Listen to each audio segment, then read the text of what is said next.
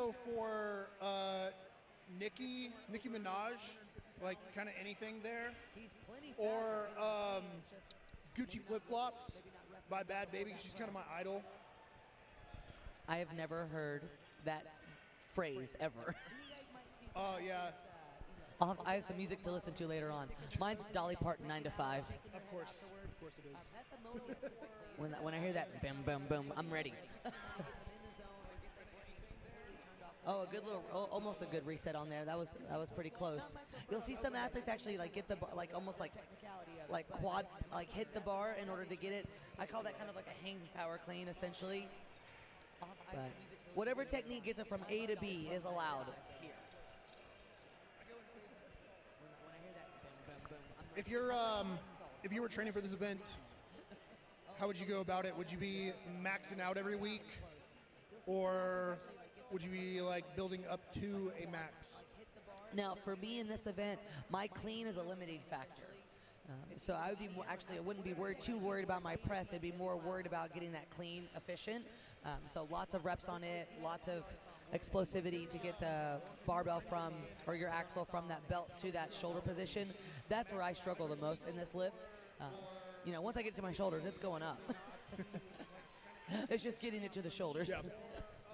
But I always I alternate grip, and then I flip hands midair when I want to reset. I learned that technique many years ago, and it's almost impossible for me to not do it. I've tried. But you'll see some athletes kind of jumping up or getting their legs going. Sometimes I slap my legs to remind them to wake up in order to get moving and grooving, and some of these athletes are doing that to get them in the zone as well. But I see lots of double overhand straight to the belt. Now we have a reverse grip to the belt. I think that's our little Alaskan, Rachel, hitting a nice split jerk with a smile in lane 2. I went against her at my first USS Nationals as well. It's good to see her still here. I did her training for a while, a couple years ago. She's a really good athlete. She picked up strongman really easily. She's more of a powerlifting background, though. So. Yeah, she can bench. Yeah, she can. She can bench. I think she's done the Arnold at like bench only for a couple years in a row. To get invited to the Arnold come bench, sweet. Yeah, she looked really happy with that press. And knowing her pressing ability, I would assume that that barbell is at least in that like maybe 125-ish range to open up that easy. What do you think they're thinking about when they have that barbell resting on their belt like that? I know some people hate it, so they're probably thinking about getting it off their belt as fast as they can. And some people I know that just don't like doing belt cleans, but they don't have any other way to get it up. I know when I get it to my belt, I'm thinking about if it feels really heavy when it lands on my belt, I'm thinking about, wow, how am I going to press this? Mine's like, don't embarrass myself in front of my friends. Yeah. We have an interesting flip grip in lane 1. There we go. Lots of successful lifts. It's really cool to see. Now these athletes look prepared. Now in order to get here, they had to have done another show at some point for USS in, I believe, podium at least to get here. So that means they've all at least done a strongman competition before. This could be someone's second show, or this could be their 15th or 100th. I was at another strongman show last weekend, and one of the Masters athletes that was there, it was his 139th show he's done. That is a lot of Donovan's shows. a legend in the sport. I don't think maybe I've done 30 at this point, but not 139. That's the goal. I hope to get there.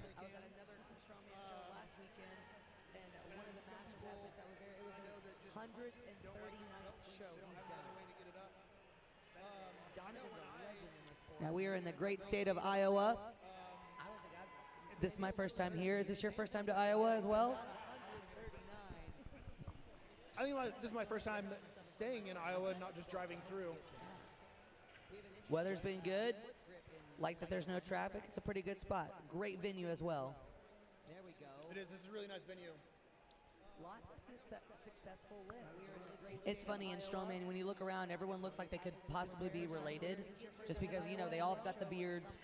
They've all got we've got a lot of bald guys with beards, so that they could all just be brothers. Yes. Yep. A lot of bulbs with beards, a lot of tattoos. Everybody's wearing the same thing. A lot of chalk. A lot of chalk. There's always a lot of chalk. And there's always somebody that I'm sure we'll see it today, that really goes a little overboard with chalk on an event. And looks like they just kind of dove into a bath of chalk.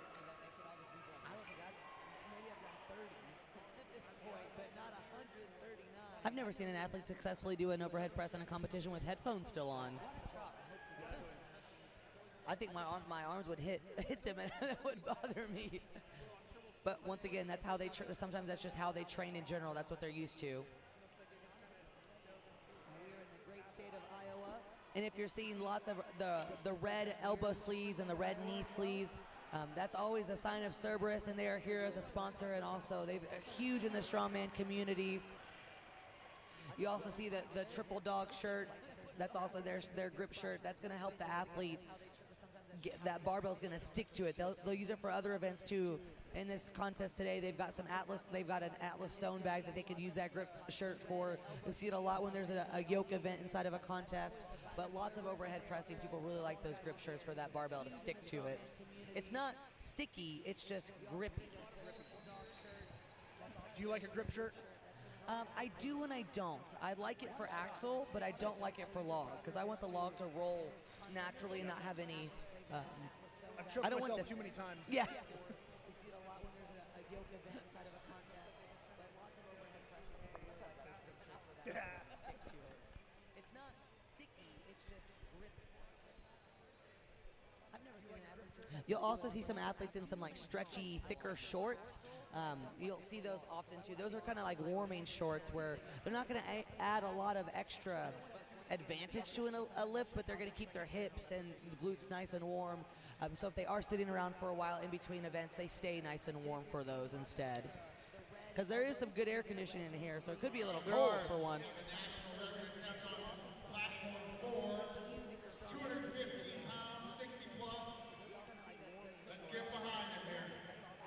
And on lane 4, we have another national record going at 215 pounds, getting ready to go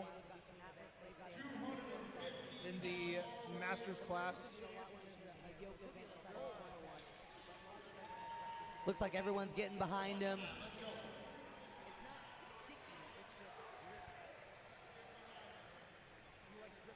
There we go. It's really cool to break a national record at a nationals. Yep. And this could be our third one today. That was pretty easy. Looks like everyone's getting behind him. And he got it. Sorry, we're a little ahead of the live stream here, but you'll see him get that pretty easy here in a minute. Threw it up. That was to pretty the front rack pretty easy. I haven't seen him go yet. That could have been an opener. What if he just opened with a national record? That's a flex. That'd be really cool. In lane 8, we have the luchador going again. I mean, that was close. He got close, missed the press, going again. So typically, there we go. And he got it, and that's pretty impressive. I'm about to say, usually I would have dropped by then and reset. So if you did not see it, or haven't seen it, the heavyweight in lane 8 got the barbell, got it up to his chest, pressed it, couldn't get it locked out, went back to his chest, tried it again, didn't get it, went back to his chest, pressed it for a third time, and got it, which is very impressive because usually when you get up to being at a weight that heavy, trying to press it that many times from the chest and failing does not normally go well. It's because he got extra power from that mask. Yeah. Got a little dizzy guy on lane 7. He's going for it again though, but I've seen a guy fully pass out in a lift, get back up and finish. So it can be done. Did you see that Maxime Boudreau won back at Shaw last year? Where I think it was last year. He passed out. He like knocked out, got right back up, and he was like a drunk toddler attacking that next lift, and it was awesome. And that was awesome. Probably one of the coolest videos I've ever seen. And to do this sport, or really to do a lot of sports, be dedicated to it, sometimes you just got to be a little crazy like that. Yeah. This guy just lost his rip press middle of the way. Actually, I know this guy. He's actually an aerial artist in lane 3 on Iron Chapel Barbells lane. When I travel for work, I actually dropped into his gym that he goes to, and he does a lot of aerial silks and stuff like that training as well. So he must have really good grip. Yeah, no one's complained about it yet. Yeah. This guy just lost his rip press middle of the way. Actually, I know this guy. He's actually an aerial artist in lane 3 on Iron Chapel Barbells lane. When I travel for work, I actually dropped into his gym that he goes to, and he does a lot of aerial silks and stuff like that training as well. So he must have really good grip. He's got extra power from that mask. Yeah. Got a little dizzy guy on lane 7. He's going for it again though, but I've seen a guy fully pass out in a lift, get back up and finish. So it can be done. Did you see that Maxime Boudreau won back at Shaw last year? Where I think it was last year. He like knocked out, got right back up, and he was like a drunk toddler attacking that next lift, and it was awesome. And that was awesome. Probably one of the coolest videos I've ever seen. And to do this sport, or really to do a lot of sports, be dedicated to it, sometimes you just got to be a little crazy like that. Yeah. This guy just lost his rip press middle of the way. Actually, I know this guy. He's actually an aerial artist in lane 3 on Iron Chapel Barbells lane. When I travel for work, I actually dropped into his gym that he goes to, and he does a lot of aerial silks and stuff like that training as well. So he must have really good grip. Yeah, no one's complained about it yet. Oh, sorry, I got corrected. It's not aerial skills. It's partner acrobatics. Maybe I just saw. I thought I saw silks in one of his videos at one point. But really impressive to be able to do those other things outside of strongman. He's probably the strongest one that does that.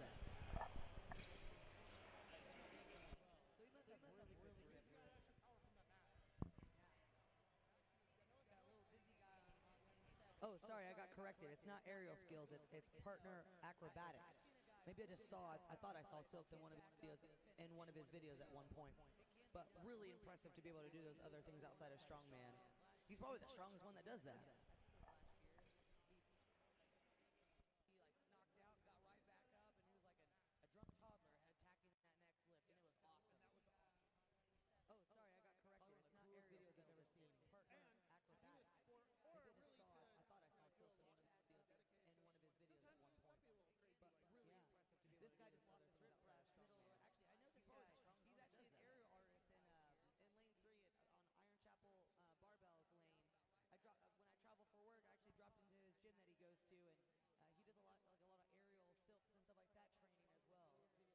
Really good grip.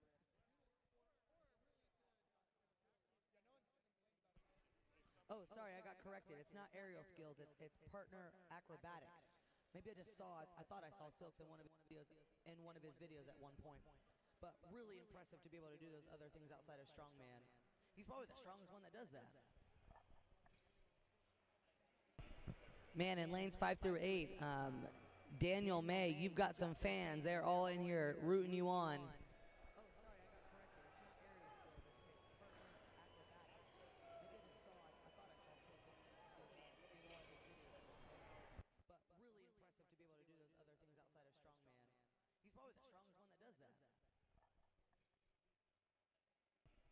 Man, in lanes 5 through 8, Daniel May, you've got some fans. They're all in here rooting you on. What a nice comment in the chat. Let's go, Jennifer, lane 2. It's her first time appearance at Nationals.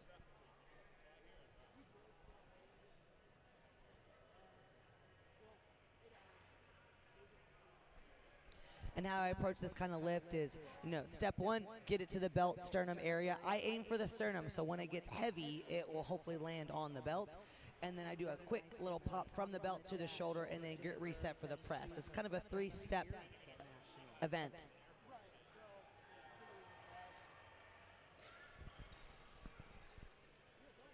Lots of great pressing in lanes 1 through 4. The ladies are really showing out, get it to the belt sternum area. I aim for the sternum, so when it gets heavy, it will hopefully land on the belt. Lanes 5 through 8, quick little pop. Daniel May, you've got some fans that are all in here. It's kind of a 3-step event.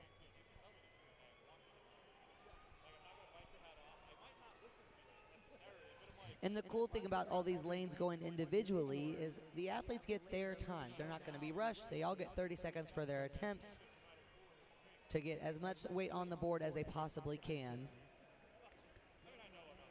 But if you've ever done strongman before and you know you've got a multi-event show, even if your first or second or third, whatever event doesn't go well, you have to treat it as like its own show and move on to the next thing. You get your brain ready for the next one. Even if you don't do well, you need to get over it and move on and do well on the next one and not let yourself dwell on that too terribly much. Like we mentioned earlier, we've had athletes at 0 events and then they still get on the podium or win the show.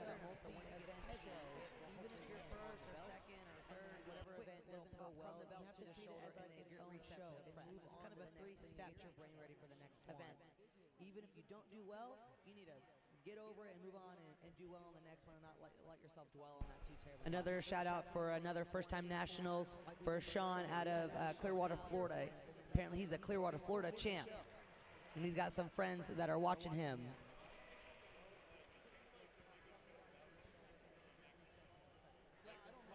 Got a great moment on lane 1. Jay Dickens looks like she's hugging her friend that just got a PR. And the cool thing about all these lanes going individually is the athletes get out of Clearwater, Florida. They all get 30 seconds for their attempts. And he's got some friends that are watching the board as they possibly can. But if you've ever done strongman before and you know you've got a multi-event show, even if your first or second or third, whatever event doesn't go well, you have to treat it as like its own show and move on to the next thing. You get your brain ready for the next one. Even if you don't do well, you need to get over it and move on and do well on the next one and not let yourself dwell on that too terribly much. Like we mentioned earlier, we've had athletes at 0 events and then they still get on the podium or win the show.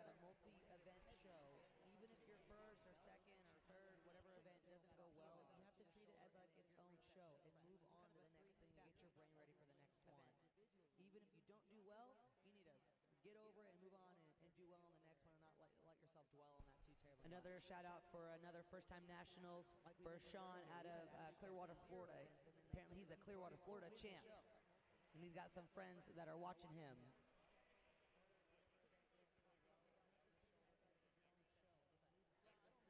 Got a great moment on lane 1. Jay Dickens looks like she's hugging her friend that just got a PR. Another shout out for another first-time nationals for Sean out of Clearwater, Florida. Apparently he's a Clearwater, Florida champ. And he's got some friends that are watching him as they possibly can. But if you've ever done strongman before and you know you've got a got a great moment on lane 1. Jay Dickens looks like she's hugging her friend that just got a PR. You have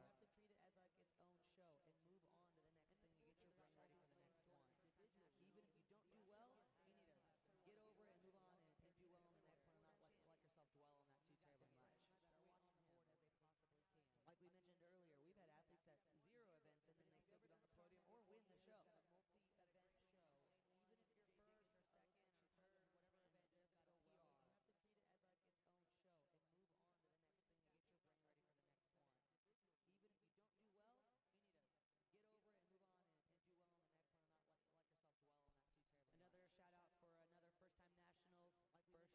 shout out for another first-time nationals for Sean out of Clearwater, Florida. Apparently he's a Clearwater, Florida. Looks like lane 1 is done with the overhead press. Looks like they're getting started for, they're getting it prepped for axle deadlift. Now you'll see they're switching out plates to those weighted out plates. Those things are so cool. Traditional 45's about 3/4 an inch in diameter. These are much, much smaller, so they can load a lot more on a bar. They don't take up as much room on a weight tree. Looks like lane 1 is done with the overhead press. Looks like they're getting started for, they're getting it prepped for axle deadlift. Now you'll see they're switching out plates to those weighted out plates. Those things are so cool. Traditional 45's about 3/4 an inch in diameter. These are much, much smaller, so they can load a lot more on a bar. They don't take up as much room on a weight. Some extra love to Lacey and Allison and Chandler. You got some love in the chat from your friends.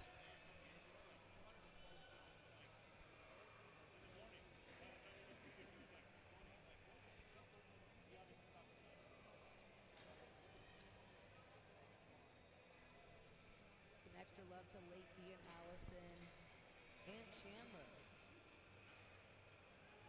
For this kind of event to be almost, we're getting closer to the end of everyone's pressing. We're only about an hour and 10 minutes in for it from really start to finish. It's a really impressive time to get this many athletes funneled through 3 different attempts for a max. And I don't remember if we covered it. You may have just covered it, but these lanes are running independently. So you'll see in lane 1, they are either getting started on deadlifts or they are warming up on deadlifts.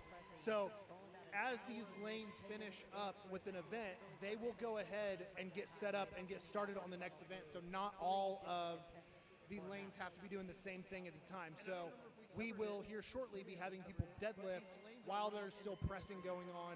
And as we go, there will be people doing the drag medley while there's still deadlifting going on and so forth. One of Scott Lewis's friends is telling him it's his first appearance. He's a Master 60 plus. He's old, but he's very strong. Their words, not mine. I think he's tenured instead of old. Yeah, for sure. Instead of the Master of Strongman tenured class.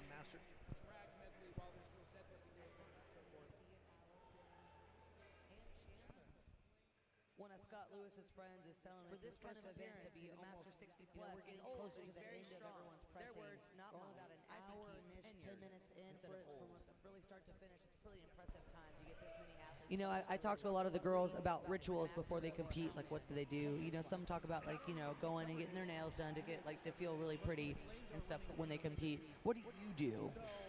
What do I do? I really check out, actually. The week of, I don't do much. I don't actually think about competing at all. And kind of like disassociate, essentially. Disassociate, yeah. Well, I was trying to not say disassociate because it sounds bad. But yes, I really disassociate the week of. And I don't really have any ritual things that I do before I compete.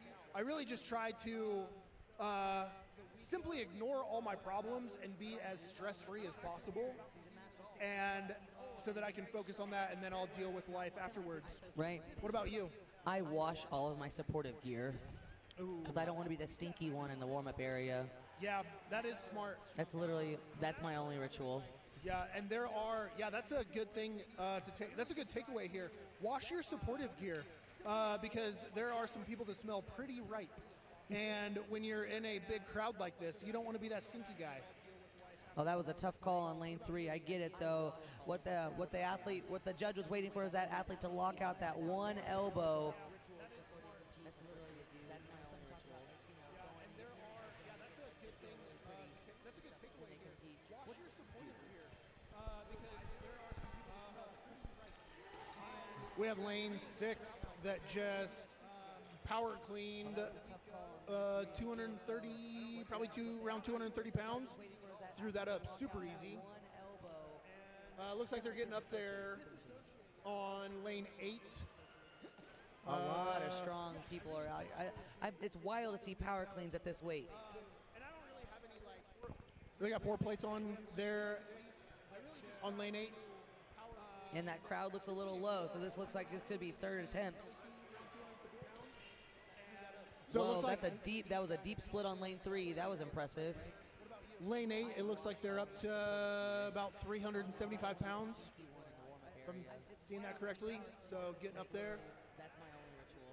Yeah, and that's a good thing. That's a good thing. And as athletes wrap up this event, if they are strategic in there, go get a snack, decompress for a second, get it out of your brain before you get into the next one. Oh, that was a tough call on lane 3. I get it, though. It is, and something good for you competitors out there is if an event does not go the way you planned, it's good to take a moment and reflect on that and then get it out of your head, because however you did on that first event does not matter going on that second event. And you don't want, if you did poorly or didn't do as expected on that first event or whatever event was prior. Yeah, you don't want that, time travel. Get out of it. You don't want to let that affect how you do on like the next event, like a deadlift or something. I think the biggest part of this sport is being humble at every event. Yes. Like treat it as its own thing. Every, I guess every different lift. Be humble about it, because you just I never will know. say this sport, I've met some of the most humble people I've met ever. And because it's good too, because you can be the strongest person in your gym and then you go compete and you are the weakest person out there. Yes. Or maybe not the 100%. weakest, but you just had a bad day. Or you could be the most fit, strongest person and you just have a bad day and things don't go your way. Those variables happen. Yeah. And Chandler, just a shout out from your mom. She's sending love. And because it's good, it's something good. You can be you competitors out there. The strongest person in your gym and then you go compete. If an event does not go the way you planned, maybe not the weakest, but you just had a bad day. Or you could be the most take a moment and reflect on that and you just out of your head because things don't go your way. I love all the support from the chat on the live stream. I hope they get time to go back and watch it at some point so they can see it. Yeah, don't time travel. Get out of it. You don't want to let that affect how you do on like the next event, like a deadlift or something. I think the biggest part of this sport is being humble at every event. Yes. I love all the support from the chat on the live stream. It's like we're going up in weight on after this attempt in lane 3. So they can see it. Every different lift. Be humble about it. Yeah, I will say this sport, I've met some of the most humble people I've met ever. Lots of good presses going on in the lower lanes. The strongest person in your gym, and then you go compete, and you are the weakest person out there. Yes. Or maybe not the weakest, but you just had a bad day. Or you could be the most fit, strongest. All the staff in the blue shirts, man, they are crushing it. The pit crew is moving really well. You'll see they have like 4 to 5 people to support on each lane.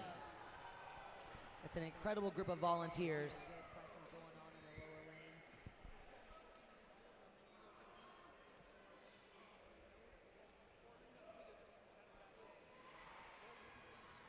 Looks like lane 1's also about on its way to still warming up the deadlift. They'll probably get started here pretty soon. So just in case you've got friends or family on lane 1, they are going to be moving to the deadlift. Well, we will hopefully have the names for that, of what athletes up, who's in the hole. But they're currently warming up right now. They're not going yet. Seen a lot of girls with some good split jerks. Yeah, lots of Olympic Either lifts. have some good, have an Olympic background, or they just really train that. That's one thing I've never been able to really get down.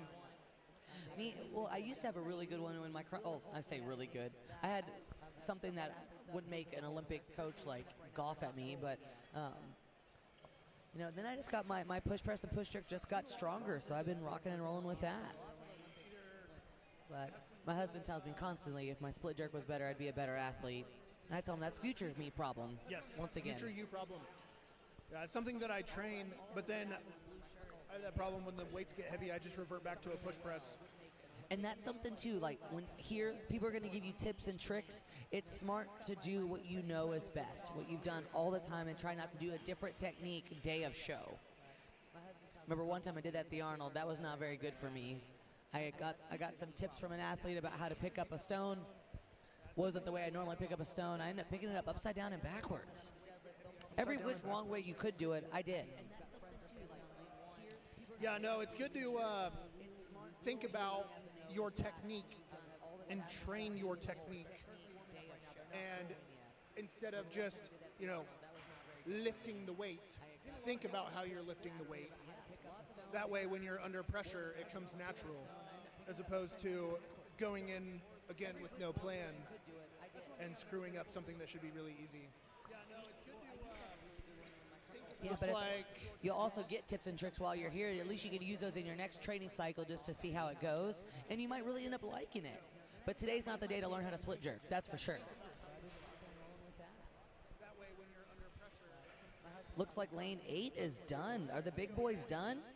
It looks like it. That's impressive. Usually they're the last ones. Yeah.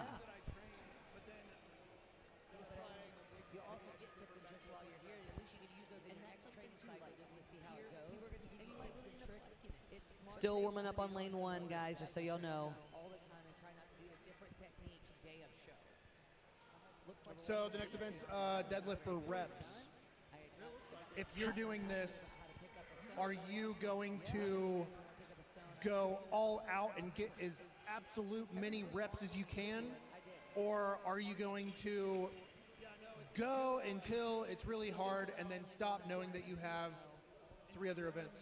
For me, knowing that there would be a farmer carry in this one afterward and we don't trust the grip, I would send it on the deadlifts because at least I can stack points there and make sure I've got a good one, or a good number going into that next event. That's not my strong suit.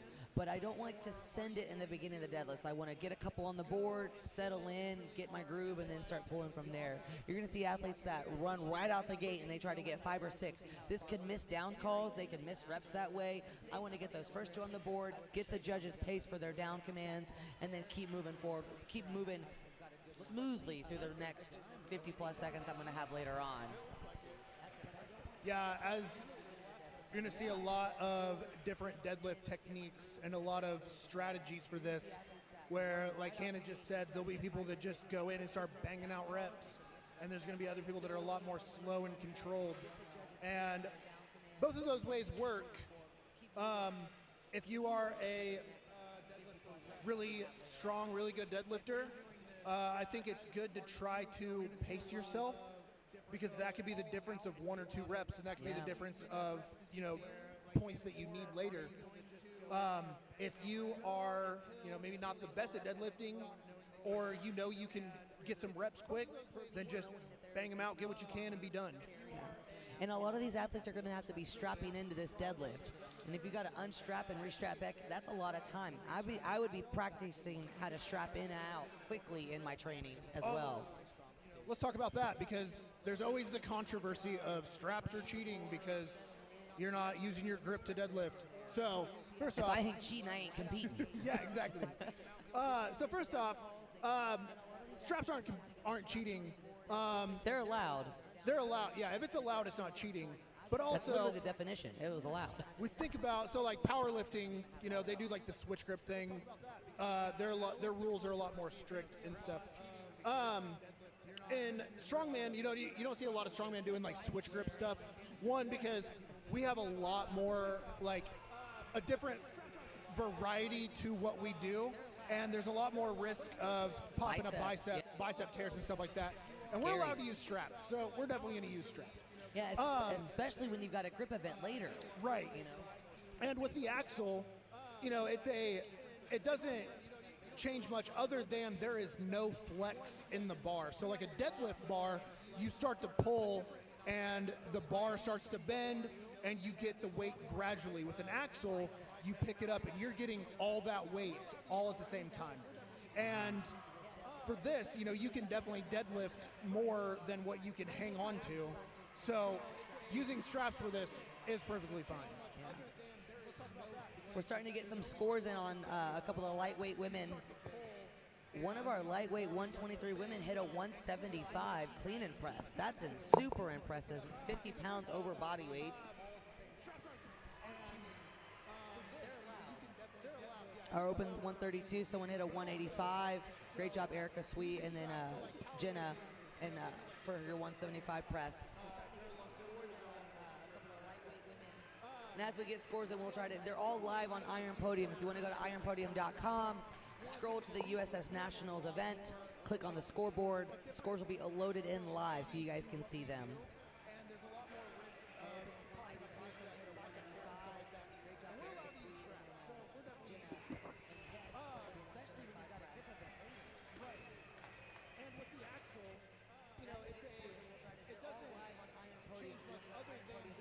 And here in strongman, sumo deadlifting is not allowed. What's your opinion on sumo deadlifting? I'm not very good at it, so I'm glad it's not allowed. But do you think it's considered cheating? I do not. I think if a sport that allows us to wear all sorts of supportive gear to get the barbell from point A to point B, I don't really care where your hands are to your feet placement. Right. Maybe we see that change in 2026. Maybe we don't. Maybe we don't. For my sake, I hope we don't. But I do like that we don't have deadlift suits here. Now, I do like a deadlift suit for a max, just because, you know, they do help and they do aid, but they also take a lot of time and they can be a little dangerous when you're strapped in. You'll see some athletes, hopefully I'm not projecting this, but you could see athletes, you know, go a little too hard in the paint, get a little dizzy, possibly knock out. We see a lot of nights on deadlifts. And pass out. And a lot of people using the figure 8 strap, so you might see a few people roll over the bar when they go down. Yeah. Because with the figure 8 straps, when you strap into the bar, you are locked into that bar. So, like the normal straps that you wrap around, when you let go of it, the bar's gonna, you know, you come detached from the bar. But the figure 8s, you are stuck to that until you unloop them. Yes. Do you like wearing shoes on deadlifting? I like if I'm allowed to wear no shoes, I'll wear at least socks. I just like to be able to contact the ground and feel it. And then if not, I'll just wear the flattest shoe that I have in general. You know, you don't want to deadlift in a running shoe, that's for sure. But I've seen some athletes deadlifting in lifters. Yeah, I think that's interesting. Maybe it's a good cue for them to lean back. I'm not really sure, but I see it. Yeah, generally you don't want to deadlift in lifters. But I do know some people that with their form and how they set up, being in the lifters actually benefits them. But for most people, it's not beneficial because it is how it's pitching you forward, and you want to be kind of sitting back a little bit more. Yeah. And just so you guys on the live stream know, lane 1 and lane 8 are warming up for deadlifts still. Do not worry, your favorite person is not going just yet. They are warming up on the competition equipment because there's another warm-up going on in the back, but they're just getting in where they fit in. And then I just have to say this because the chat's going crazy, but Mackenzie Bailey is rooting for Tucker Bailey. She says, love you, Bubby, your big sister. My sister would be like, hey, don't suck, is what she would tell me. And it's cool to see, so in lane 2 on our other side, seeing the athletes kind of get into their next level attempts.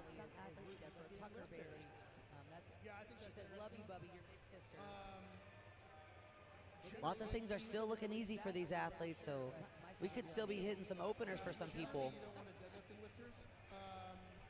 But I do know some people that with their form and how they set up, being in the levels actually benefits them.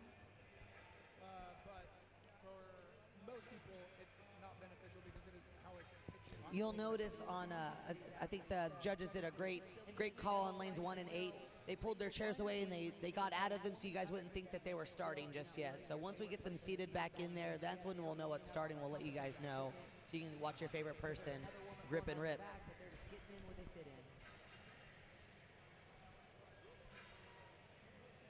Also here at the venue, if you're here and watching the live stream for some reason, we have vendor booths set up. There is Cerberus Strength here selling gear, all the lifting gear that you see the athletes wearing. Most of them are wearing Cerberus. There is Depth Before Dishonor, which is Hannah's company. Yeah, I know that guy. She knows that guy. And then we have USS Strongman, which is the Federation selling some clothes. There is Iron Ape. Iron Ape, and then the snake manufacturing. Yes, They actually, and the snake manufacturing. there's some snake river fabrication, sorry. Their yolks are, when we saw them all out yesterday, I saw them all green. I was like, man, it looks like Slytherin, like Hogwarts is here. It's pretty cool. I'm so used to seeing red and black for all of our equipment. It's nice to see some color.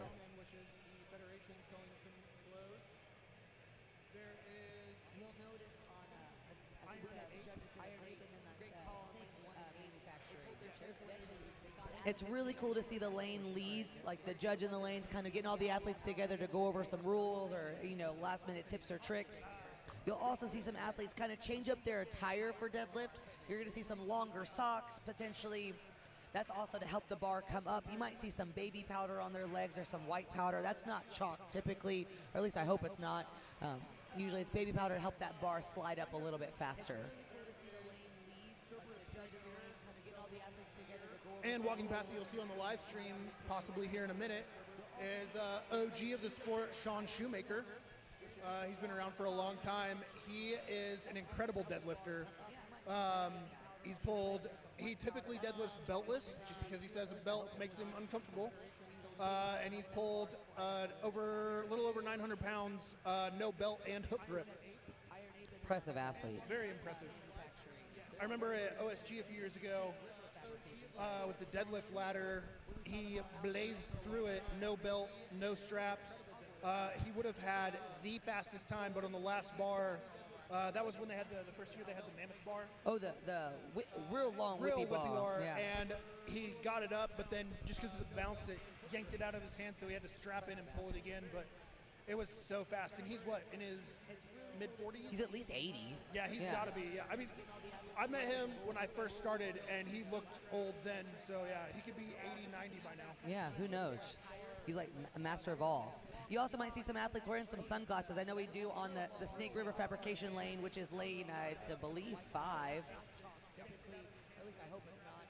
Yes, lane 5. I was really brave about that. But you know, if they wear sunglasses in these kind of stadium, auditorium style places, they have those really bright lights from the ceiling. If you look up while you're pressing, you could get a little blinded by the light. Actually, this was a big topic of discussion the other day. Do you get thrown off pressing in like a big stadium like this or outside because of the lights or not having ceiling? Typically, no, but I didn't know if I would or not at my last OSG, so I threw sunglasses on just in case.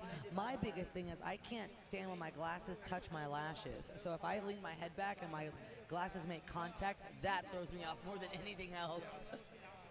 So there's a thing normally when we are pressing like in a gym or wherever inside with lower ceilings, even though a lot of people like aren't specifically looking at something, it gives you a point of reference on where you're at. But when you're pressing in some place with really high ceilings, or you're pressing outside, it can throw some people off because you don't have that point of reference. And I've seen some pretty good pressers miss some lifts just because when they go to press, they're kind of unstable because they don't have that point to shoot for. A little discombobulated. Yeah, it's kind of like if you know anything about Olympic lifting, they're very, very big on their point of references, and they'll have like a dot on the wall or something that they stare at the entire time.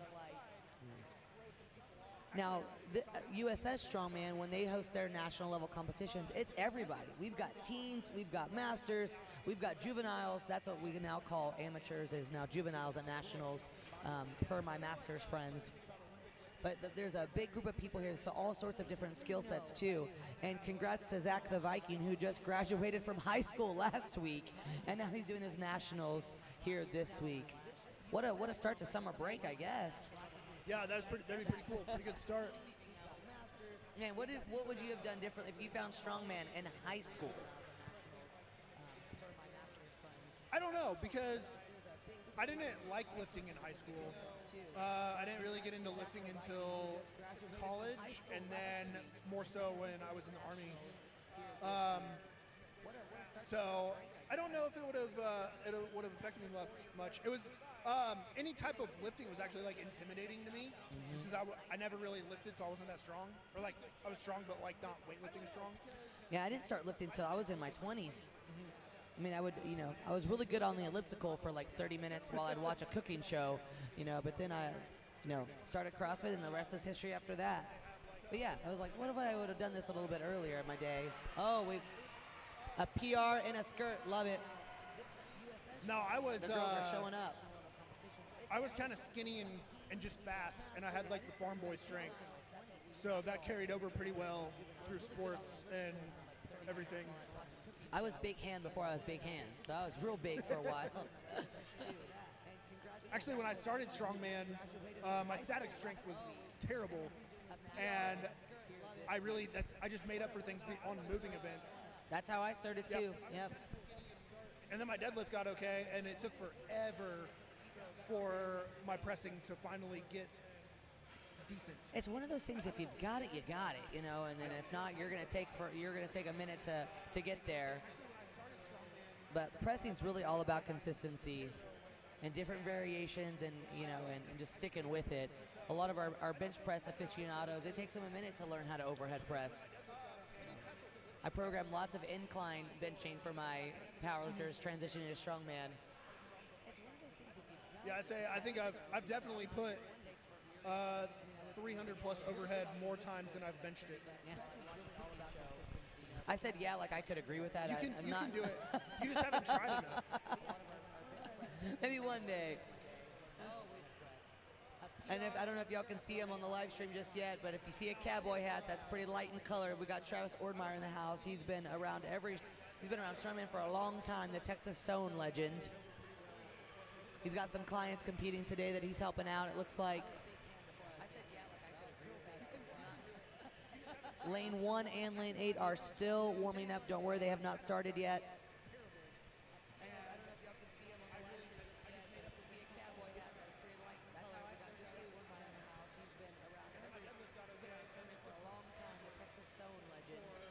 Now, lots of scores are getting put in on Iron Podium, so please, if you want to go check along how your friends and family are doing, you can always check live scores there. Lane 1 and Lane 8 are still warming up. Don't worry, they have not started yet. Consistency and different variations, and just sticking with it. A lot of our bench press aficionados, it takes them a minute to learn how to overhead press. Looks like all the open heavyweight women's 198 and under scores are loaded in for the axle clean and press. Same with the 181s. The 148s and under are almost all in. The 132s and 123s are all in as well. I'm still like fangirling about this 175 press and the 123s. Yeah, that's really good. That's really good.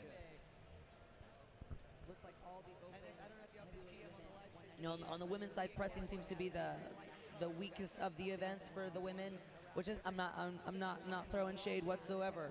But you'll see that's something that takes a little while to build up. Our legs are really strong, and it takes a little while to build up our upper bodies to get there. About this 175 press and the 123. Lane 1 and Lane 8 are still really good. Don't worry, they have not started yet. On the women's side, pressing seems to be what do you think the heaviest press was in our big boys? Well, it looks like they had close to 375 loaded on, maybe a little bit over.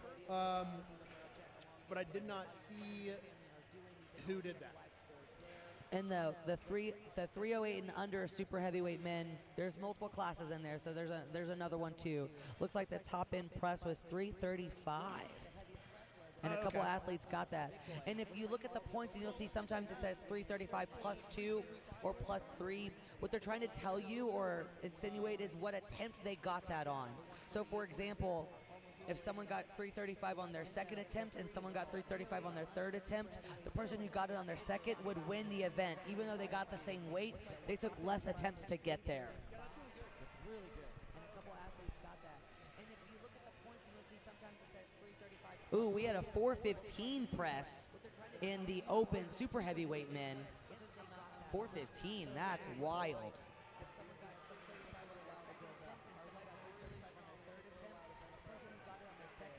And I think I saw somewhere where the heaviest press gets some kind of gift or something. So we'll have to double check to make sure that athlete gets his flowers. Ooh, we had a 415 press. What do you think the heaviest in the open super heavyweight big boys? 415. Well, it looks like they had close to 370. Now for this next event, the judges are going to be looking for hips and knees locked out, showing control. Preferably fingertips around the bar. You'll start seeing people slip when they get a little bit tired, but it's one of the standards for this event. There's another one too. Looks like the top end press was 335. Still got lots of 275 men going. And if you look at the points, you'll see sometimes on the axle clean and press, lots of 220 still going. Yeah, and for a lot of static events, so like the pressing event or like this deadlift event, it's good to get in the habit of trying to make eye contact with the judge when you are locked out, because that's going to help them see that you have control and that you are locked out. And a lot of times you'll see, like, especially when you get up to the masters, their lockouts may not be as strict, like the elbows locked and everything, because our elbows and joints take a beating So, sometimes people have a little bit of a limitation on that. So you may see somebody get a down call that may not look completely locked out, but that may be as far as their elbow goes. Yeah, and oftentimes they'll be able to tell their judge ahead of time, like, hey, I've got a funky elbow. And sometimes that judge will just tell them, hey, you're going to have to hold it just a smidge longer than normal to just show full control there. In lane 7, we just had Josh Reed go. He's from Kentucky. He's been around competing for a while. He just started his own fabrication business, making strongman equipment. And from what I've seen so far, it's all really good quality. Nice. Like I'm going to be getting some. You have to have a welder friend, like yes, in this sport. Yeah, he made the solid axle that we trained on a couple of days ago, doing deadlifts. It's really nice. Yeah, a little bit heavier feel in the hand too, I bet. Yep. We got a double bi flex as someone's coming off the stage from an axle. That's exciting. We've got some of our, looks like our 181, 198 women still going, or open heavyweight women still going on lane 2. Their lockouts may not be as strict like the elbow. It's great to see all this pressing going on. People are doing really well with it. Now, I know as we're still watching them, our next event that's coming up, we've been talking about that axle deadlift. They're still able, like Justin was saying, use straps. There's 2 different versions that you'll typically see here. Figure 8s, they actually can strap their entire hand to the bar, so it looks like an 8. They put their hand through one side, and they meet it out the other side, and that wraps around the bar. Now, great in a rep event. They can be scary when you don't have control of the bar and or you pass out or fall over it, because you will be attached to it. The other style is figure 9 or figure 6, just depending on how you want to call it. But that's the more traditional style strap that you normally see in every kind of gym or every commercial gym. But typically use a little bit more for barbell, but people have their preference. I've got an athlete that I coach that hates straps altogether, and she just rather grip and rip. Yeah, I have one like that too. I've been trying to get her to start using straps, and she just doesn't like it. I'm not a big fan of figure 8s. That's just my personal preference. They're fine, but just for me, I don't like them because, especially on deadlift, I feel like I can't get as tight, and that's probably a me thing. It's a you thing. Yeah, it's definitely. I can't deadlift without them. I mean, I'll use regular straps, but figure 8s, I just don't like. And I failed enough lifts that I like to be able to just let go. Yeah.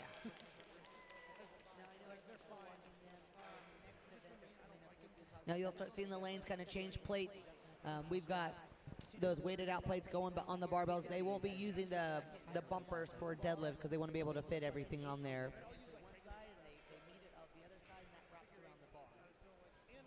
Great in a rough event.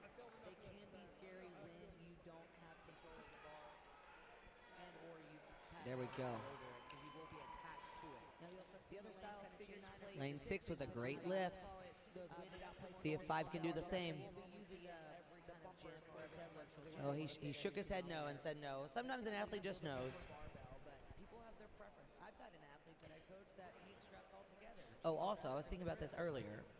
When you're in your gym, training possibly alone, how do you know if you're getting good reps? That's hard to know, especially when you're training alone. You can get comfortable. You may not know your knees are not locked out or anything. Yeah. So it's always great to attend a rules meeting so you actually know what it's expected of you. Phone a friend if you got to show them some of your lifts. I actually do mock style contests in the gym where I'll have someone give me down commands and time for me. We just did this last week at actually Battle Axe Barbell, Derek's gym. And we had some tenured strongmen give me some help on that to make sure I'm fully locked out. I know what to expect. And you were doing that because you have a contest coming up. I do, yeah. We're doing the Santa Monica Classic at the end of this month. So really excited to do it. I've never done a show outside. I've done an event or 2 outside, but I'm excited to do a show fully outdoors. And you'll be doing that as a heavyweight for fun, right? Yeah. Big hands going big. Going real big. And that's my alter ego. So you'll see some of these athletes with a nickname where they call themselves something. I did not make up my nickname, just for everyone to know. Someone gave that to me, so that's why I stole it. Thank you, Colton Rhodes, for that. But ultimately, that's kind of like an ego that you can tap into. When we're on the floor, we might be a different person than what we're doing on a live stream or out and about. That's when you get to turn it on and have some fun. feel like it's like WWE wrestling. That if I had to do anything else, that's probably what it would have been. Or I'd gone back to CrossFit and tried to figure out how to walk on my hands. Going back to training alone, like I train alone a lot, and I think it's because he doesn't wash his supportive gear. That's true. Yeah, nobody wants to train around me. But I think it's important to video yourself. From like not just for like posting to the gram or anything, but to like look back and see how your reps look and everything, because something that may feel good or feel like, yeah, that was solid, you watch the video back, you're like, nope, that was really bad. So that's just a good way to keep yourself in check. I made the mistake one time of posting a video of me lifting and had people like on my story judge my lift. I had some really mean people in my inbox, like, oh, this wasn't locked out perfect, or this wasn't. Jared's also really good about that when it's like, oh, that wasn't stable beforehand. I'm like, all right, thanks for that. Nick Camby is that person for me. Everything I do, he never says good job. He just says this was wrong. And I'm like, awesome, thank you for the support. Such a nice guy. It is such a nice guy. Like, really we did log a couple days ago, earlier this week. That's like the second time I've done log in the past 6 months or longer. And the day before, I ran and did a leg workout, so my legs were a little fried. And so the pick and the clean was very challenging for me. And the very first thing he said was, looks like you need to do some log RDLs. And then I told him what I've been doing. He's like, yeah, you still need to do some log RDLs. And I'm like, cool, thanks. Yeah, I think most people don't think about that. Oh, good. Okay, so y'all are about to see it, but Iva just went in lane 2. Now she's powerlifter turned strongman. She just competed at the Riveter a couple months back, and then she pulled a massive deadlift PR at that one. So that was really cool to see. It's great to see friends, when you go and compete. I made the mistake one time. So just for you guys to know, rules on the next event, because it looks like lanes 1 and 3, 1, 3, 4. Sorry, Hannah's doing math and my brain only counts on 45s. And 8 are all warming up for deadlift currently. Lanes 2, 5, 6, and 7 are all still doing axle clean and press. So like Justin mentioned earlier, all these lanes are running independently of each other, so their athletes are warming up on the equipment. But just some rules and some type A style stuff for this event. 60-second time limit to complete as many reps as possible, but they strap in on their own time, meaning they don't get to go put their straps on that barbell or their axle and then the time starts. They have to do that. That's why it's really important to practice that. If it's your first time using straps or you're new to it, I practice all of that beforehand. Another good press in lane 2, which is really cool. But I'll have ways to do that too, is instead of having to do full rep events, is just, approach the bar, strap in, pull, unstrap, back out a couple feet and do it again. At a weight that you can do under control, where you're not worried about tweaking something if you're trying to pull fast. But I've seen athletes struggle to strap in, and that takes a significant amount of time where they could have got 2-3 more reps if they got their straps in on time.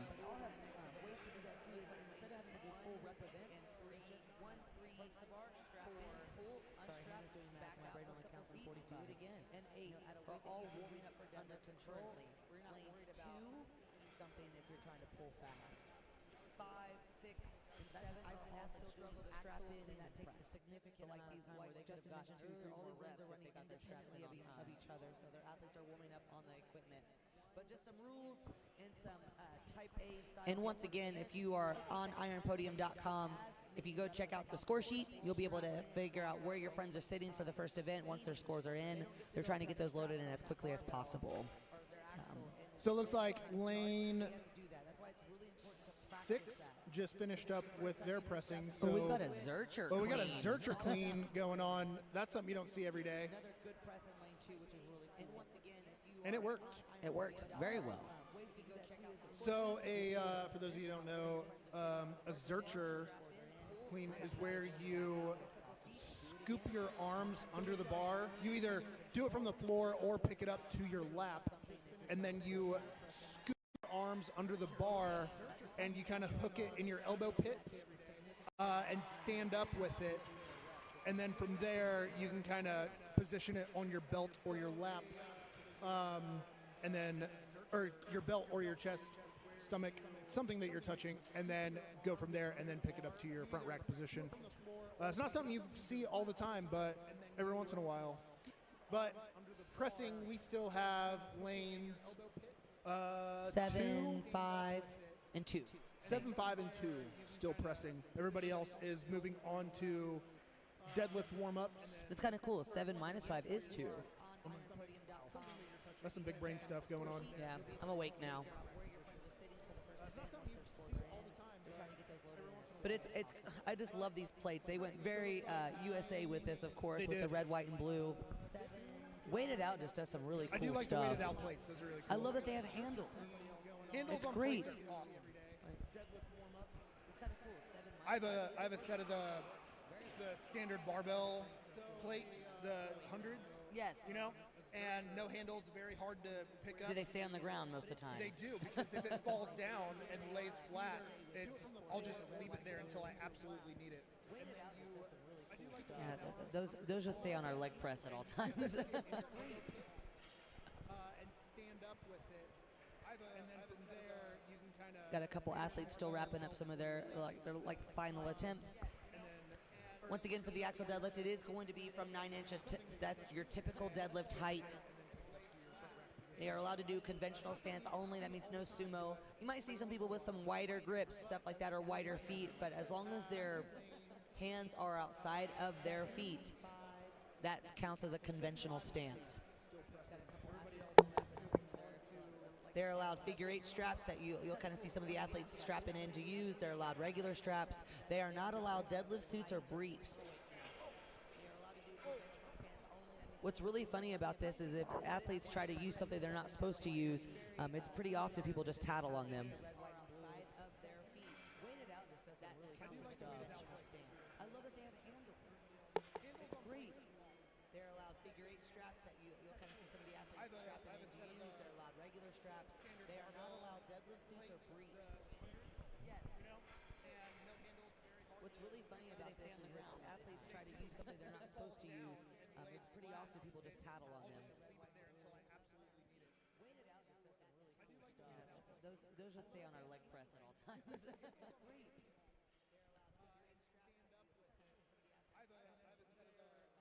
Got a couple athletes still wrapping up some of their final attempts. Once again, for the we got a national record at 285 in lane 2. They are allowed to do conventional stance only. That means no sumo. You might see some people with some wider grips, stuff like that, or wider feet. But as long as their hands are outside of their feet, that counts as a conventional stance. Got a couple athletes still wrapping up some of their. They're allowed figure 8 straps that you'll kind of see some of the athletes strapping in. We got a national regular strap. They are not allowed deadlift suits or briefs. They are allowed to do conventional stance only. What's really funny about this is if athletes try to use something they're not supposed to use. We just had lane 2 set our 4th national record today at 285, and she's getting ready to go. They're going to go up to 305, and she's going to be taking that. With how easy 285 looked, she should get that no problem.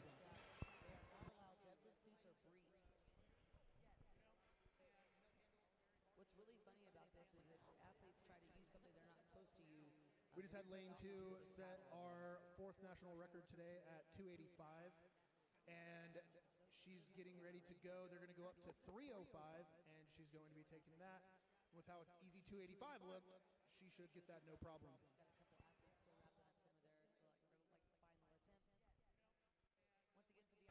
We got a national record at 285 in lane 2.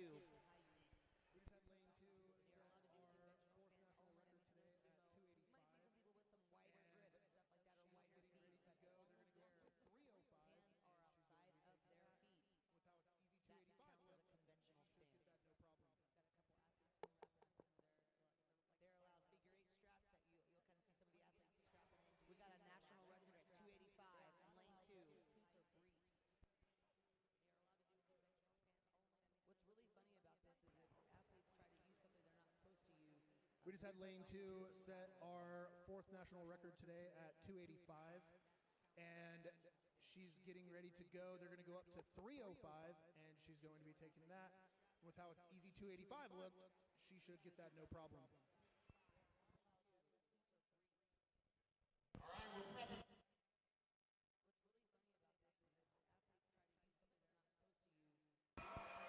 Platform 2 is going for her second national record, 305. Just cleaning 305 is crazy.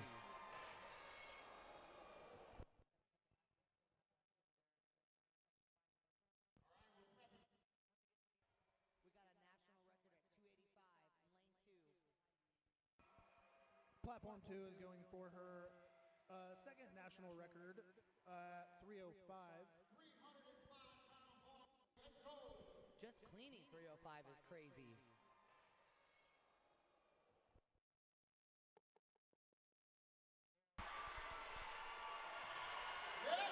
Wild.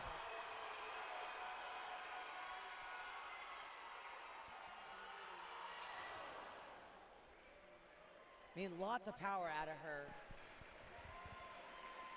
Hell of an effort.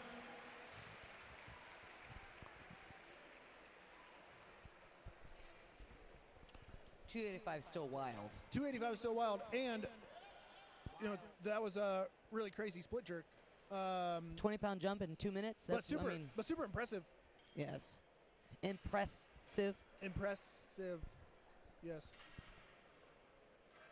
The women really showed out today. We had a couple 200-plus pound presses, which is always great to see. I fangirl over that. I love a 200-pound press.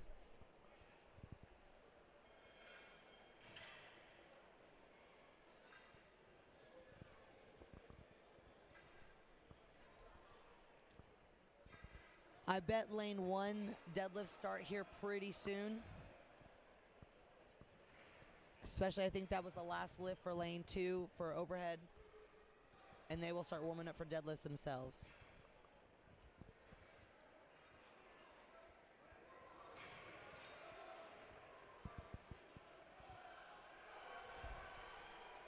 It's a very wide grip on lane 7. That was really wide. That was big. What's that? 315-ish, 320-ish.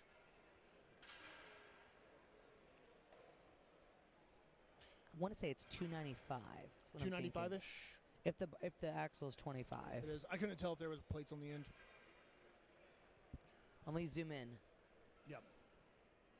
I can't tell. Oh, you're right. I think there are. You're right. There's little plates.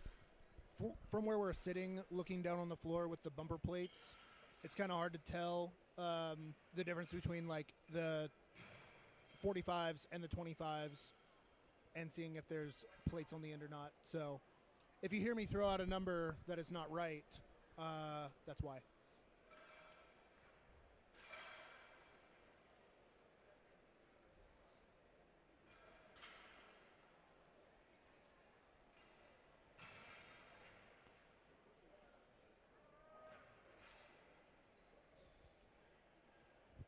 What's really cool is the press we just saw in lane 2 would have gotten, potentially second place in the men's lightweight category.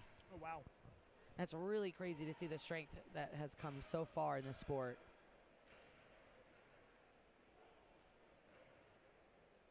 I feel like there's so much more information out now where I know I'll talk to Travis and Ordmeyer, and he'll be like, there wasn't much. We just showed up. We didn't know what the events were. We just showed up and we lifted. Yep. Yeah, and I feel like just like with any advancement, the advancement in training and lifting and everything has gotten a lot better. We've gotten a lot smarter about how we do things. Because I remember when I started out and we would go do our normal lifting all week. So we would have our upper day, our squat day, our deadlift day, and then we'd have strongman Saturday where we would also do deadlift and then run. We would do deadlift, all the events some kind again. of press, all the events, everything. So, and that's just how we train getting started, which is great. There's no way I would do that now, or could do that now. Too old. I'm down to 4 training days a week, and if I throw a 5th one in, it's almost overdoing it sometimes. Yeah, it's hard. I have athletes that prefer to, chill the whole week, especially if they're cutting. That's something that's really big. You don't want to put a lot of stress and inflammation on your body the week before competition, especially if you're trying to lose a couple extra pounds to make your cut a little bit easier. But, I do like to move at least. I do kind of some bro days and up until like a Wednesday before a show, like just some cable machine stuff, a little bicep curl action, just to keep the body ready and moving. Yeah, we used to train 6 days a week, straight. Don't know how we used to do that. Yeah, it's definitely good to be doing some type of movement the week of competition. I want to be doing any like maxing out or really hitting events hard, but just getting in and doing some lifting, getting some blood flow is definitely beneficial. And a lot of these athletes probably have coaches that is helping them with their programming or even in person. Some might be training at a strongman gym or like a Crunch Fitness where they're just kind of making it up as they go. I know Jessica, who's competing, I believe she's in the either 148s or 165s. She works out at a Crunch Fitness, and she like brings her own circus dumbbell to the gym. I've done that a few times. You always look a little crazy carrying in some weird dumbbells. Hey, we've all done it. I bring my own deadlift jack when I travel, little mini one. I think actually I won it at USS Nationals in 2023. Cool.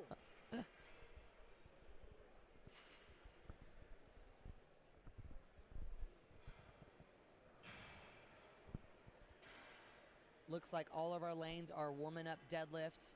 We might have 1 or 2 presses left, maybe on lane 7.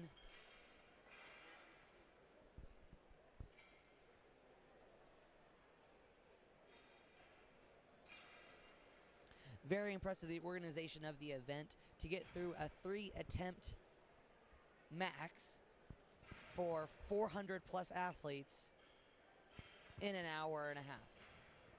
That's not bad. That's pretty good, because they're all, typically strongman events are 60 seconds or less, but technically every athlete had 90 seconds to do their event, with switch outs and everything like that too. So, very impressed by that.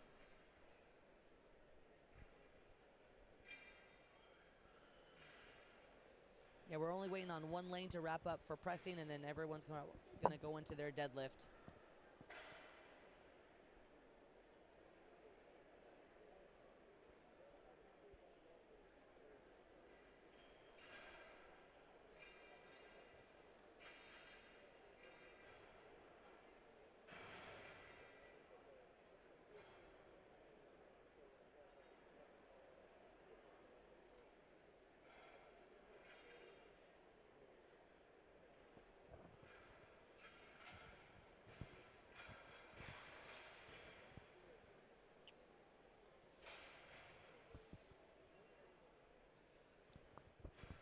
So warming up for deadlifts.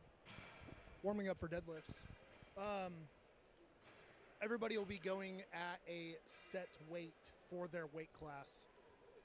When you're warming up, I think it's important to warm up close to the competition weight, but not, the actual weight. Yeah, I don't want to hit reps at it in the back before I go hit it on the floor. Yes. You save that for the floor. Now, I do know some people that they like to get up to that comp weight and at least pull it for one, just for like that little confidence thing.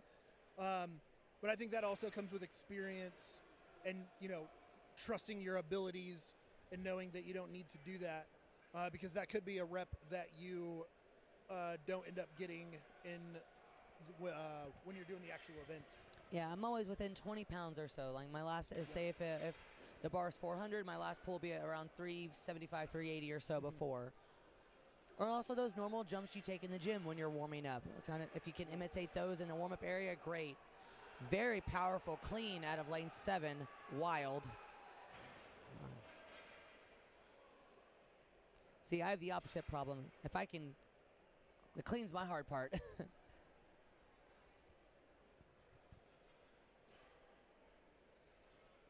It looks like some final attempts are wrapping up.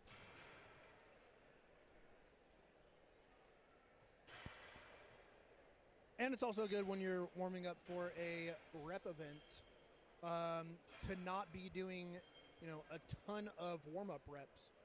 You want to work your way up to close to comp weight, but you don't want to be, pulling 1,000 reps warming up and then coming out and doing your comp weight, I think it's good to, hit your jumps or hit what jumps you can in warm-ups, pull a few, make sure it feels good, and then go into it. But if you've been prepping, you shouldn't need a ton of warm-up.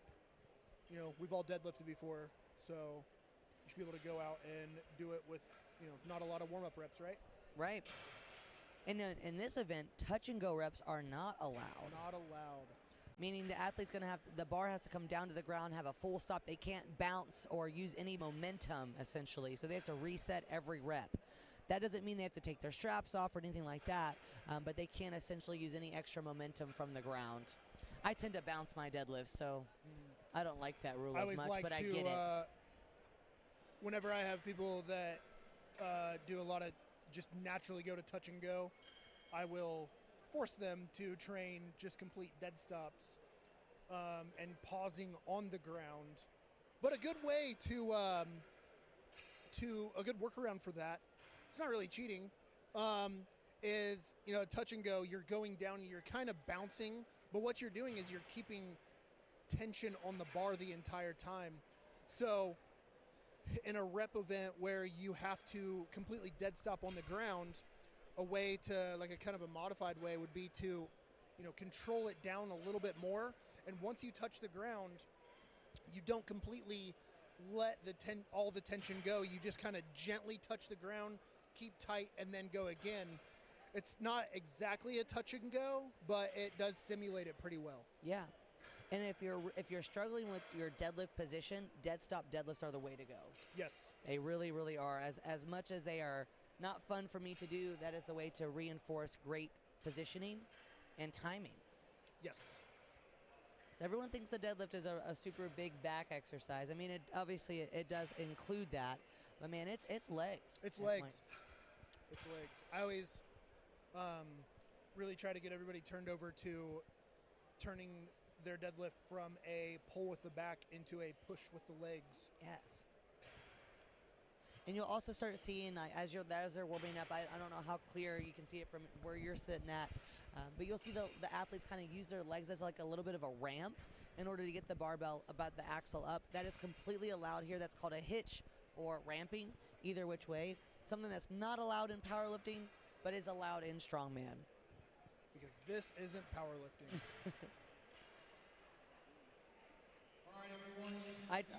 I trained so hard to not hitch, and now it's really hard for me to try. The next event coming up is a max axle bar deadlift attempt. As many reps as possible in 60 seconds. So you'll start seeing some competitors coming to the platform, and we'll get it started here soon. We just heard the announcement. Axle deadlifts are starting soon. Looks like every single lane is now on warm-ups for axle deadlift.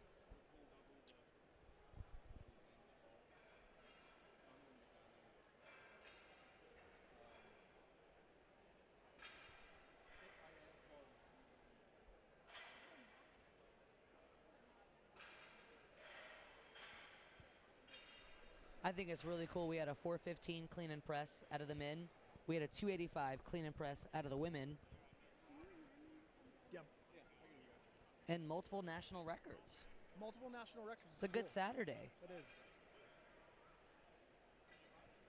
Do you have any records, Justin? I do not. I've never been much of a this top end static strength has never really been my thing. That's okay. We all know you for your other strengths. That's okay. What about you? Yes, actually, I have some. I don't want to call them silly because I don't think any national record is silly, but just not readily in competition. I have a national trap bar deadlift record Cool. from out of Strongman Corporation, and then I also have a sandbag throwover bar record. And I've matched the stone record for 64s, but we don't compete in that class anymore. But shout out to all the 64s. But it's also crazy to see how many strong, pro strong men and women that we have here that are all helping out. You know, they could be in contest prep, they could be doing all these other things, but they're here in Iowa helping out at a strongman show for free. For typically is what all volunteers do, and they're just here to help this sport grow and give tips and tricks along the way. It's cool to be judged when your judge is a pro athlete that you look up to. Yeah, I think that's just the natural progressions of things. You start out competing in nationals, do well enough to get to the pro level, and then you start volunteering and helping out, doing what you can to give back. Yeah, if you've never put on a show in this capacity, this is a big undertaking, and the promoter Jake has done an incredible job with all the organization. And as things have been playing out, the athletes look like they're having a great time. And there's plenty of equipment, plenty of stuff.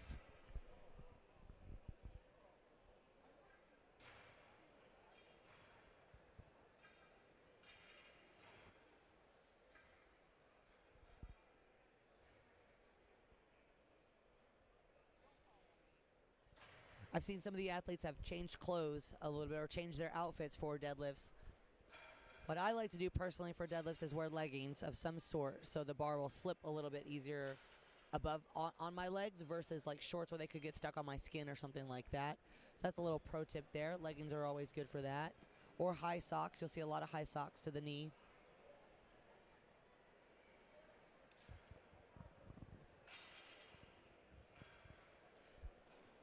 Yeah, I always like tall socks or wearing like my knee sleeves over my shins, just because I don't like rubbing my shins raw on the bar and bleeding everywhere. Yeah, that's not fun. You can always tell a deadlifter by their shins when they walk around.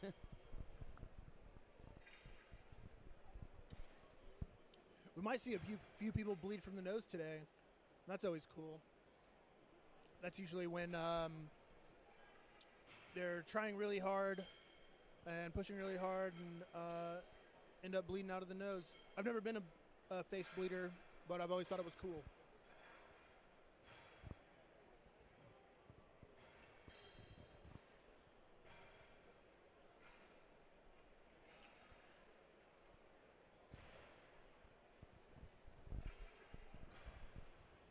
I think we have lane 3 getting set up with the, looks like they're about to get set up with the comp weight. Other lanes look like they're still doing their warm-ups.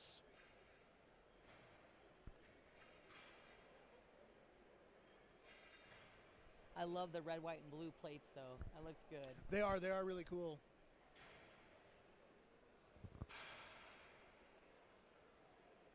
And what's interesting, so how the scores are shaken out is typically if you know, wherever you sit out, you can actually watch how your other competitors do, and you kind of know what reps to hit from there. It's kind of a gaming aspect to this sport. And you'll notice too, like say you have a friend that's here competing, you know their max overhead press is, you know, 155, but they might have only hit 115, 125 here. That might have been all they needed to do to win. They're going to help preserve and conserve some energy in order to keep the rest of their events going really well for the day. Same with this deadlift for reps. If you've got a really strong deadlifter and everyone in the class has done 6 or 7 and they do 8, that was what they needed to do in order to win. They may not go the full 60 seconds in order to get there.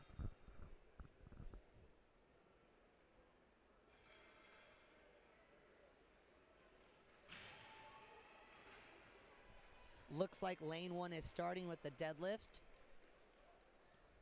This is going to be our teen, I believe. There she goes. She's on the board.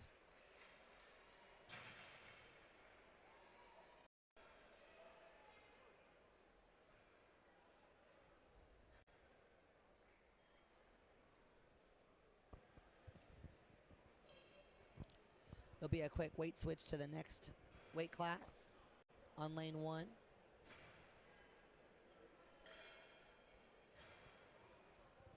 Oh, here I got a good question.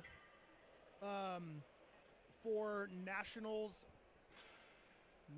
specifically, do you think it's better to run standard strongman events or do some like wild off-the-wall events? In my personal opinion, I would like to run standard events that everyone has the ability to train for. That's how you can really, tell a national champion is because it's well-rounded, and it's not a freak. I don't want to say freak show because that's how strongman really kind of started. Yeah. That's actually the history of our sport. But ultimately, like, everyone has the same access to things, and they can all train it. When I'm choosing events for contests, I do something like that too. Is like, how can they train this in a normal style event, or is there an adaptation that they can do that's pretty readily Yep. available? No, I agree. I think it's good to keep it standard, things that everybody can train, and keeping it to 5 different events to kind of show, the best athlete who's going to be the most well-rounded. Like Yeah. if you have, multiple pressing events, somebody who's really good at pressing might stand out. Or if you have, multiple medleys, or, it's just a lot of static stuff, somebody who's really good at static stuff may do really good at that show, whereas another show they may not do as good if there's more moving events or something like that. I think a recipe for a good contest is always having an overhead, a deadlift, a moving medley of some sort, and then something very statically strong. And sometimes those could be combos. If you could pick your perfect 5-event comp, what would it be? Oh, that's a good one.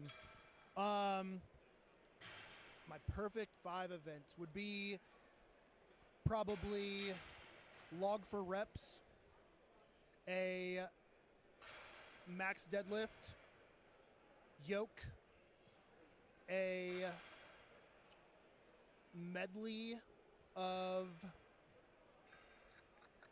let's see, probably like just a sandbag 2 or 3 bag like carry medley, and then a stone load. That's a pretty solid show. Yep. I'd sign up for that one. What about you? I would do max log, elevated deadlift of some sort, just my preference, sandbag steeplechase, yoke, heavy for like distance of some sort, like 50-50, and then I would love to end with stones. It's hard to put on a show with stones though, with tacky in like big nice arenas. Yeah, it is. A lot of the venues don't like tacky. Remember when sandbag to shoulder had its moment It did. and everyone was doing it? Yes. We Yeah, could it bring- seems we like. could- we could bring that one back. That'd be okay. Yeah, I like sandbag to shoulder. Yeah, and there's a lot of events that go in like their phases. Like the Denny Stone thing, that was a short. I promise it's just a phase, Mom. Yeah, and I'm glad Lever that one was deadlift, that was a phase. lever deadlift. Yeah, and there's some of them that I'm glad are just a phase because they're normally not the best events. I know everyone was a little salty with sandbag throws being, in a lot of Every contests. show, I was yeah. not. I love sandbag throws. I Yeah. might even swap stones for sandbag throw at some point. I do Right. like sandbag throws, but when you do them, like, end up doing them like 4 or 5 shows in a row, it gets a little old. Which is weird because we end up deadlifting and pressing in every single show. I think it's the setup, like It having to is. like make sure you have something that you can throw over, that you Yep. don't break. Like, I'm prepping for a car deadlift right now. I'm lucky to have a car deadlift apparatus, but I didn't have a car to bring into the gym, so I just loaded up with a bunch of plates and stuff, and we made do. But I'm not going to want to set that one up all the time. Yeah, I've gotten to the point where I like minimal setup. Where we used to, back years ago, we would, go through like a strongman Saturday, be like set up the events, do all this stuff, and now it's like, how can I train this with the minimal setup? Yes. Yeah. I think sometimes the warm-up is this, like setting up is the warm-up too. Or putting it away. That like sandbags. You get done training with heavy sandbags. And You then just you're run them I back in gotta the put- spot. yeah. You calculate that into the distance you need. Looks like lades 1, 2, 3, 4, 7, and 8 they're all locked and loaded. It looks like they're all ready to go.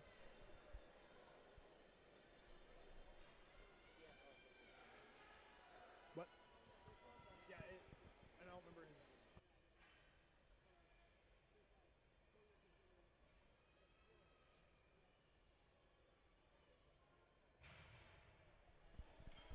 We're going to try to get our athlete roster up so we can hopefully tell you who's going and where they're going.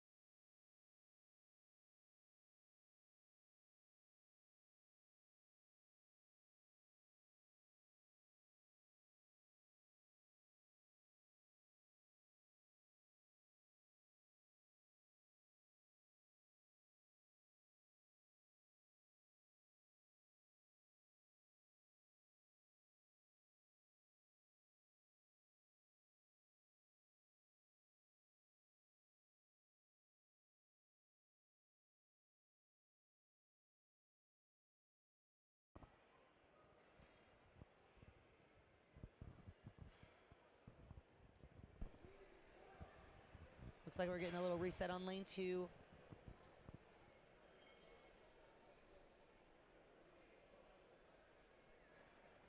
Oh yeah, and that's another thing you're probably going to see in the women's lanes is some peeing on the floor.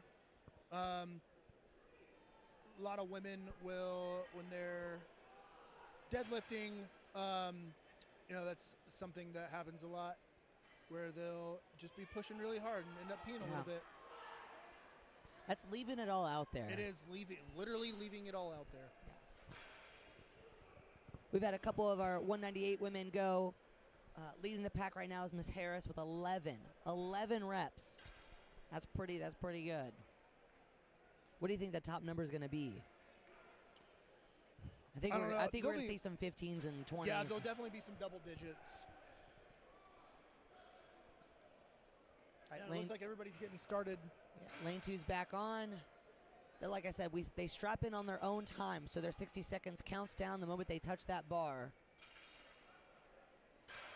Looks like lane 1's taking a little bit of warm-up weight as they jump weight, but lane 2 is locked and loaded.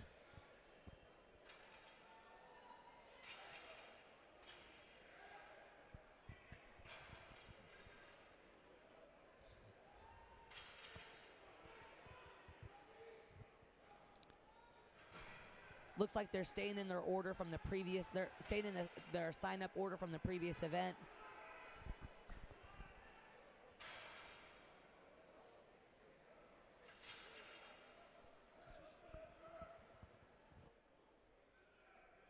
And these, I remember at my first USS Nationals, what we ended up doing is we all just got in line and we just stayed in that line all day. I just knew I followed so and so. So as long as I was behind her in line or they were behind me, vice versa, it went pretty well. And that works out. That's less to think about. Yeah.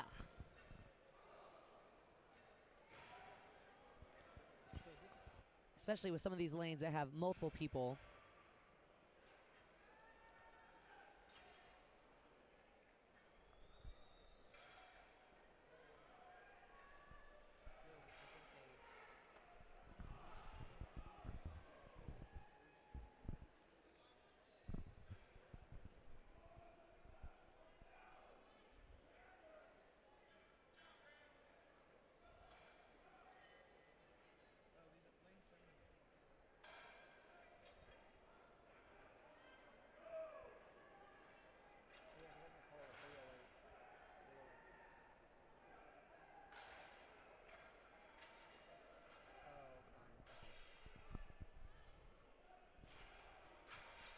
We got some cleanup crews on aisles 1 through 4.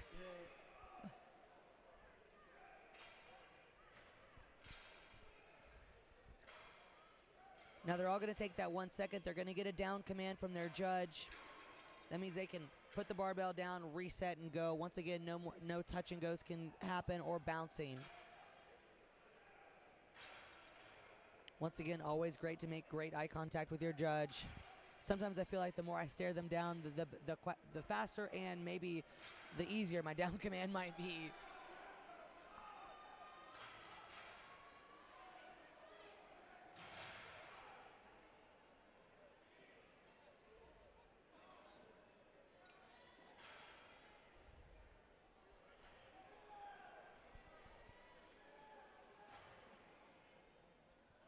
Taylor Moore, your mom is watching. Very proud of you.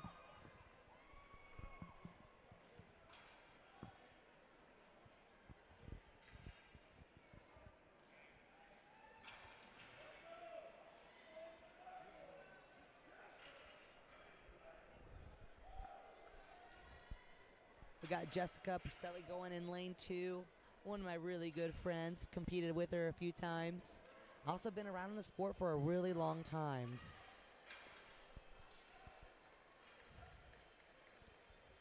She's been really working on her deadlift.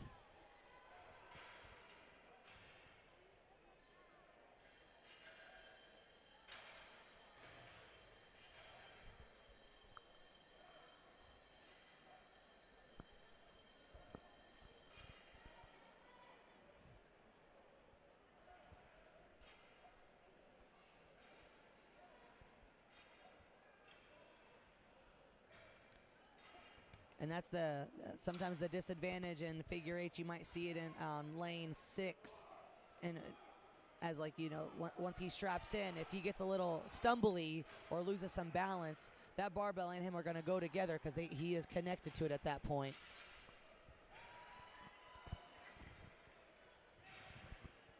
It's like lane 1 is going again.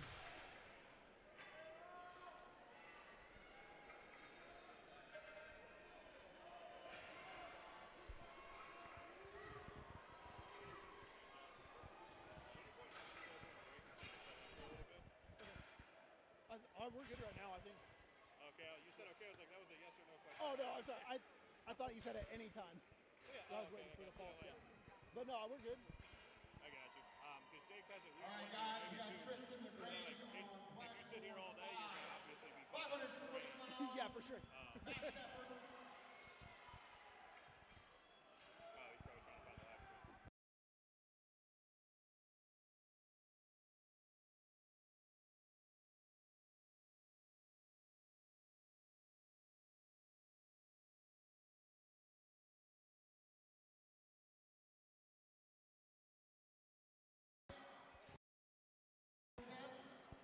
They didn't start. They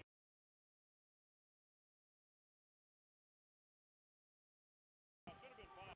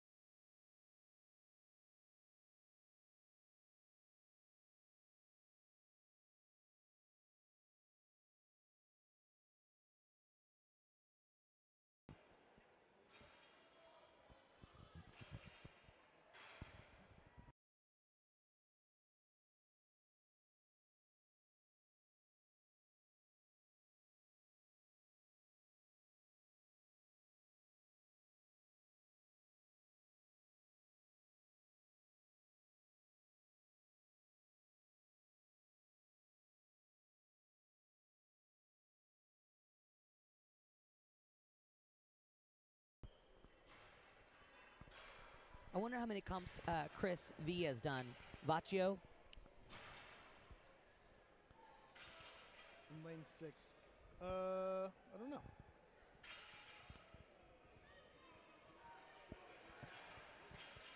We're pulling up the weights right now. Sorry, internet's a little bit slow, but we're getting there.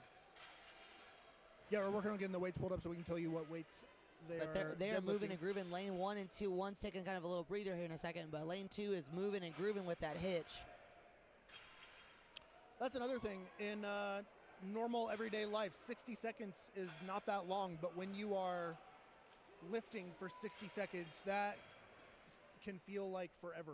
Yes. And something they'll tell you, 30 seconds left, and you're like, what? And you're like, wow, I got another 30 seconds to try to get one more rep. And that's another thing, too, we were talking about going through your reps fast or slow, is, you know, you'll see people who in the first 20 seconds will get, you know, all their, you know, 5 or 6 reps, and then they'll spend the rest of the time trying to get one more rep. 1 or 2 more, yeah. You know, it's always good to find a really good pace, and that's why you have to train it. You know, in prep, you know, you might start doing 30-second AMRAPs or as many reps as possible in that time, and then you add another 10 seconds, another 15 seconds to get your conditioning up in order to get there. Okay, so we've got weights. Lane 1 started at it looks like 295 or 275 for reps. That's beefy. Lane 2 has, I believe, 315. Then it will jump to 335 for the 181s. Right now they're on the middleweight 148s, I believe. Our masters are taking a crack at it in lane 1.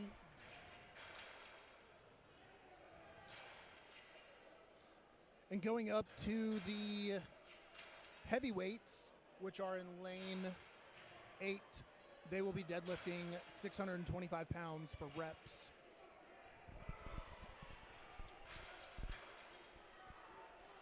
Lane 3, the guys are cranking through. You know, and sometimes an athlete will try to attempt a pull and just be like, hey, it's not there today. I'm going to save myself for the rest of it. Sometimes a smart move. That is a smart move sometimes.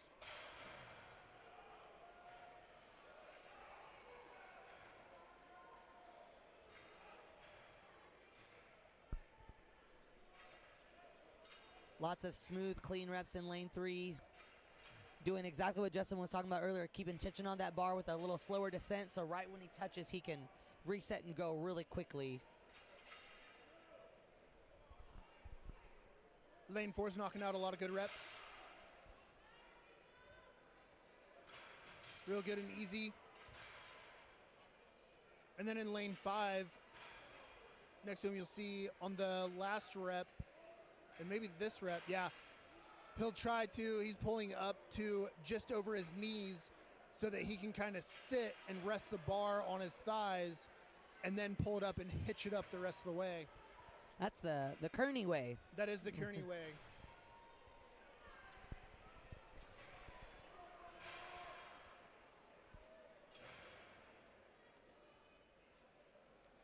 I think it's always funny how many blocks of chalk and ammonia bottles are always left in the back after a contest. Yeah. It's time to stock up during that time.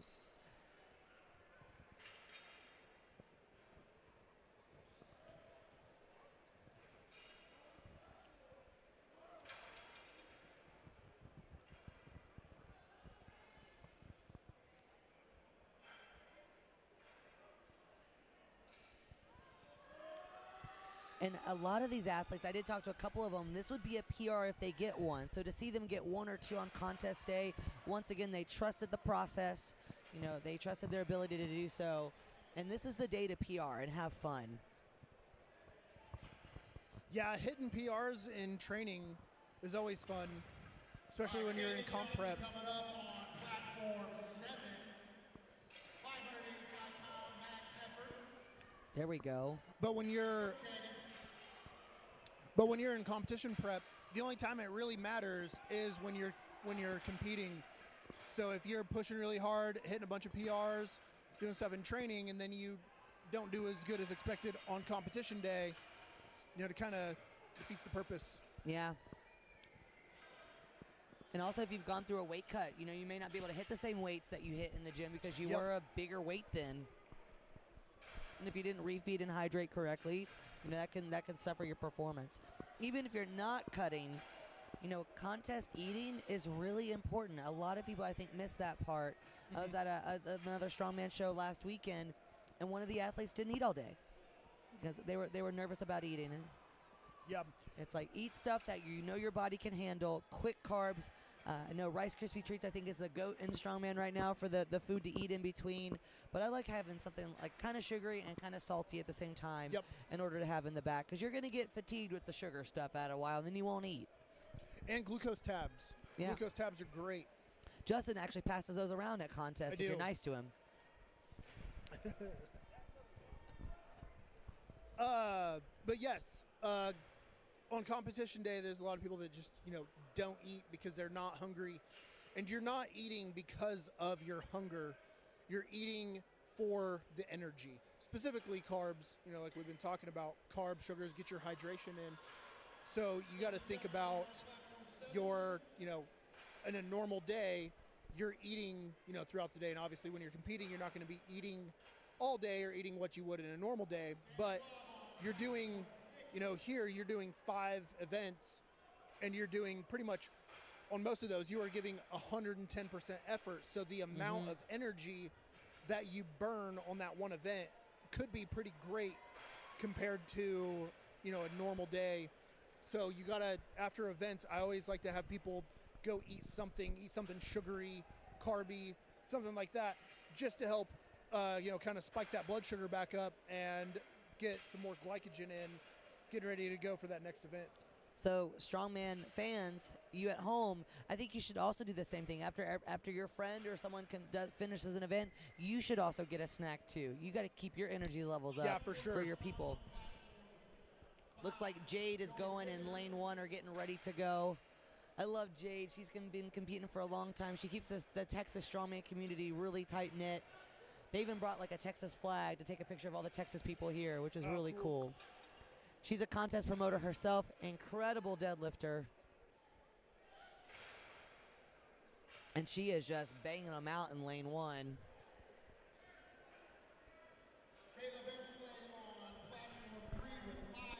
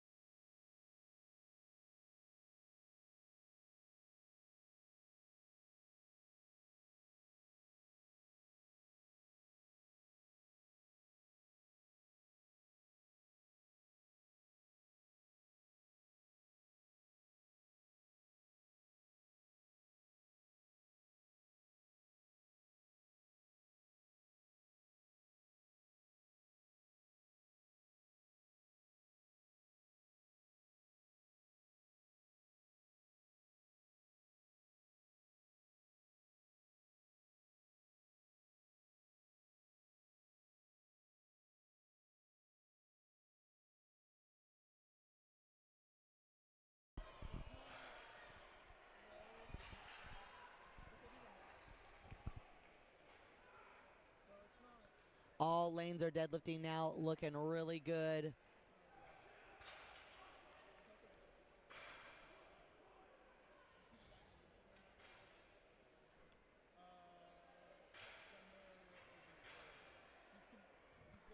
And people that are asking about the scoreboard in the chat, Iron Podium is everything will be on there. They're probably just adding them as they can and saving as we go. So if it's not there, just keep refreshing.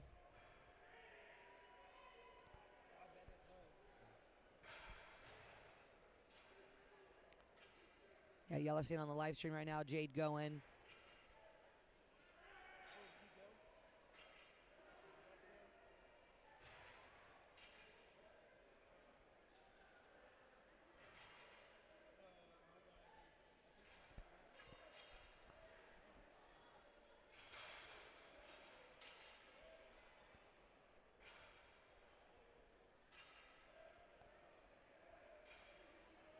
You'll see a lot of athletes wearing like hard, stiff belts on this event so they can get a good brace and protect their backs and their core and everything for this one.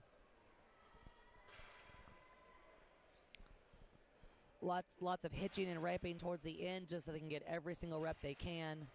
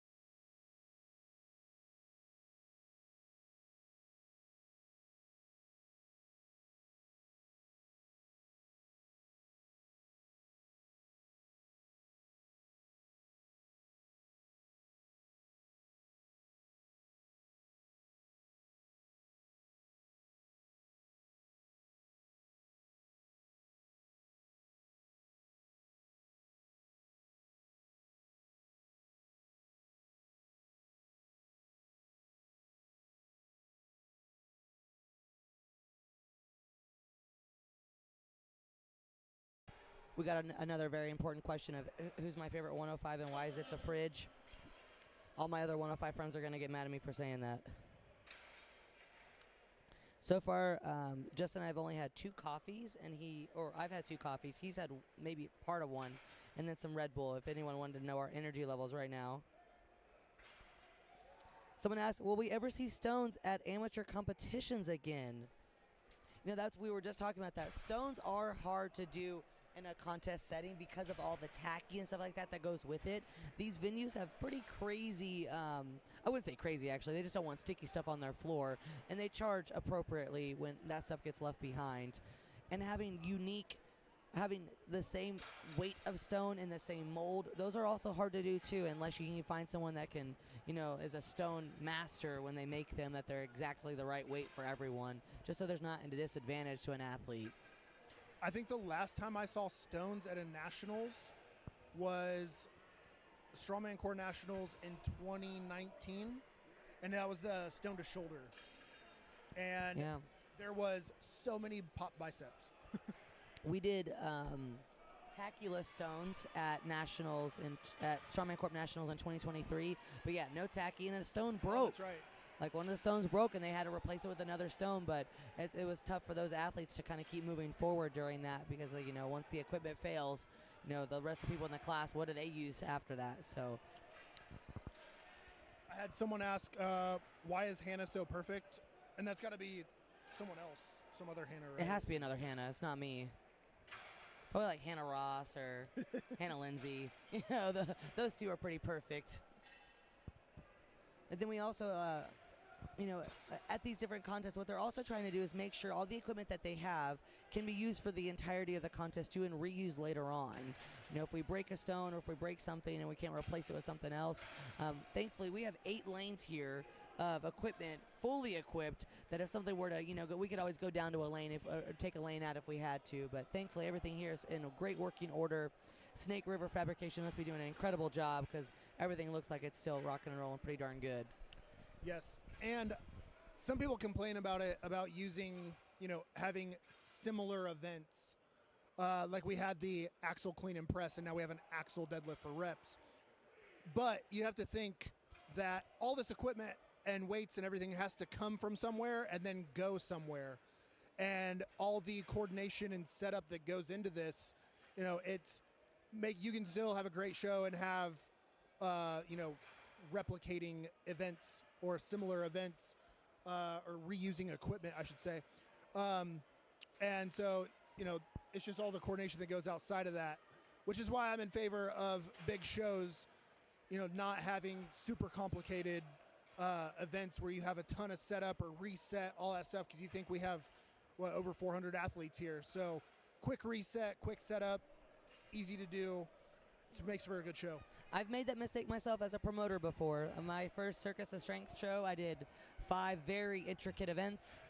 That took a very long time to bring in and reset all in a circus tent. It was really cool, but if if you're a part of that event, you were covered in red dirt from head to toe, and you were there from 9 a.m. to 8 p.m. for awards. Long day, but really cool. But one of those things where to get things moving efficiently and to give every athlete the best chance of putting on the greatest performance, it's really great to see very tried and true strongman events.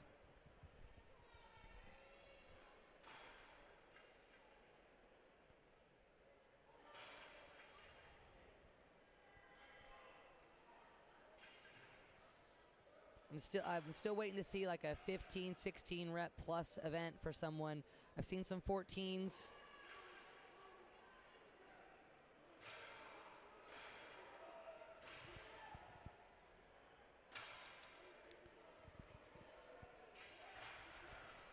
And some of these weights are pretty heavy, but this is a national level competition. And sometimes when the event they do to get here may not be as heavy. That's why these are always planned pretty far in advance, so you know exactly what to do and you have as much time as possible in order to get there. And we have a man down on lane 7. That can happen a lot, where people pass out slightly after on an event. You're really just pushing really hard. I see stars usually. Like know when you get done, you see all the little stars in the sky. That's always fun. So yeah, it's usually pretty common to have few athletes go down.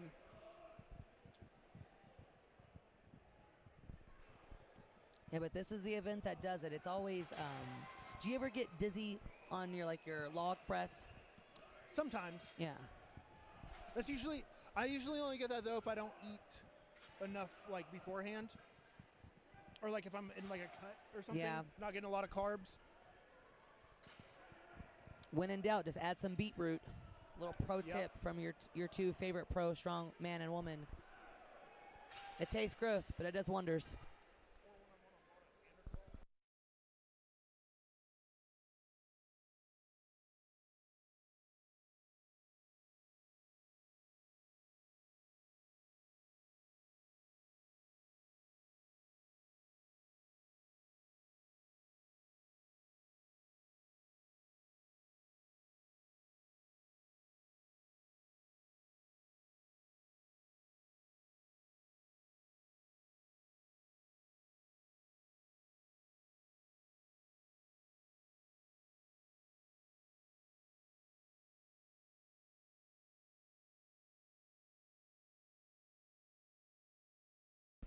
Man, they are moving and grooving through these reps.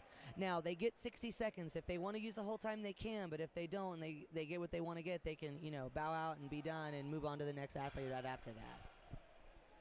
These are the ones where you just get in line and you don't blink.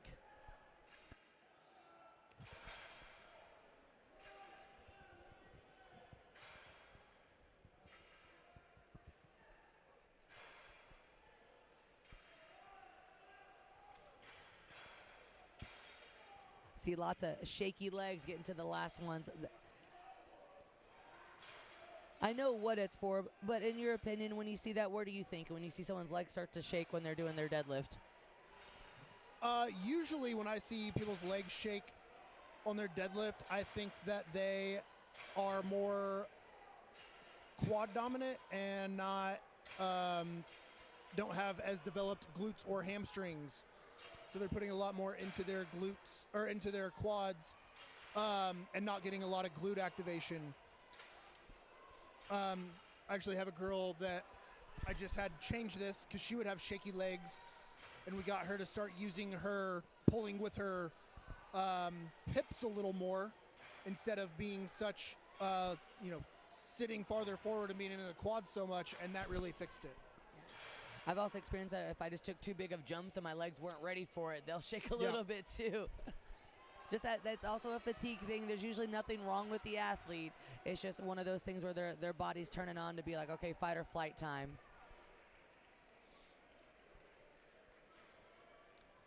Hoping we see a nosebleed. I'm ready for that. I think there was one on lane 8 a few guys ago. They were cleaning the bar off, and I assume it wasn't pee from the guys.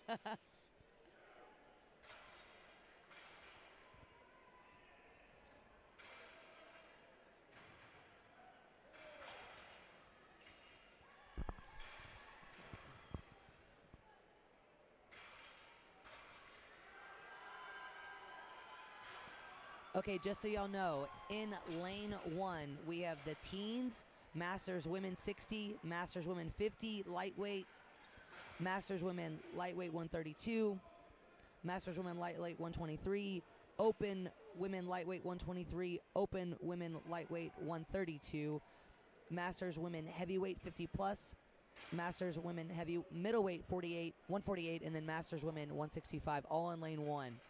In lane 2, little less classes, Masters Women Heavyweight Plus, Open Middleweight 148s and 165s, Open Super Heavyweight Women, and the 242 women's class. Lane 3, 198 men, Masters, 220 men, Middleweight Master, 181 men, and then 165 men. Lane 4 is going to have your Heavyweight Women, 198, your heavyweight 181 women, your teen lightweight men 220 and under, Masters lightweight men 50 plus, Masters men 60 plus, and teen heavyweights as well. Lane 5, you've got your middleweight 220 men and your 242 men.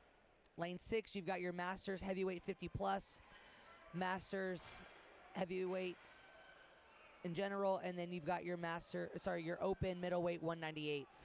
Lane 7 is going to have your 275 and 242 men, and lane 8 is going to have your 308 and super heavyweight men. Hope that helps.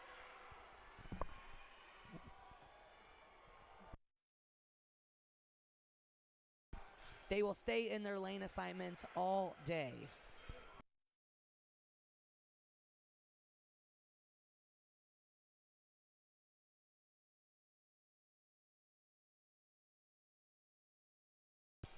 And you'll wonder why they put so many different weight classes in one. Probably one, because the amount of athletes. So if you look at the scoreboard, you see a lot of 242 men and a lot of 275 men. So that's going to be one lane in its own. But there might be only a couple women in some of the classes, so they're going to combine them so they all have enough rest time in between their events as well to try to make them as even as possible. And of course, we're going to cross in ascending weight order or close to with those weights. Keeping the lighter weights together and the heavier weights together. And it's crazy. These deadlifts are going to go anywhere from like that, high 2 range, like 275 and up, all the way to our heaviest open class weight for the men, which is 625.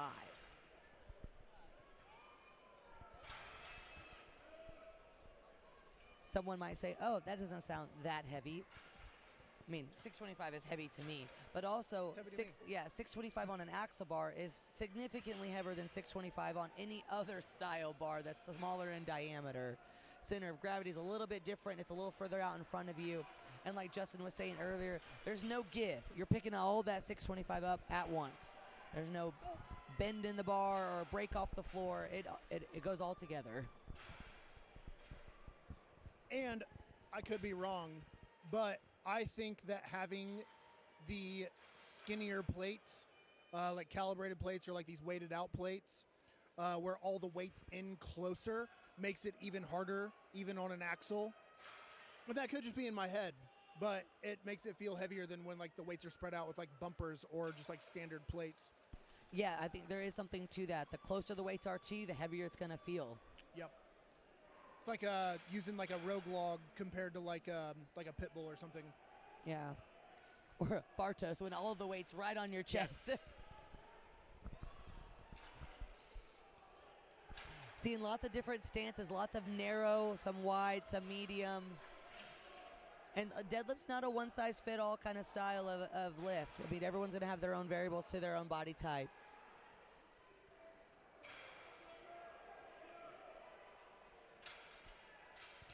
Yeah, and that's another thing too. When you're training for shows and if you're trying to make it, get better and make it to, the next level, those are things that you got to think about too, is because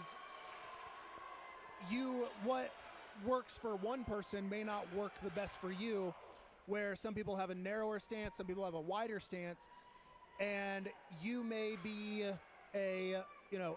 benefit from a bit wider stance, whereas somebody may benefit from a smaller, narrower stance. And also, as you go and develop as a lifter, your stance could change along the way. Yeah, Like mine when- has, for sure. Yeah. Like when we got started, or when I got started, it was, I didn't really know much. So I was like, we just went off like, well, Brian Shaw pulls like this. So we were pulling super wide and would constantly like have, be failing at, off the floor and get it off the floor a little bit. And then I narrowed my stance up and everything went way better. And then whereas like I've had people that were too narrow and we've widened them out and they're able to get in their hips a little bit better and it makes their deadlift a lot easier. Yeah, it's all timing. It's another technical. I almost feel like almost all the lifts we do are pretty technical. Mm-hmm. Even though they say just go pick it up, sometimes there's better ways to do that for sure. There is. I think I like the just go pick it up after you know your technique. Yes. And that's something you should Get practice. out of your own way, essentially, sometimes. And that's something you should practice too, is, practice your technique. Where like if you're trying to learn a new technique or like, refine what you're doing, it's good to, instead of just going and maxing out deadlift or pulling a bunch of reps, go do some doubles and singles at a, somewhere in like a 60 to 70 some percent range. Yeah. And really feel it out and play with it and see what, really perfect that, so that you can then just go pick it up, because then you're already going to naturally go into your technique and your setup without having to think about it. Just like you mentioned, Brian Shaw's pulling technique, Snake River fabrication lane. That's what we're seeing that right now. It's Yep. literally almost his exact stance, and that could work for some people. It really can. It just depends on what you are. But you have to find out what works best for you and just trying different things, like Justin was saying. But a contest is usually not the day to try that. That is not, no.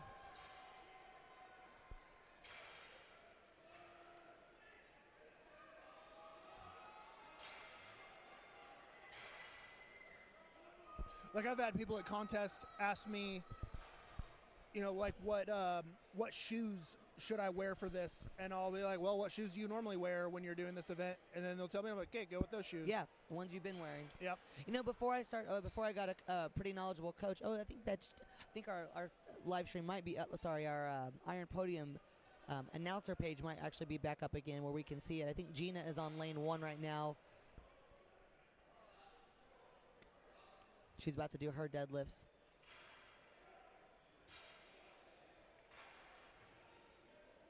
And you notice some of the athletes might touch the plates on the outside. Just they're trying to gauge the center of the bar. Not all the time is an axle bar marked in the center. It's kind of on the athlete to find that spot.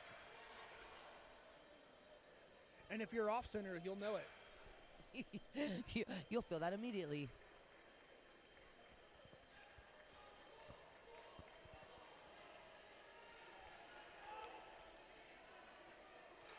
It's great to see other competitors cheering on their people they're going against in order to get a rep, even though that rep could beat them. Yep. We have another guy down on lane 5. Looks like he just slipped off the bar. Sound like DJ Khaled. Another one.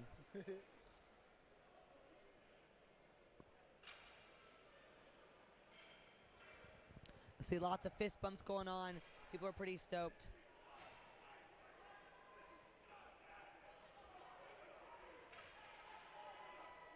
Lots of hype going on in lane 4 right now. We got, I think, a master going currently. Man, I think the worst thing is to miss a down command on a deadlift because you got to do it again. Yeah, just missing a down command on anything, really. But yeah, definitely a deadlift, especially when you get in those more grindy reps and you don't quite get that lockout and you fought really hard to get it and then you don't get that down call. And you might have, like, if you just held it for a second, great. But now you might, what if you can't get it again? Oh, man. I'd be gutted.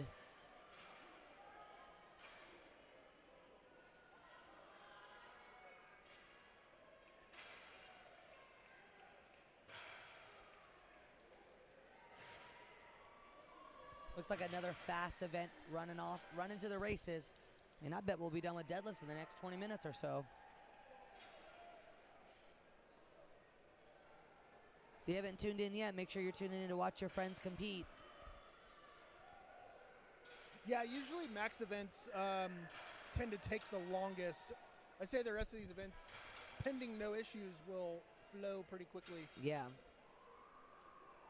It's, all these athletes have been training for multiple weeks on out. We've got athletes that, depending on how quickly the events are put out, they might train 3 months out of a contest, all for about 5 to 6 minutes of work. Yep. And then that's not something you really think about afterwards. Like, I spent hours, days getting ready for this, all to do something for maybe less than 5 minutes. Mm-hmm.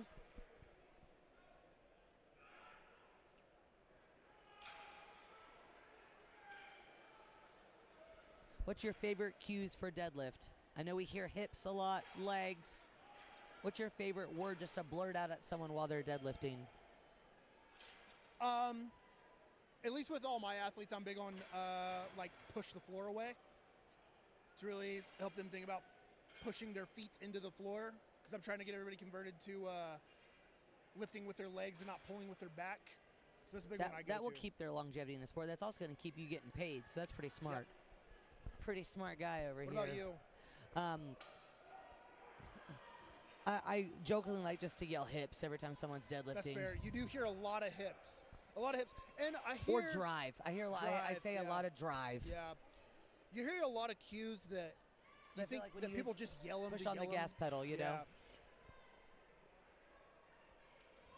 That's kind of a good cue. I didn't really think about that. Like how you'd push off a gas pedal. Yeah. A lot of smart decisions. Some of the other lanes of like, hey, I'm going to, tap the bar and say hello, and then I'm going to leave it alone.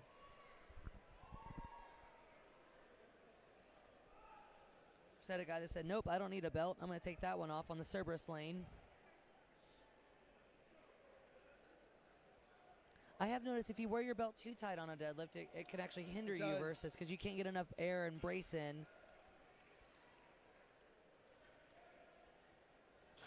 And the ladies are looking strong. Iron Chapel Barbells lane's looking really good. The guys are just like fist bumping, doing their deadlifts and getting out of there.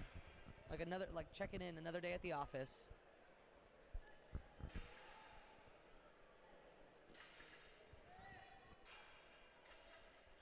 What's really cool about all the lanes being ran individually is even if another lane is doing something slightly different, like maybe the athlete's hovering over the bar, maybe they're standing behind the stall mat before they go, it's consistent on every single lane, so no athlete is getting a bad experience. I love how they're doing that. You're going to have the same judge, same pace. Yeah, having the same judge for your entire class is nice.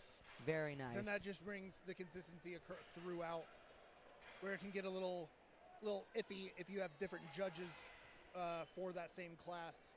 Not every judge is the same. Yeah, and then sometimes you get a friend that's a judge, and they have to judge you really hard. Yeah. Gotta make sure you didn't get that friend down call.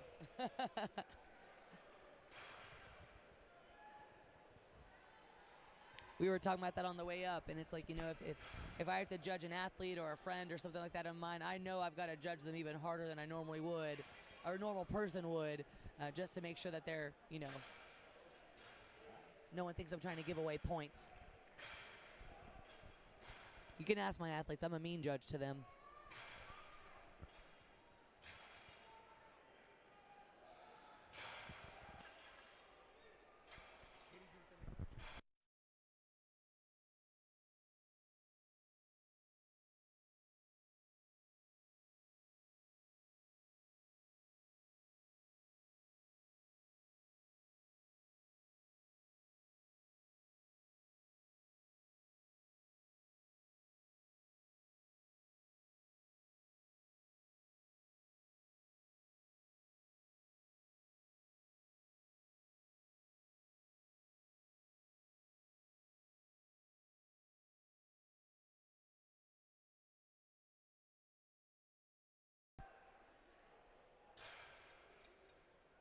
I like some of the positive self-barks going on Snake River Fabrication Lane. Instead of positive self-talk, we start barking at ourselves.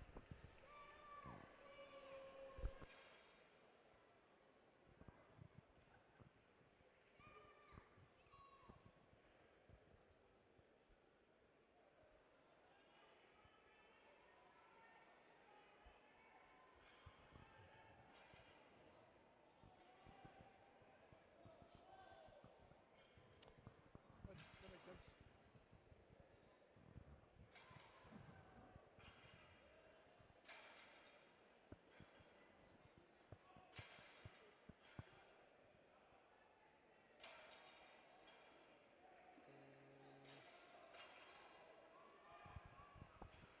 So going across in lane 1, we're on to the Masters 50-plus heavyweight women. Lane 2, we are on the There goes Leah. She's going. Masters heavyweight. Oh, I'm sorry. Lane 2, we're on the Masters heavyweight women. Lane 3, we're on the Masters men's under 220. Lane. Oh my God.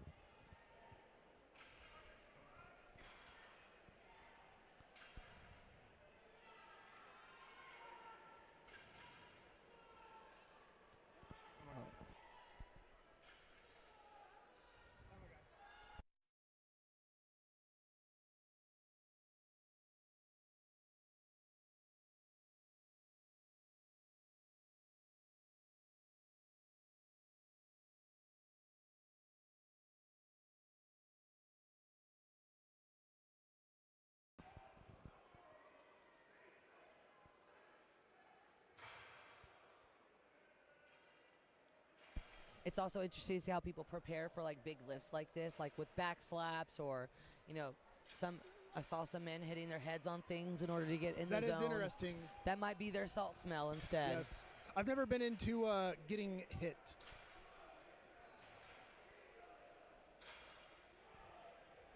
Oh, your friend guy's going. He's doing very well. He's a pretty good deadlifter. I think every time I've dropped into their gym, he was either deadlifting or doing something very close to it. He just competed at OSG this past year as well. I believe he made it to day 3. Oh, cool.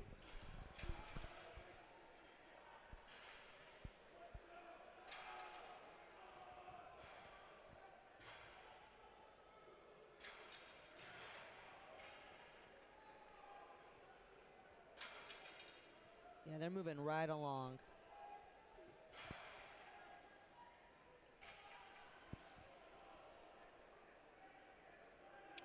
Got some strong pullers in that Masters class on lane 3.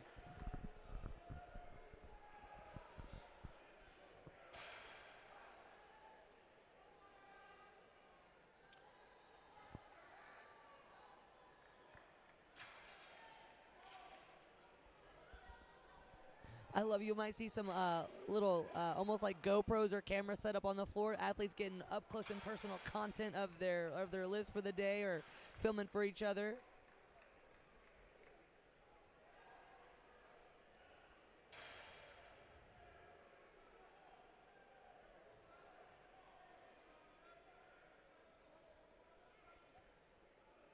And if anyone's interested in any of the scores, I know that the website's being a little slow right now, but probably just because there's a lot of us on it. But they're updating as quickly as they can. And they might be waiting until the full lane is done in order to get the rest of the scores in. But it looks like the Masters men heavyweight 50 plus, those scores are in. With the winning number being 7 reps, that's a lot. Yeah, that's pretty good. We got some cows in here, some cowbells going. Speaking of fun facts, fun things about Iowa, not really cow related, but do you know there's 4 times as many pigs as there are humans in Iowa? That's pretty crazy. That's a lot of pigs. It's a lot of bacon, in my opinion. A lot of bacon, yeah.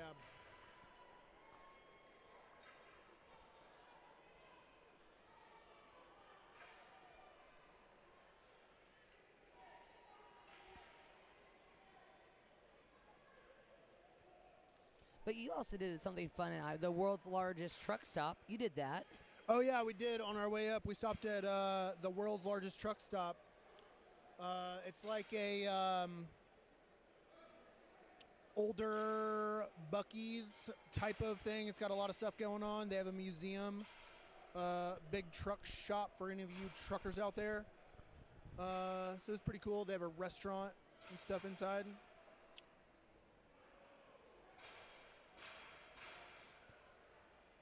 We got Steve Tripp on lane 8 going. Now he's a pretty good deadlifter. He likes to do that. His deadlifting's kind of his thing. When I first when I first started strongman, I was transitioning over from like a CrossFit hybrid program to strongman, and I was traveling for work, and I needed a gym to drop into, and his gym in up north was available, and I got lots of good pointers from all those people. Really great athletes at a top strength. Yeah, it's a good gym up there. They got a lot of good gyms up in the Northeast. Yeah, we like to work out up there apparently. Yeah. Titan Barbells up there. They just had their 6th, 7th something competition. 6'7", like, your favorite. I don't know, yeah, because I'm a young, hip kid. But they had their recent competition. That's always a big turnout if you're up in the Northeast and competing. That's always a good show to do. Mm-hmm. I just think competing in other states and stuff is fun. Places I would never go outside of that. Like, you know, I don't have any work in Iowa so far, but this was here, and I was like, well, it's a state I've never been to, so I get to go check it out. I've never competed in my home state. That's hilarious. It is. Have I? I don't think I have either. Well, in Texas, yes, that is technically my home state, I guess. Yeah. I was born in Louisiana, but I was only there for like 9 months to crawl and then move. Yeah. To the competitors, if you wanted to know, in the back corner for Strong IV, they are going to be doing IVs all day and after the competition. So if you feel you need one, hit them up in the back.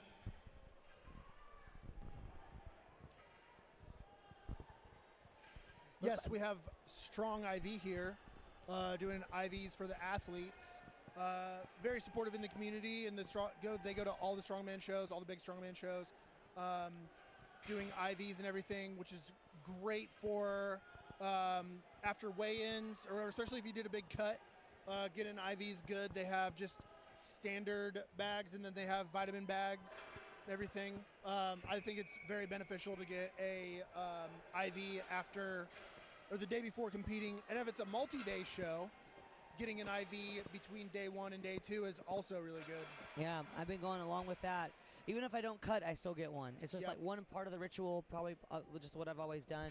But two, like, you know, when you travel, you don't realize you might be a little bit more dehydrated than you think. You know, you're saying hi to a bunch of friends and all that kind of, you're spending a lot of energy doing that. It's kind of helped to kind of like reset and get everything back, get all your levels back to normal that you need.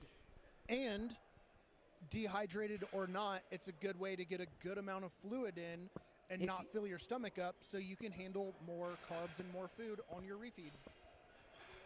Yeah, Justin makes me eat a lot on Little my pro tip. refeeds. Yeah. Looks like lane 3 is wrapped up. The judges' chairs are gone, so they are not there anymore. Looks like lane 4 might be wrapped up as well. And it looks like lane 1 and lane 2 are doing a weight change, but they don't look like they have many people left. I hear some yelling behind the banners, so I'm assuming that someone's getting ready to hit the stage here pretty soon.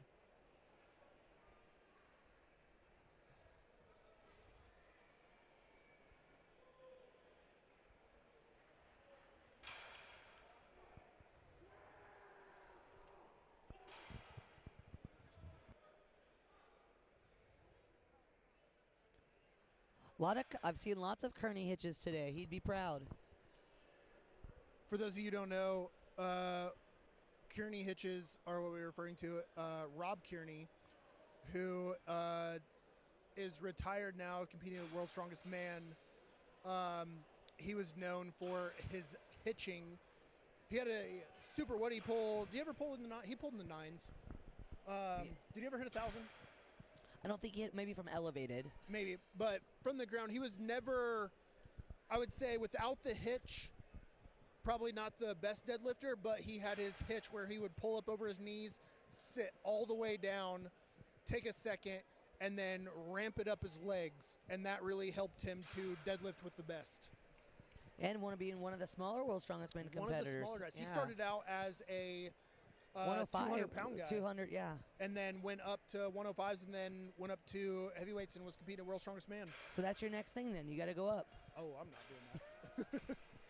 I mean, that's how Canby, well, you know, Canby That's how went from, Kimmy went, yeah. And that's kind of like how this goes in the sport. You get really, if you're a weight class athlete, you know, you start at whatever weight you're cutting to or what you just naturally sit at. And then as you either become better in the sport, the heavier weight classes, you just keep going up as you can. Just like you're doing. That's on what your, that's what I'm trying to do. on your way to heavyweight. On the way. You know, I started as a 64 kilo and under, so 141 and under athlete, and I would cut down to that. And then I graduated to the middleweight class where I'm at right now. And then for funsies, if I want to, I can jump into heavyweight. As long as the strength is there, I feel good. And typically with the heavier weight classes, the weights go up. The heavyweight scene's getting real competitive now. It is. It is. Yeah. We got our 242 women on lane 2 going. Getting ready. We're getting this wrapped up here shortly and on to the next event, which is our. We did get a 17. I thought I thought Ooh. I would see some 15, 16s coming. That's a lot of reps. That's That's a like lot of cardio. rep.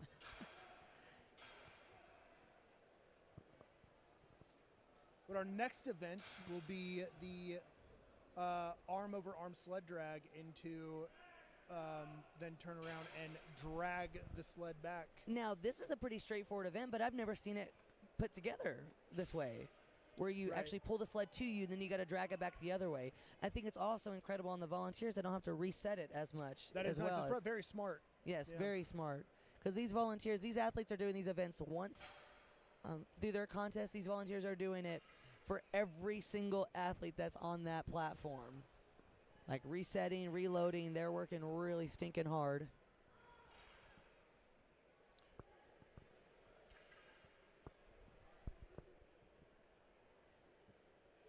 And you'll see they've got that rogue slice sled. It looks like kind of like a slice of pizza, essentially. I think that's why they call it that.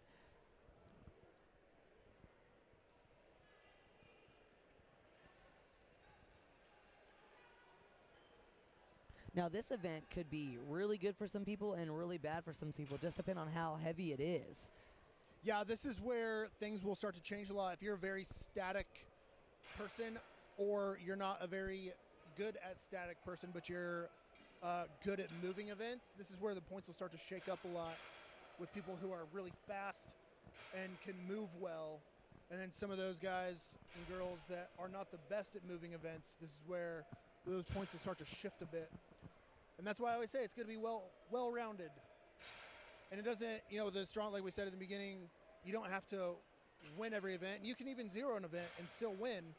But I think it's good to be well-rounded. And if you can be in the top on every event, placing in that top 5 or top 3, that's going to pay off better than to do really well and win one event and then place bottom of the pack in another one. Yeah, that's what I do. Same, yeah. Really good, really bad. Yeah, but I've seen athletes who have never actually won an entire event at a show win the entire show just Yes. because of consistency. Like Justin's saying, being in that top part of the standings, you never actually have to win an event to win a show. You just have to do pretty good at all of them.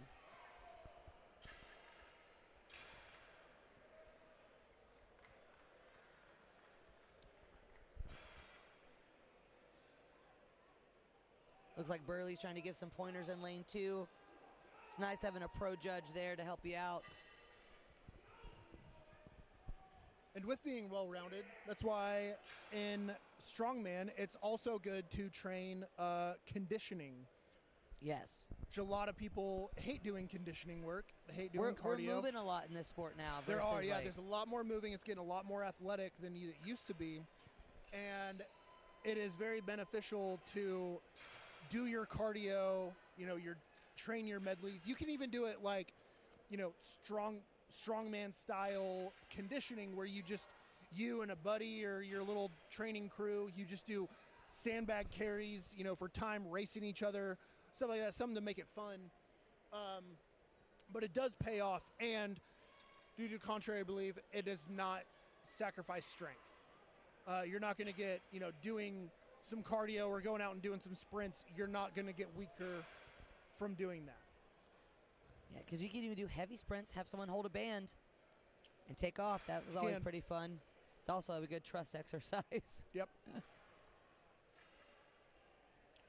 No, and it's interesting to approach these style of things, and it's really like talking with your coach, talking with some other strong men and women in the community to kind of help out with some of those, because it's newer to some people. Mm-hmm. I came from a conditioning background, so me not doing it for a really long time, I knew what to do to get back into it, and my coach really helped me out too. And all the stuff that you don't want to do, you gotta do. No one wants to do assault bike sprints. No. Sandbag carries. No one. But they do pay off. But then when you win steeplechases at events, that makes it all the merit, all the good from that. Because it's nice to be the person when you get done with a real tough medley, to be the person who finishes it and walks away like nothing happened and not be on the ground dying, gasping for air. 1000%. And in these arm over arm kind of styles, there's so many different techniques that you're gonna see with people almost rowing or fast hands, hand over hand. It really just depends on how heavy it is for the athlete and the stretch of the rope. Thank goodness the rope's only an inch and a half. It's not super thick. So every athlete's gonna have a pretty good opportunity to be able to have good grip on that. But man, the rope going into the farmers later on, that's gonna be a fun grip event back to back. Yes. Yeah. But really testing the grip here. Yeah.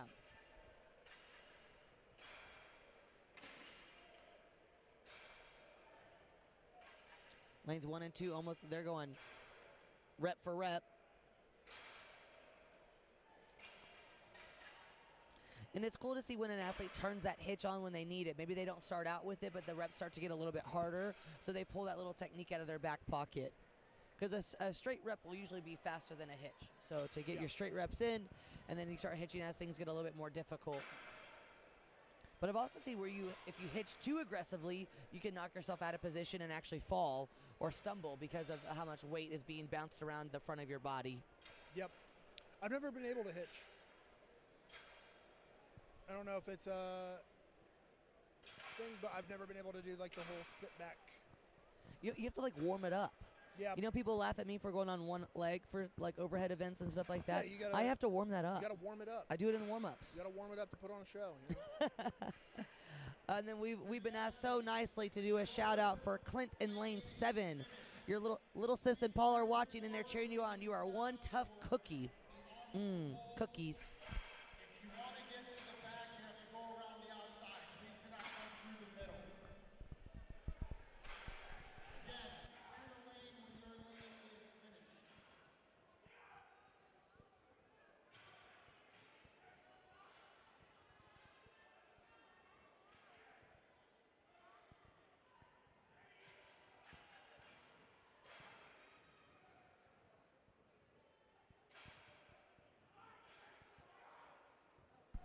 You'll also hear from time to time at shows like this or when you're doing max events or heavy events like this that a lot of people like to say lightweight, baby.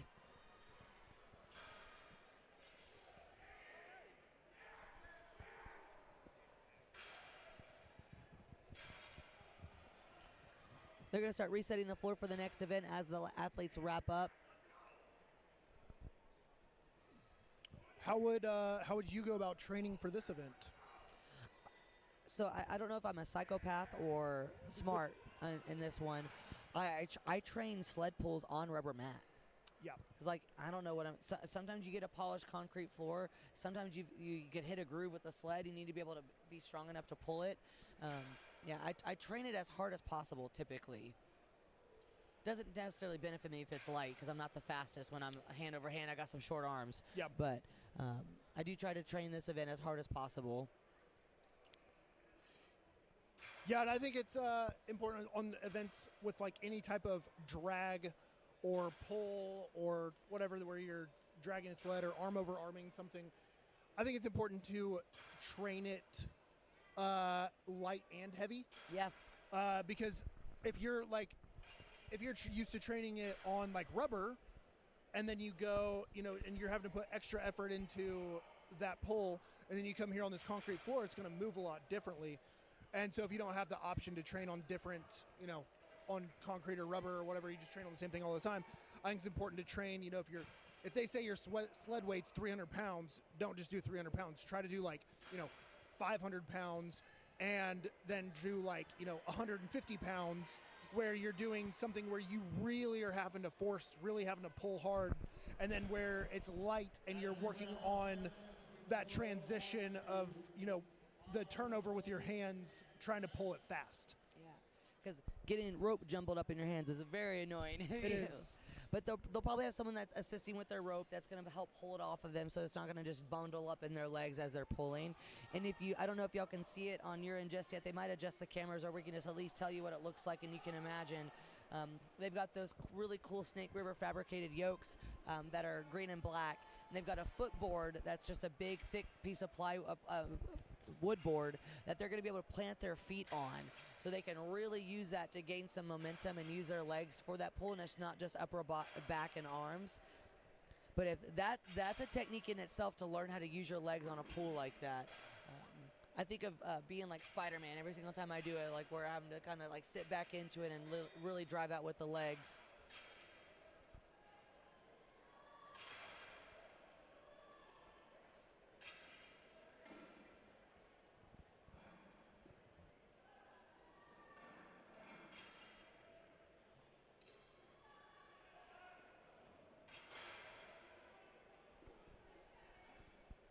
Once again, incredible sponsors here for the event. Iron Ape, Strength and Stones, Iron Chapel, Evan Restorative Research, Snake River Fabrication, Cerberus as always. We got a sports therapy clinic that's helping us out, and then of course United States Strongman. It's like, how do you know Strongman without knowing Cerberus? That's pretty wild.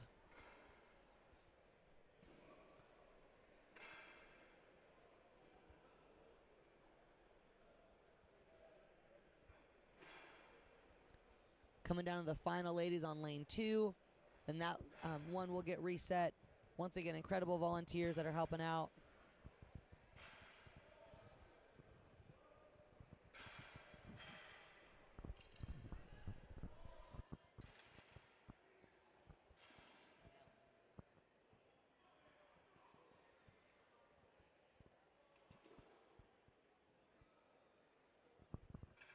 Yeah, she brought us drinks and food. I don't know if she told you that. Yeah. No, she brought us both of us.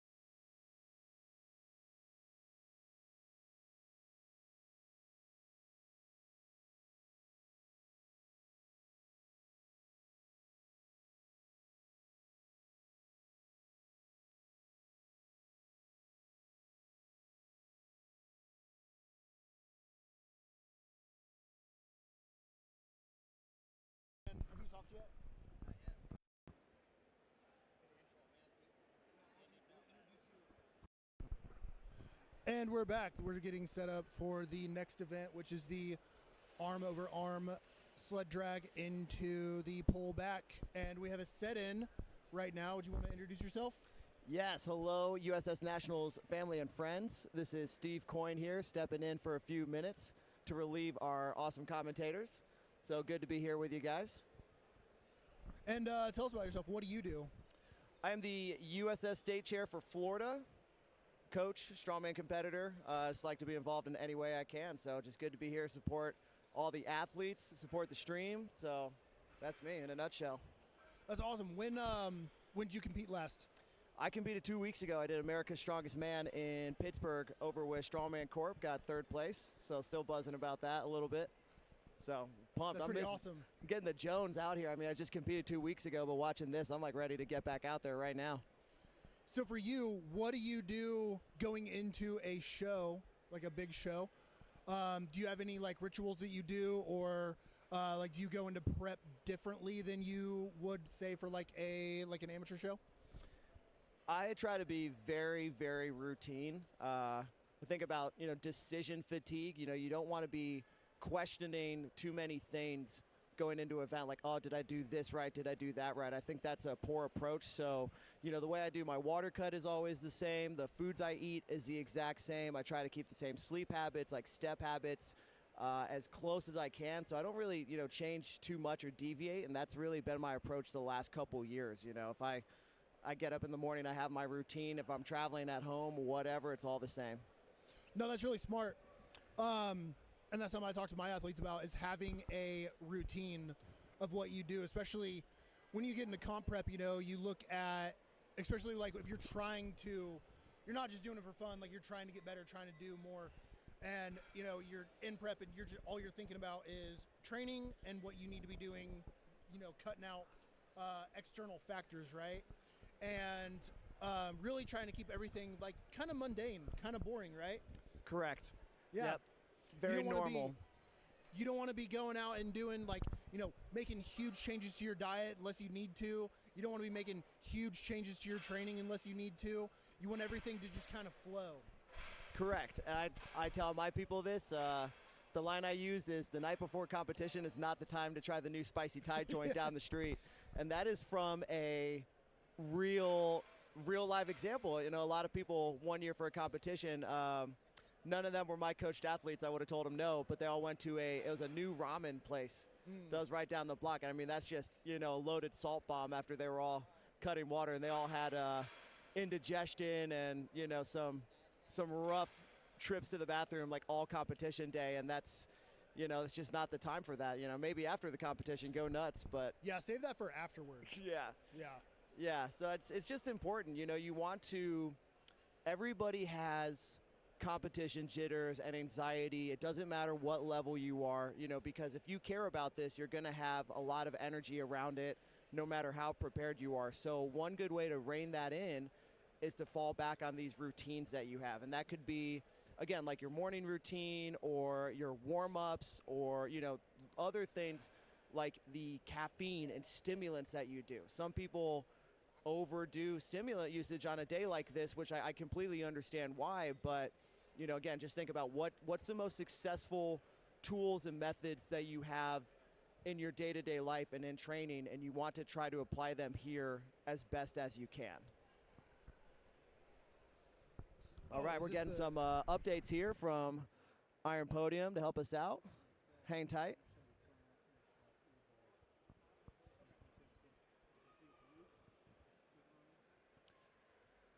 Yes, so the wet towel trick, somebody just said this in the chat. John Corky, hello, brother. So sometimes on surfaces like this, somebody will wet a towel and put the bottom of their shoes on it, like the rubber, the grips on the soles. That makes your shoes grip a little better sometimes. So we'll see if anybody tries to pull that off here. Now, I will say, just to give you some insights on this event, they're using these Rogue slice sleds that look like little triangle pizza slices, and there are rubber strips that are attached to the bottom. So, if you just had a normal slice sled like this, it would just glide right across the floor. But now we have like a lot more friction and resistance that's going into this. So this was a little bit of a question mark for a lot of people training this in their home gym.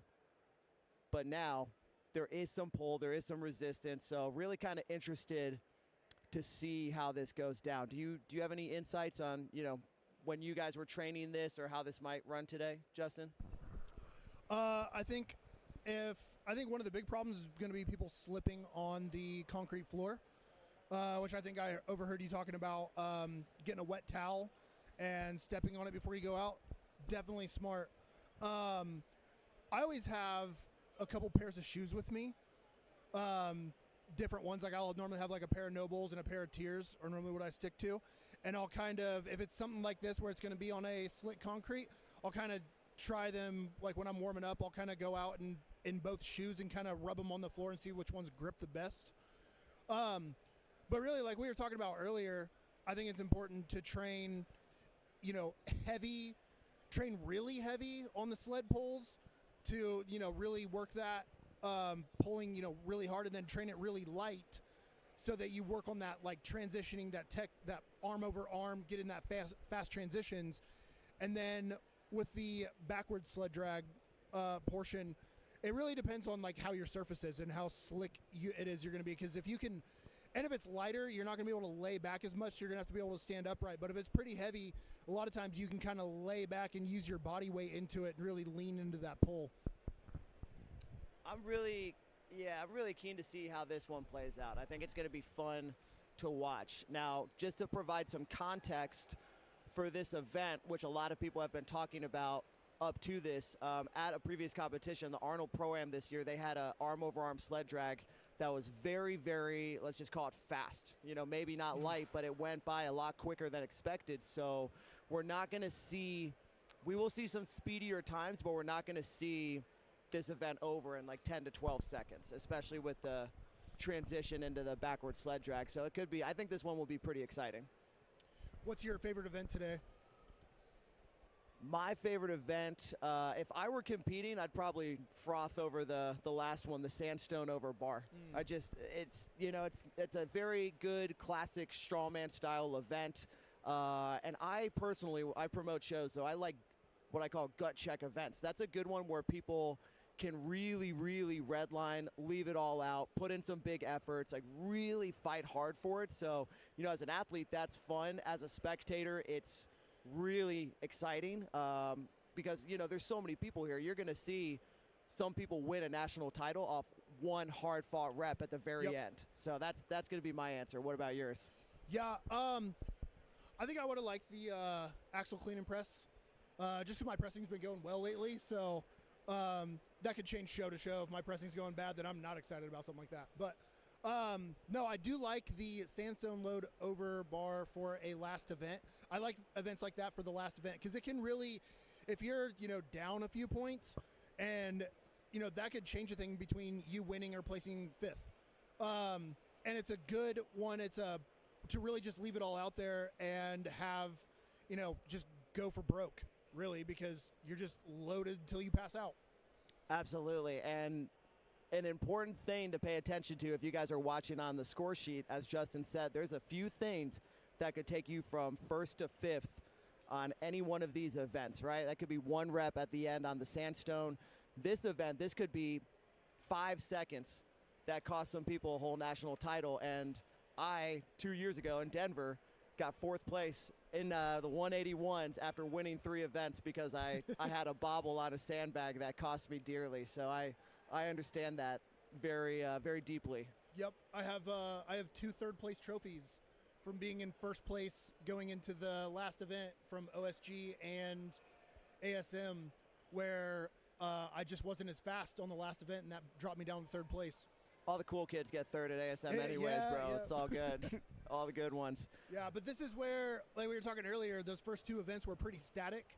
We had a max and then a deadlift for reps. And so some of those more statically strong people, that's where they're really going to shine. And now these next 2 events, these are more fast-paced moving events where somebody who's not as statically strong, this is maybe where they really stand up. They could have placed bottom of the pack on those first 2 events, and they could easily win these next 2 events.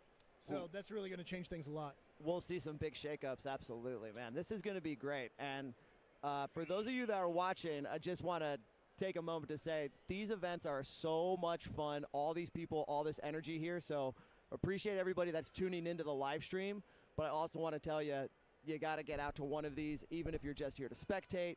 We always love our volunteers, but as an athlete, it's a lot of fun. So, you know, start thinking about maybe your qualifying path if this is looking like fun to you. And I know a lot of family and friends are tuned in. Guys, we have weight classes, age classes. There was a 60-plus record set in the axle clean and press for men and women today. Is that right? Yeah, there were. There was, what, four national records set?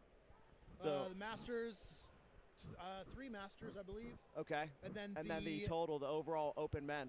Heavyweight women, I think, and then a lightweight woman. I don't remember off the top of my head, I don't remember honestly. specifically. They were all the classes being jumbled together in a line. Hard to keep straight from up here, but we did see 415 on the 415 men with the today. heavyweights. Wow, yeah, that is wild, guys. 415 pounds. You know, just to give you some frame of reference, that is 2.5 times the size of the lightest male competitor here today. So that'd be cloning him once and then half, and then throwing him overhead up in the air. What's your overhead? It is just okay, to be honest with you. just okay. So some of my personal bests, I've done 275 overhead on an axle and a barbell.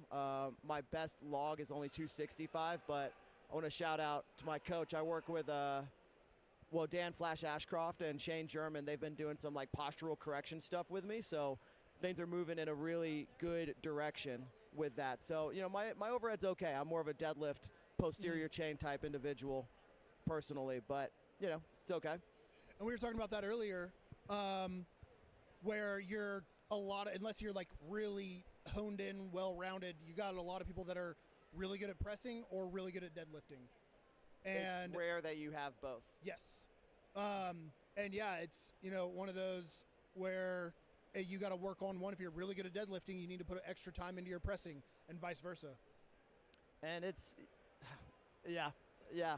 It can be overwhelming for somebody like me to always have a press event first at every single show, but you know, it's all good. I love the diversity of strongman. You know, there's a lot of fun things to train, but yes, if you have a gap, you gotta address it and spend some time really getting good at it, and honestly consult people that are better than you and smarter than you to help you get what you want out of it. That's what's helped me the most, so it's coming. Yeah, and always having the pressing event first, that's always made me even more nervous. I've always wished that they would change it and do like a moving event first, just to like get the jitters out, you know? Because it's easier, there's a more margin of error in a moving event, you know, and then go into the pressing. Of course. Now, I will say, so I run a show that's called Beast of the Bay in Tampa, Florida, every fall, and we've done a vehicle event first, and that's a logistical issue because it's so hot outside that we go outside first thing in the morning, move that truck, or we did a fire truck pull 2 years ago, and then we came in for it was axle last year and log the year before. So if you ever come down Tampa, Florida, it's August 15th, guys. Beast of the Bay, look it up on Iron Podium. Got you covered then. Nice. Yeah, I think I got a couple people doing that one here coming up. Christina Arthur and Florida people. someone else. Yeah, Florida people. Special shout out to any of my Florida people in the chat right now. John Corky's kind of like an honorary Florida guy. I know he's in here. Iron Podium. Somebody's asking, where can I see the leaderboards? Iron Podium is glitched. It is just kind of going, honestly, it's going in and out. It's working most of the time. Just refresh. It'll be back up for you. So it is coming together. So Looks like they're about to clear the floor, probably get event 3 started.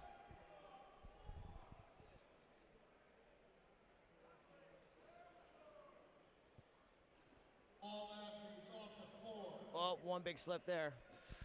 Hey-yo. Everyone back behind the mats. All the athletes behind the mats.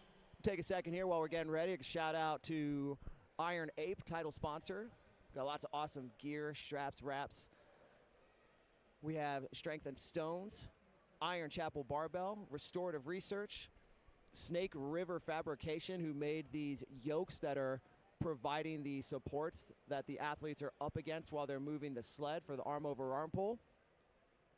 Cerberus strength, where you saw everybody in their nice grip shirts earlier. They have belts, wraps, straps, everything you could possibly imagine for strongman. Physiological clinic, doing some physio and rehab for some of the guys here on the floor. And of course, United States Strongman. This is USS Nationals 2026. This one's going to be fast, and it's going to reset itself for the most part, as long as the athlete finishes. So it should be a quick one. We might blink and miss it. Do you have any insights on how you would handle the transition? Is there anything you would do maybe as a, I don't know, an advanced competitor like yourself? Like, just how would you approach this? Anything you're thinking here?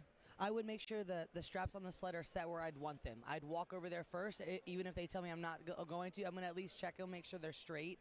Like on Restorative Research's lane, that looks perfect. That's how I'd want it, because I would know exactly what they would look like once they got to me. Of course, they'll ebb and flow a little bit as I'm pulling, but I want to make sure I can grab those as quick as possible. If I was a heavyweight athlete or knew that my straps could be potentially put on top of the plates, that would make it easier for me. I would go set those right on top. That was explicitly disallowed in rules. Oh, but I was thinking the same I thing. wasn't there. Yeah. That I didn't know that. And I asked that question actually. So good thing they can all follow the rules better than I can. But that's what I do. But also, a lot of these athletes, I might have to go yell at them and tell them that they should all probably wet their feet before this event a little bit. Wet their shoes, get all the chalk and the stuff off of them, because as they start to drag that sled back, it could be a little slick, and you could slip on that. Unfortunately, right, and strongman, you always have to play with the environment and the floor surface, and like even though it is a smooth, slick floor, there's still kind of a lot of chalk, powder, and residue out there that can make it a little messy. We'll find I out. usually just run to the bathroom, grab a couple of paper towels, put a little water on them, and put them like right at my little staging area so I can stomp real quick and go. I don't know if you remember the year at the Arnold where we had that drag, and we had a we had a drag, and then we had a sandbag load, and the first event went, and all the girls slipped, so that everyone just took their shoes off. Oh, yes, I do. Yes, I do. Shoes, everyone took their shoes and socks off. I don't think that's allowed here. Lane 7. Like lane 4 is going, and lane 7's going. She's moving quick. Lane 7 is second to last. So if you're on the Iron Chapel Barbell page, lane 8 is all the way to the right. Lane 8 has that United States Strongman logo with the white. And then next to it on the left is lane 7.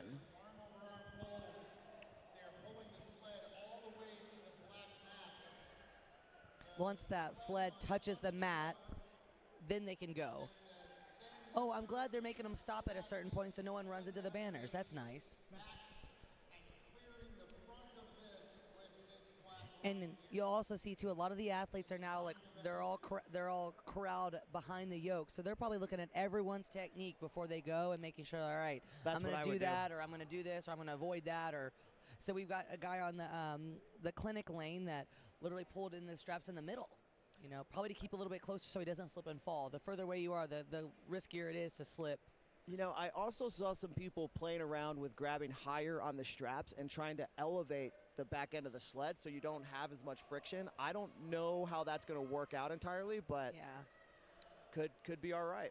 And then we've got lane 7 really using good technique on that footboard. Oh, it looks like they're warming up. I'm so sorry. They are warming up on lane 7.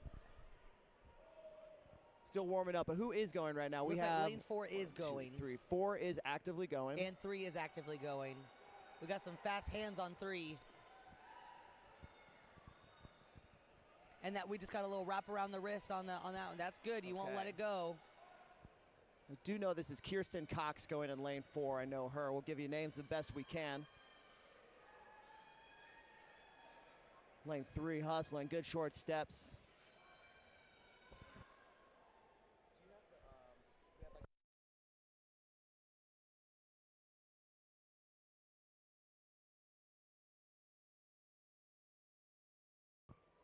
Okay, guys, sorry. I believe we do have the updated order here.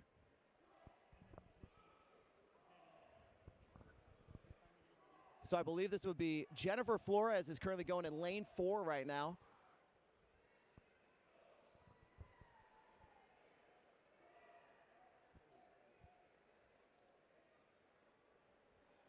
So Jennifer just finished her arm over arm pull. She's hopping over to the back, grabbing those straps. That was a nice, good, quick transition. Way to grab and go. And then we have Julio Carrillo in lane 3 starting his arm over arm pulls.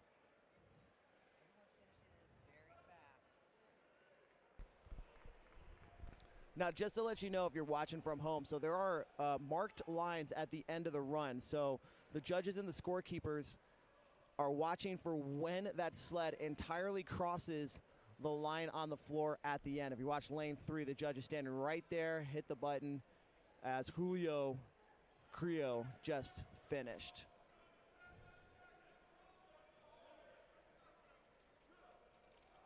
We have Camila Padilla in lane 4 up right now with her arm over arm pull. Dallas Lucky setting up in lane 8, about to go. In lane 6, we have Mark Dorfline stepping up. Lane 5, Chris Guthrie is getting ready. Mark Dorfline making good work with that sled.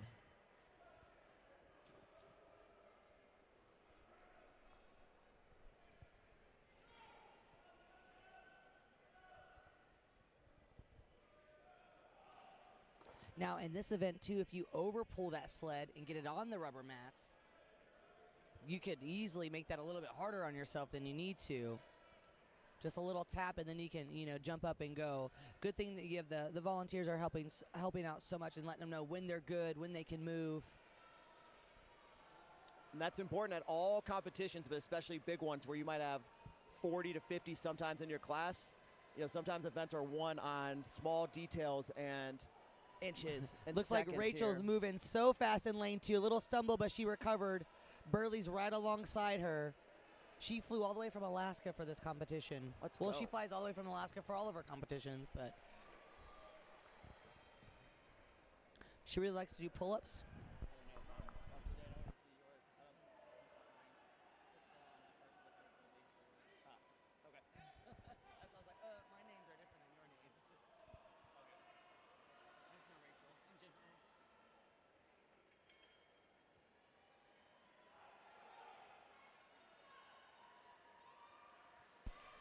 Lane 1 is off to a great start. She's almost done with her drag.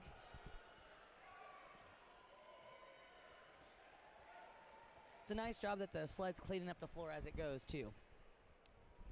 True. Yeah, you can see the lanes as they're going.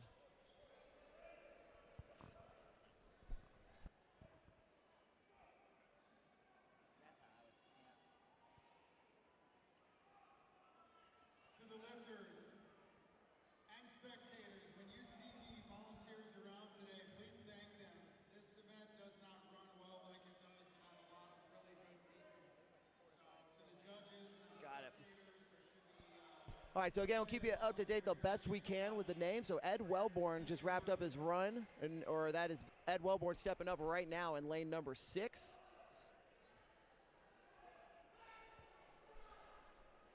And I know it's hard for y'all to see on the live stream, but you'll notice that those footboards are put across the yoke for them to get leverage. So now, if a lot of the athletes, if they've practiced this before with the footboard, they can almost turn this into like a kind of a semi-squat event, almost like a little deadlift, essentially, where they can really push off that board and get a lot more leverage versus just using their arms and back for it.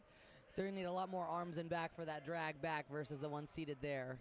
And depending on how heavy or difficult this is for an athlete, I mean, you might see like a full leg press into the board and then a back extension and then a row. So it's really a lot. You got a full body movement going on here, but some other people, if you got real strong arms, could just basically bicep curl and row the whole thing in all day. So you'll see a variety of techniques How would as you approach athletes this are coming one? here. So I played around on this yesterday, and actually, so the ropes are stretchy.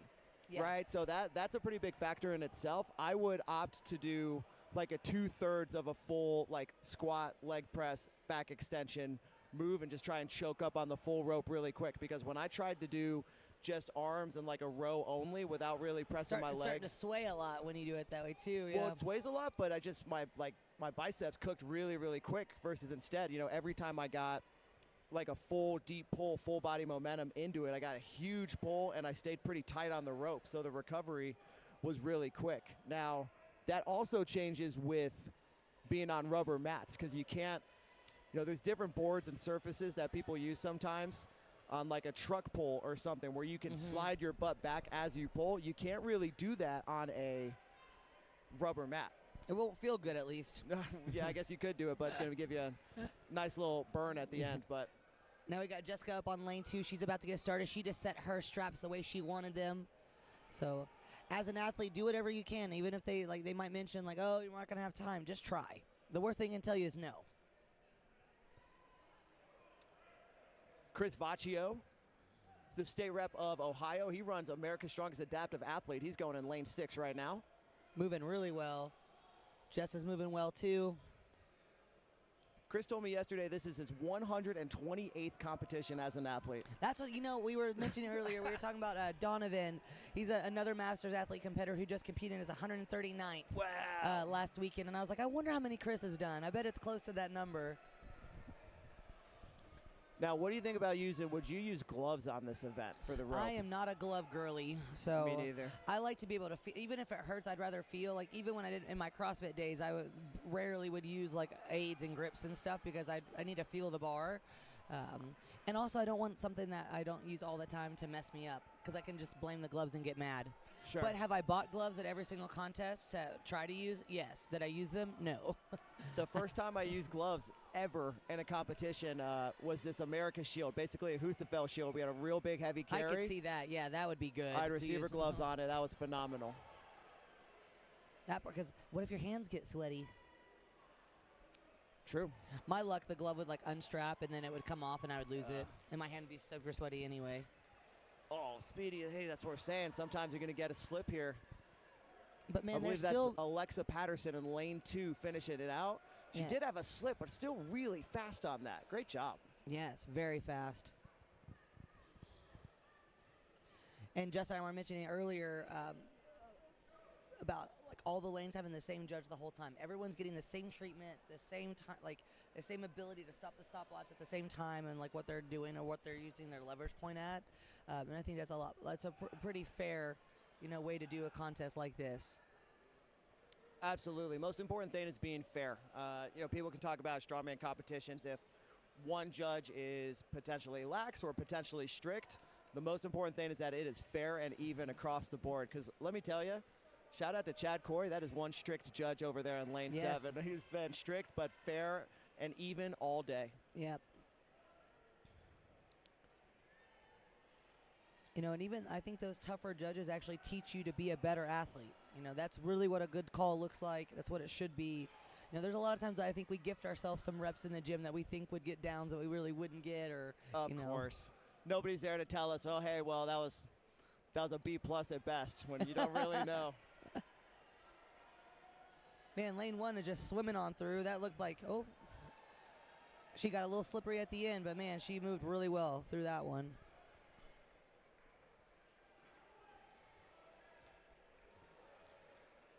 Lane 7 doing that big heave-ho technique.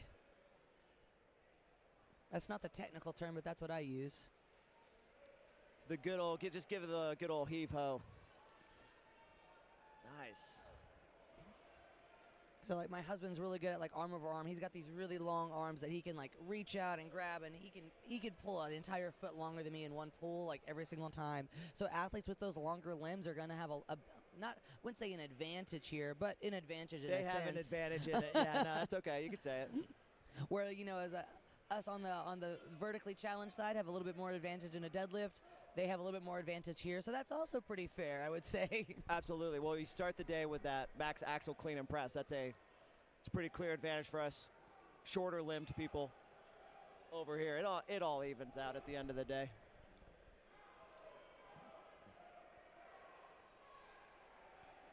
You can have the best genetic advantages in the world if your strategy and mental disposition is way off. Doesn't matter. Yeah.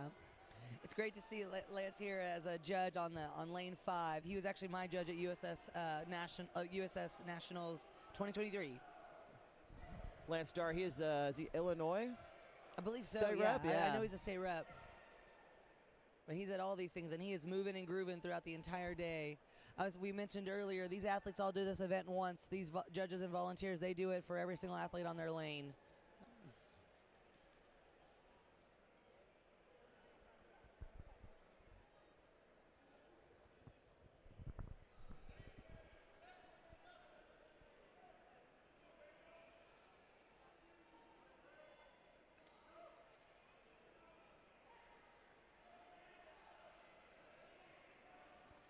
Yeah, someone mentioned in the chat on the live stream on lanes 1 through 4, this is a pivotal event. Either way they trained it as trained it hard or not, points will flip, which is very true. You had some more static, like strength events in the first 2 events.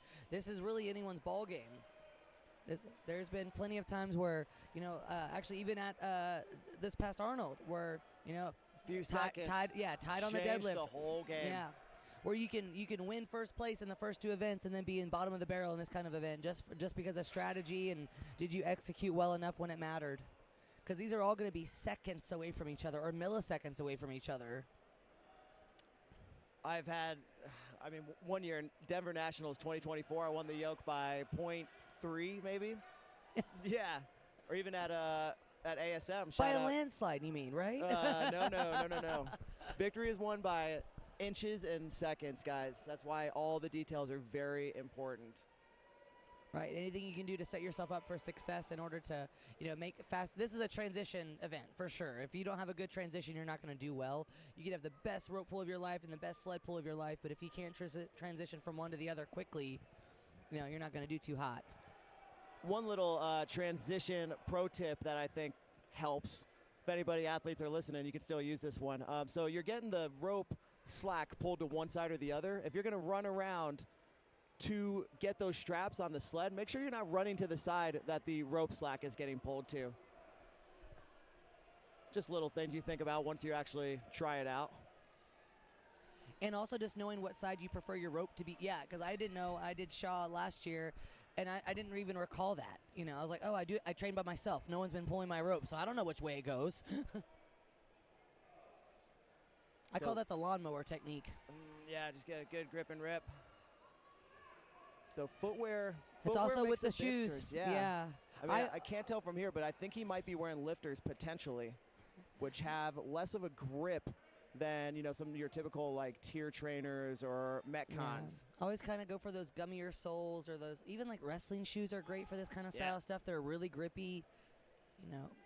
Those barefoot shoes, even though they look kind of silly, the little toe ones, those are really great for this. Even the brand barefoot shoes are really great for something like this too.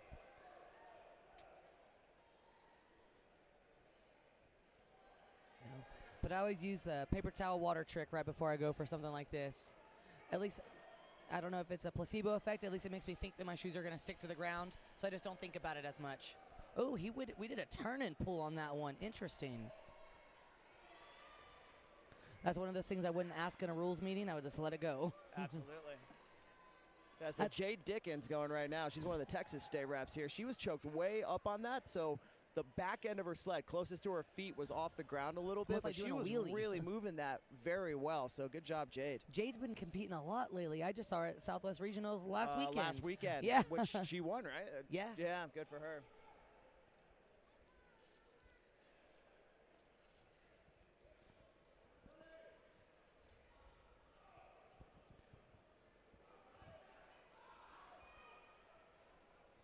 But these athletes have already done a max axle clean and press with 3 different attempts. They've already done max reps on deadlift.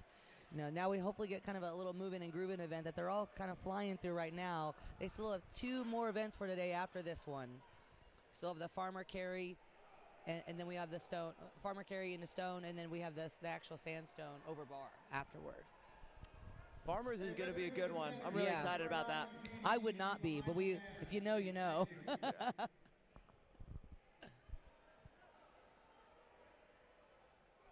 My favorite thing about Strawman is the diversity of equipment. So there's a lot of people that have not used this type of rope or this type of sled. And even the farmers are different than what most people are training. So, the people that will come home on the podium today are the ones that adjust and adapt to the equipment. So that's, if you want to be good at this sport, you always have to account for the fact that it's probably going to be different than what you train with and that's fine. Like, you know, Yeah. just come as best prepared as you can and learn the implements and Man. the equipment once you get there. Luke, I don't. Maybe he was a Oh, firefighter. I'm not wow. sure. That's actually Kate's husband. She's a pro strong woman. Let's go. That's filming for him in the pink pants down there. His transition from getting up from the ground over the he flipped over the board through the yoke instead of going around to go straight to that sled. That was another thing. Aston rules meeting. Somebody asked, "Can we go through the yoke instead of around it?" And the answer was indeed yes. It was yes. Yes, allowed. That was probably the fastest transition I've seen. So And he grabbed both. that's probably You know, yeah. if I needed help getting out of a burning building, I'm calling Luke. That was pretty good. Yeah, and he had that again, that like side where his kind of shoulder and chest were facing away instead of a backward sled drag. He had like a quarter turn as he was running with it. He was lightning fast with that. That was Yeah. amazing. Heaviest shuffle of all time.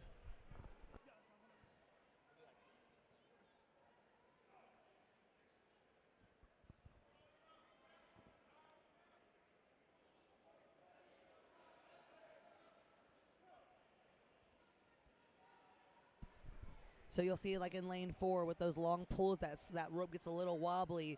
Now, he's got great hand-eye coordination. He's doing great. But, you know, me, not as blessed there. I would definitely have some issues with getting my hands back in place afterwards. So good training on him. He looks, that must be one of the teens.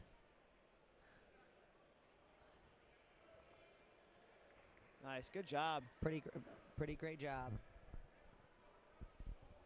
Another important thing, a lot of these athletes do a really good job of finishing through the line. You know, you always want to make sure you don't stop too short, just guessing like, oh, I think I finished it. Could you imagine, you know, you're like, maybe just, you said it's won by inches in milliseconds, essentially. It's like, oh, you got to go pick the straps back up and pull it one more Oh, inch.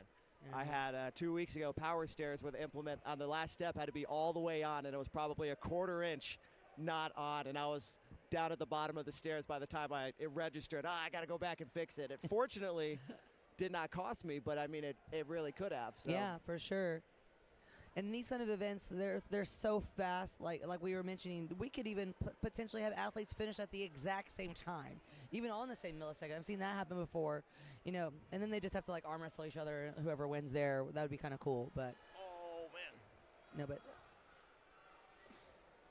You know, and I would be the type that I probably would not wear knee sleeves for this event. I know a lot of people are great for them. Maybe they're just keeping their knees warm. But for me, I would want to be able to feel free enough to move as quickly as possible. Depending on how heavy it was. If it was super Yeah. heavy, that's a little different. But Where are you on the, for lack of a better term, the knee sleeve spectrum? Do you always rock them tight? Do you have a variety? Like, where do you go on a that? 5mm sleeve for almost everything I do. Okay. If they're not super tight, I can wear them comfortably all day. I just have bad knees, probably from CrossFit or being a silly kid back in the day. So Okay. I need them for basically anything. Like if I'm at the gym, they're on. Got Whether it. I'm just there like restocking the fridge or something, I might have to have them on for that. But I actually really love, like I use in one arm drag in lane 4, which is really cool. That's the first I've seen that. Yeah, sometimes I actually wear like a patellar tendon strap, which has been really helpful for me. That kind of, I don't have to wear the sleeve as much. You know, I had an absolute rookie mistake at my last competition. I left all my knee and elbow sleeves at home. Cody Abel, if you're out there, shout out. He lent me some double ply Cerberus knee sleeves that felt amazing all day long. So I ordered a pair as soon as I got home. I really liked them. It's one And of our he's- sponsors. He's They're a pretty great. nice guy. Very nice. Sassy in a rules meeting, but nice guy overall. Sassy probably from the moment he wakes up. Love you, Cody. I was but- trying to be nice, but Yeah, yes, yeah. yes. So guys, all right, I appreciate you letting me on. I'm gonna pass back to Mr. Justin. Hannah, thanks for letting me be here. Of course, good to see you, bud. And if any of these guys need a bathroom break, I will catch you back a little later. But enjoy the stream. Thanks for tuning in. If you want to be here next year, check out all the USS shows on Iron Podium. But have a great day, guys.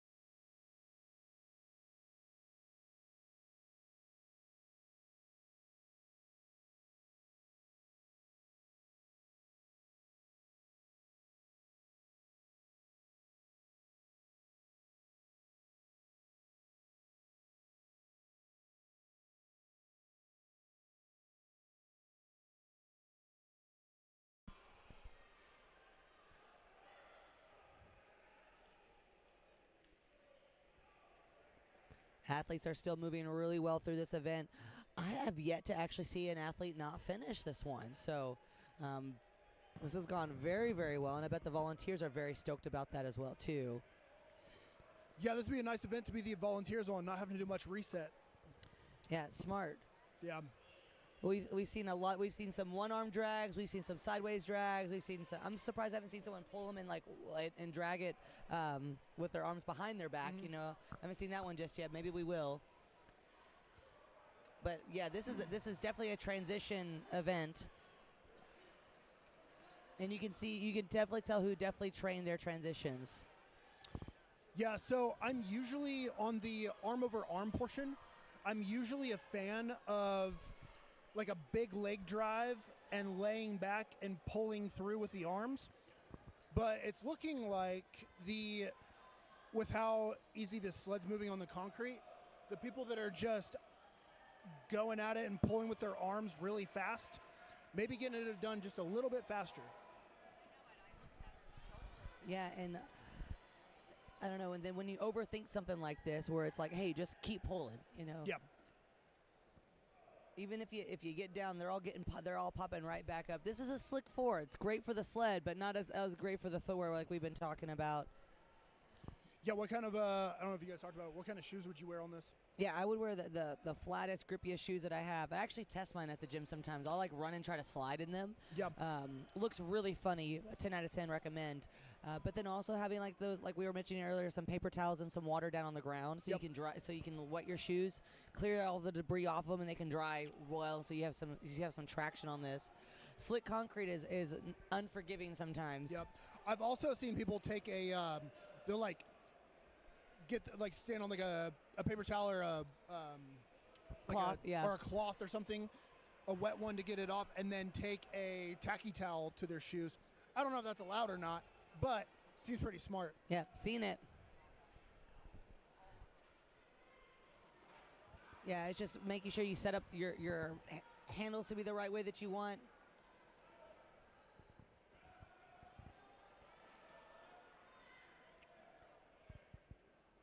They're getting everything nice and reset for every single athlete. On if you were doing this event, would you want it to be heavier or lighter? I would want heavier. That's to me, it's always a determining factor, because I may not have the longest limbs, but at least I'm strong. So at least that gives me a fighting chance to beat the long-limbed athletes. Yep.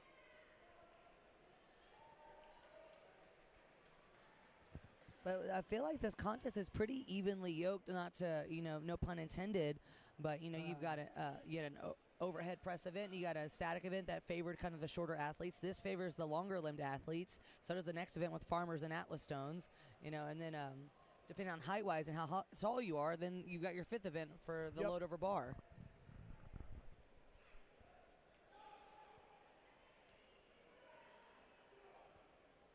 And I know all these athletes are still taking notes of seeing what everyone else is doing.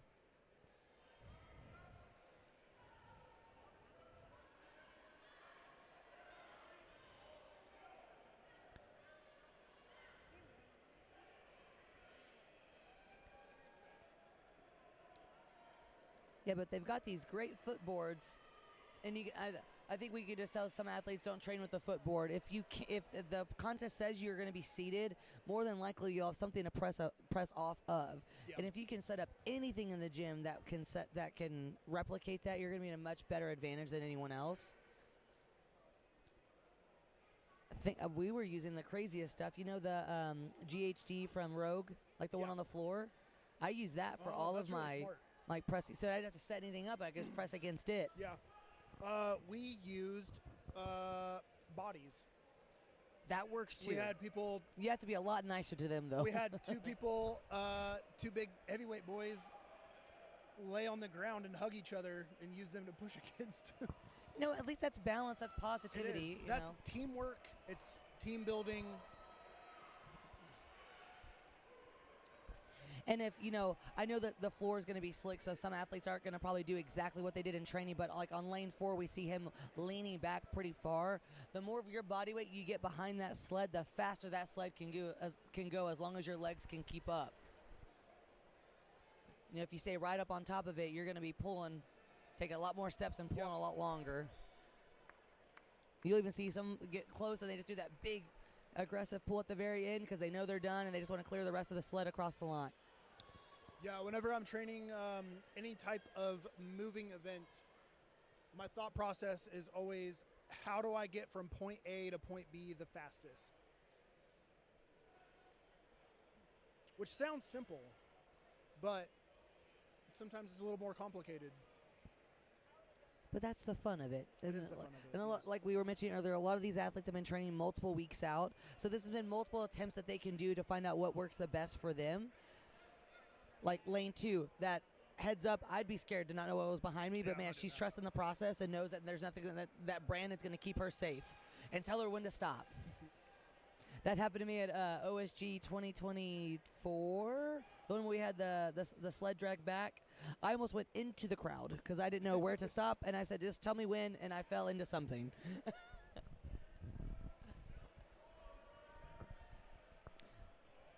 These rogue sleds look good, though.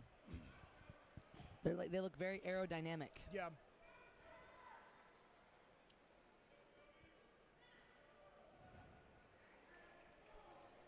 Lane 3 with a pretty crazy arm-over-arm technique. The girls are, lane 2, she is using that footboard so well. Scooting right back into it with some big aggressive pulls. Now something to be careful about is not getting that sled too much on that rubber mat so you don't have to pull it off the mat. Looks like these are pretty new, so they've got skis on them. So if people don't know at home, a lot of these sleds underneath it have like a slick plastic or metal style ski in order to help it move on turf and rubber mats and stuff like that. When they don't have those, they're not a very good time. No. No, it makes it a lot harder when they don't have those. Yeah. Lane 3 doing a really great footboard technique.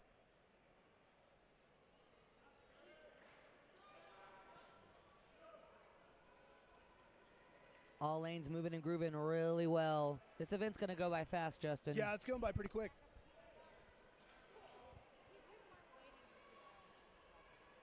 Which is good for the helpers and the athletes. Yeah. I'm sure we've all been to those shows that get drug out 10, 12 hours. I've been guilty of putting one of those on. That's for sure. Guilty.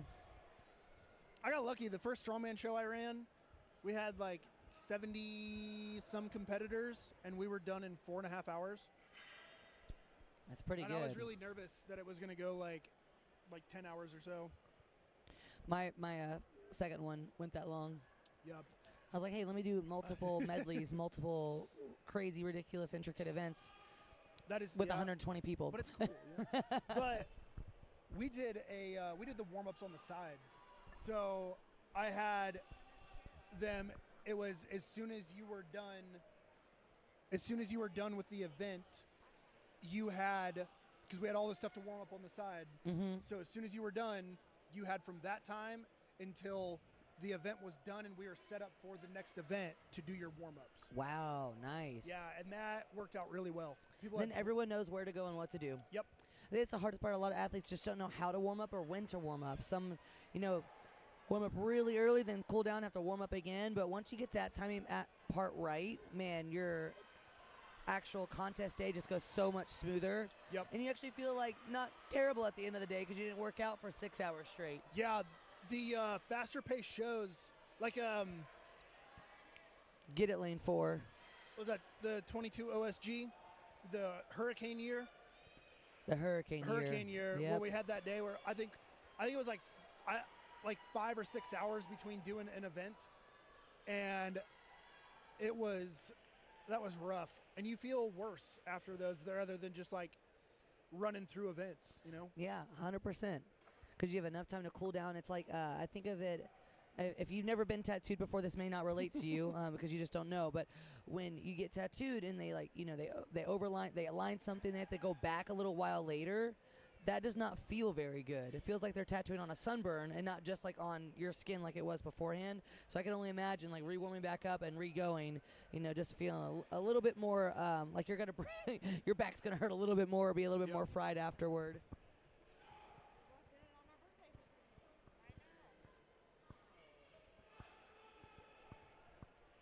I think also too, like you've got some tenured athletes competing today, which also helps the warm-ups go well because they kind of help aid the warm-up area Yep. a little bit. You know, oftentimes at shows I'm trying to corral the girls and get the whatever implement set at its lowest weight. Everyone take their attempt and then we go up together. So it's not like, hey, what's this bar at? What's it weigh? It's like, no, just get in where you fit in kind of thing.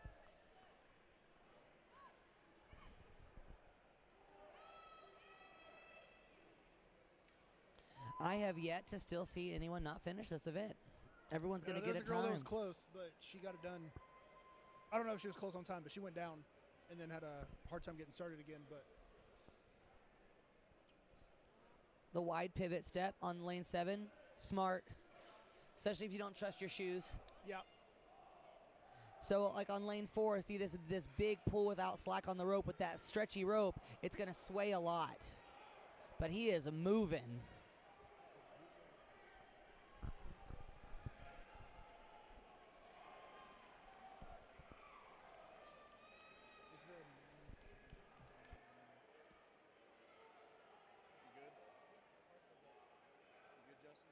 yeah, I'm good.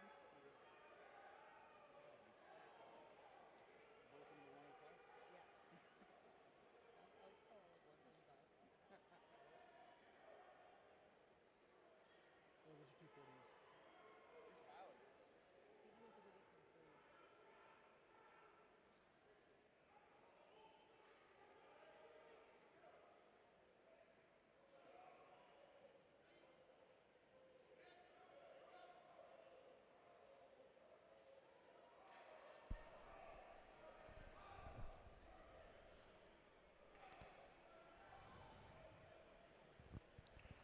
I think lane 1 has a couple more athletes to go, and it's going to be wrapped up and start transitioning to its next event. Remember, next event we have coming up is a farmer carry into the Atlas Stone carry. Atlas Stone carry, yes. Double carries. I love these stone bags. Yeah, these stone bags are pretty nice. I like them better than a regular sandbag. I do too. Yeah. Take a little bit of getting used to, but it's pretty, I mean, it's picking up a big bag of sand. Yep. Now, loading them or like putting the sand in them, not my favorite thing. No, that's never fun. They're already set. I really, really like them.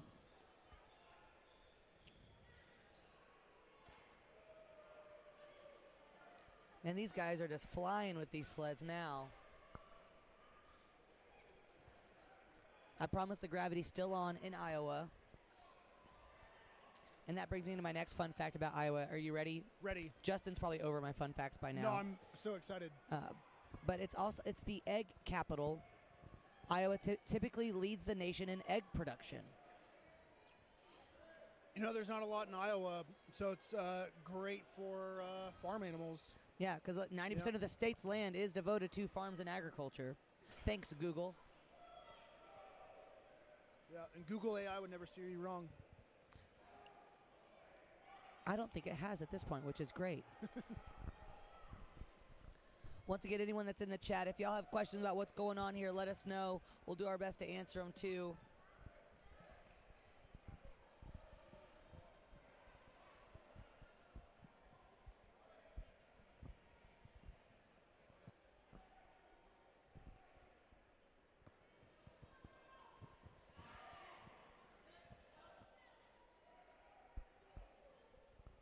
So nice to have so many volunteers telling the athletes exactly where to go, what to do, how long to pull.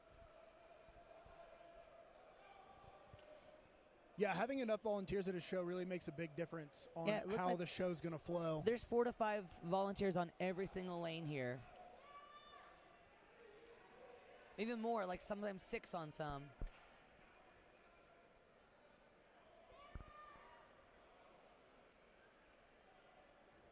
Lane 8 looking to finish. Looks like a heavy sled right now. And he's good. He's in.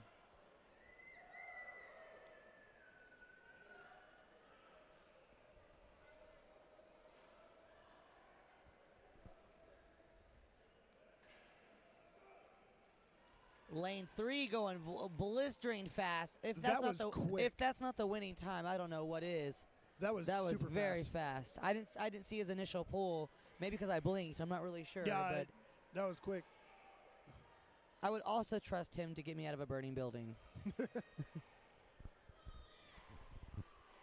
I don't know if these people are in Oklahoma, so you might be waiting a minute from that part. But if they get there in time, Oh, right, right. yeah.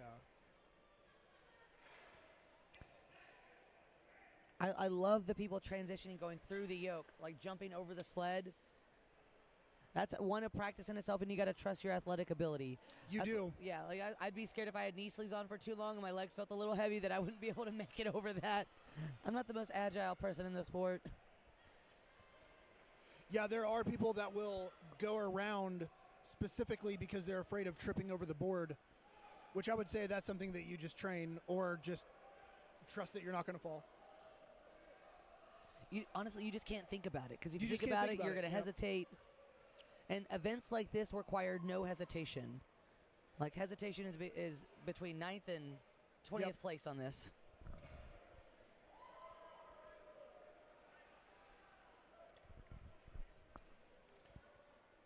And he's wearing receiver gloves in lane 4.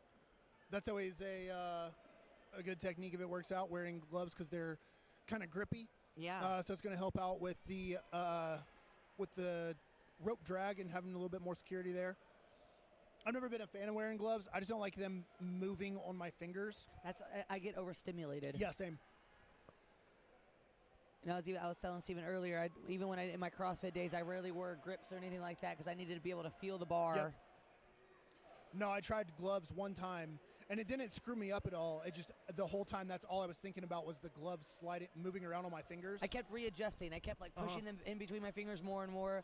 Done it once at, oh my gosh, at the first PSL for 64s. That was, I think, the one and only time I wore gloves, and we went and bought them the night before because it was August in Texas and it was hot. So Yeah. I didn't want to be too sweaty.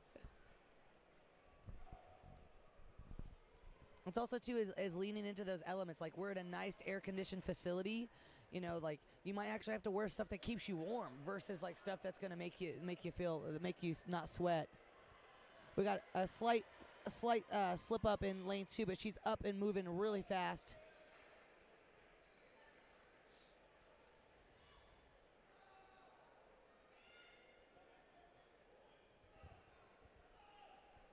And some scores are starting to go into Iron Podium. And just in the heavyweight men 275 class that I'm looking at right now, there's 27, 27, 25, 31, 25, 26, 28, 28. Like, there's a lot of going to be really close millisecond times on this.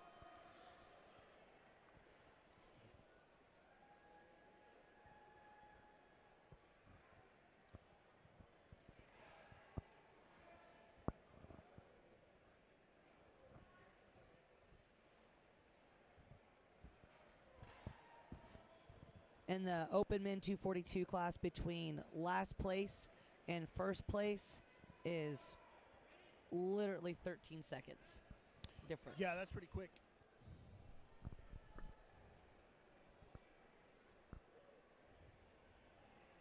If my math serves me correctly.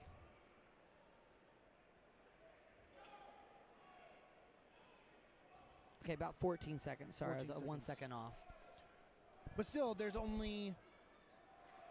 in that class, there's only one person who took longer than 30 seconds to do it, Right. which is really fast. Even though you got 60 seconds to complete, like we were mentioned earlier, you may not need it all. I think the fastest time we'll see today is going to be sub 20. Oh, yeah. I know we've got a 19 on the board.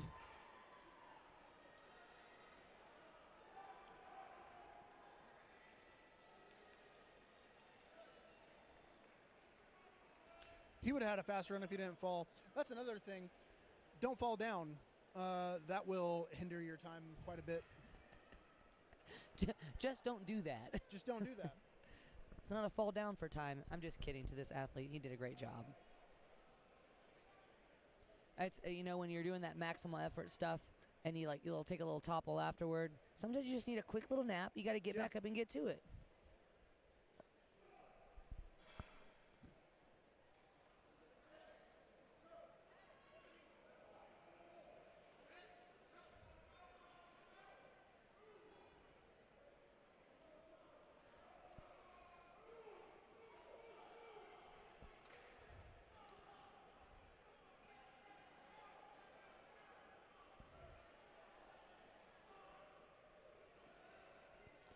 John Corky's talking about some romance on the live stream. I was trying to figure out what he was talking about. Maybe I missed it.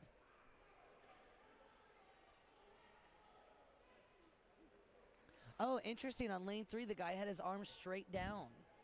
It went side to side on it, and so it doesn't maybe toe up or wheelie up.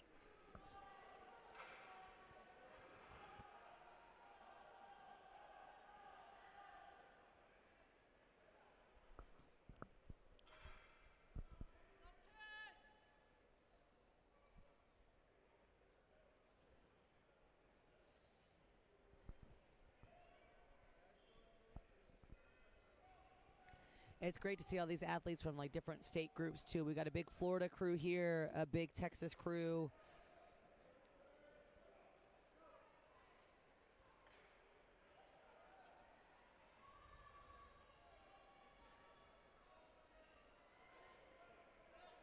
It's great to see so many teens involved in this competition.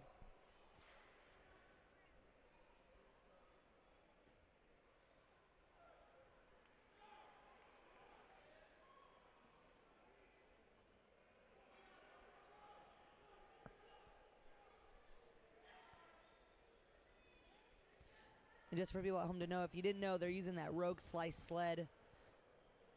Great little implement, honestly. You can pop that little, the actual loading pin for the plates can come off, and you can actually load other stuff on it instead. Yeah, that looks nice, small and compact. Yeah. Outside of like those, like the 4-post sleds, they're just bulky and in the way when you're not using it. Yeah, or someone takes the push pin and they take it somewhere else and put it in something else, and then you can't find use it for something else. Another and then, really fast one-arm drag back. I don't think that guy even breathed during that time.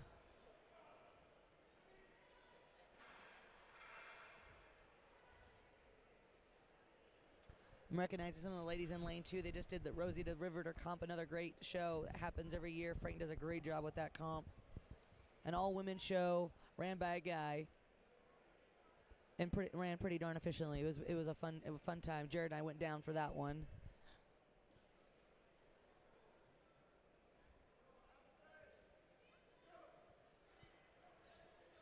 This is their third event of the day, everyone. So they've already done max axle clean and press with 3 attempts. They've already done max deadlift reps on an axle bar at a set weight. Now they're doing this arm over arm into a drag, and they're about to start farmers. I see some athletes already starting to warm up farmers a little bit in the back. Well, fast time in lane 2. Little fun fact about these farmers, apparently they're a fan favorite of these athletes so far in their warm-ups.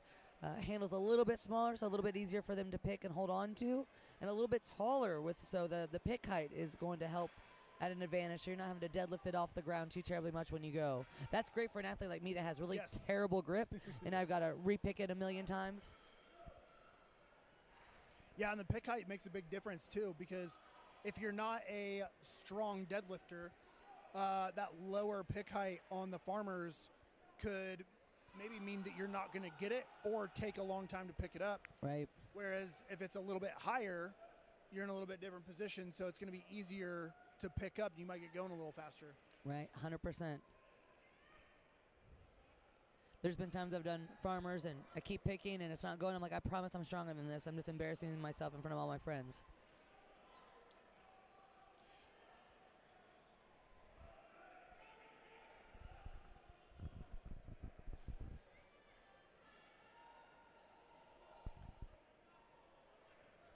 Lane 4 looks like he's getting his feet set for a really good leg drive pull. And he's going to arm over arm it.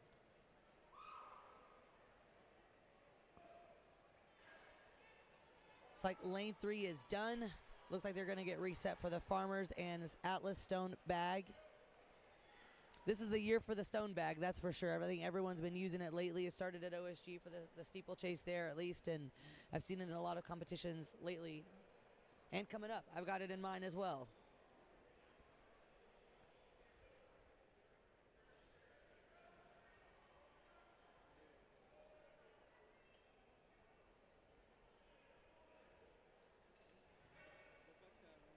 Lane 1 and 2 are down to the last couple of competitors in those classes.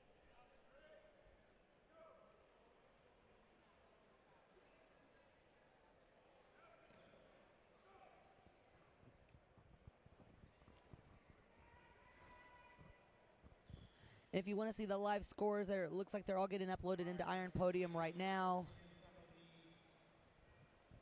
Platforms or lanes finishing up the arm over and I see a 14 second. 14 seconds is quick. That's the fastest I've seen so far, is 14 seconds flat. That's fast. I don't even know if I can run down and back that fast. Okay, maybe I can. Maybe I need to believe in myself a little bit more than that. But very impressive time. And that was from one of our teens. That's from Mason King and the teen men's 220 plus.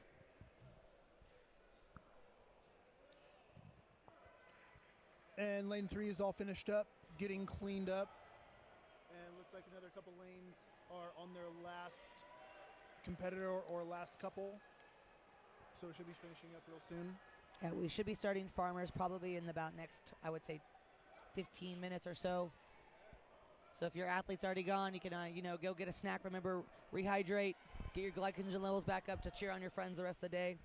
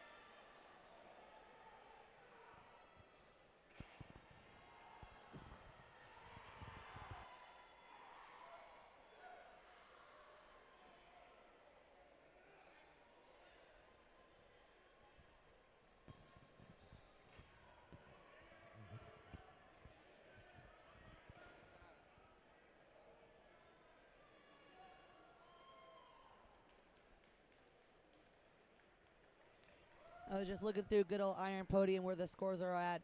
And in our, we've already congratulated our heaviest presses for men and women. But the most amount of deadlifts was from Brenda Schubert in the Masters Women Heavyweight 50 Plus with 18 reps. That's a lot of reps. That's basically cardio.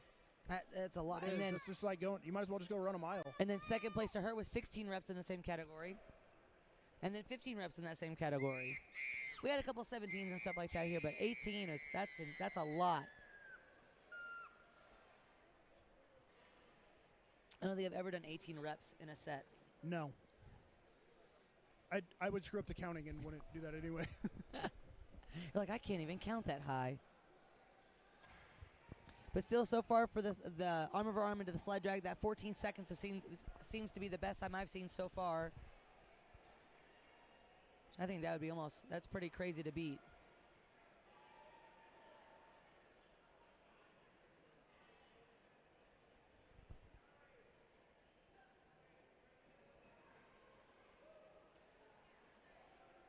In the heavyweights on the deadlift, which was 625 pounds, there was 13 reps. That's a lot. Was the winner of that one. That's quite a bit. Yeah, and with my coach, the way that he does my programming, when I do all of my reps and sets, it actually puts all the weight, for me what I lifted. So 13 reps at 625, you said, right? Yes. He did, in 60 seconds, he lifted 8,125 pounds. That's like a piano or two. That's like a lot. Yeah, that's like That's like a lot. that's like an elephant or something.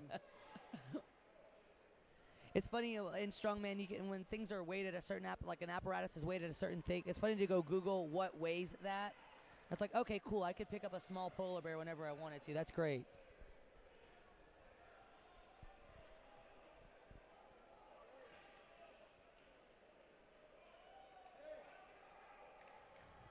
Looks like lane 4 is now wrapped up. It's going to start transitioning over.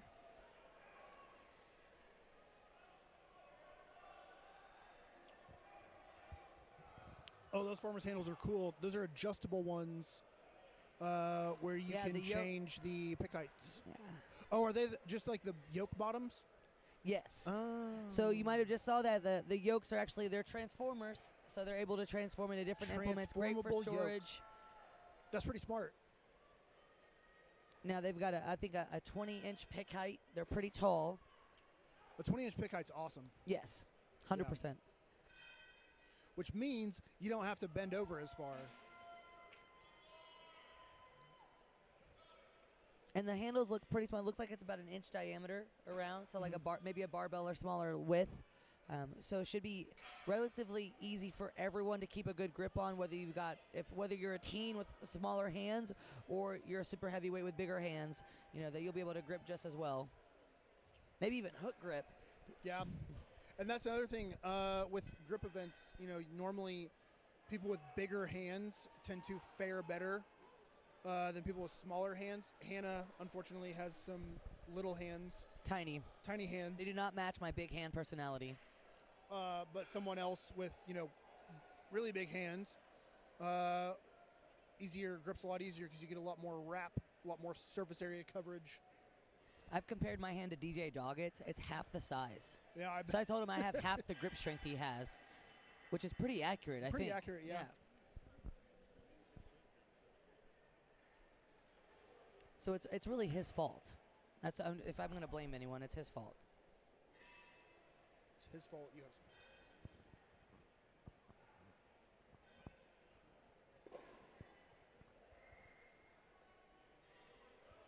So this next event with the farmers to sandbag, this is another medley, another race, if you will. It's a little different on the technicalities, though, and things that you need to think about because you have a carrying, like on this last one, you're just essentially dragging the sled a different way, both ways. This one, you are grabbing something with, handles and carrying it down, and then you are picking up a bag of sand and carrying it back.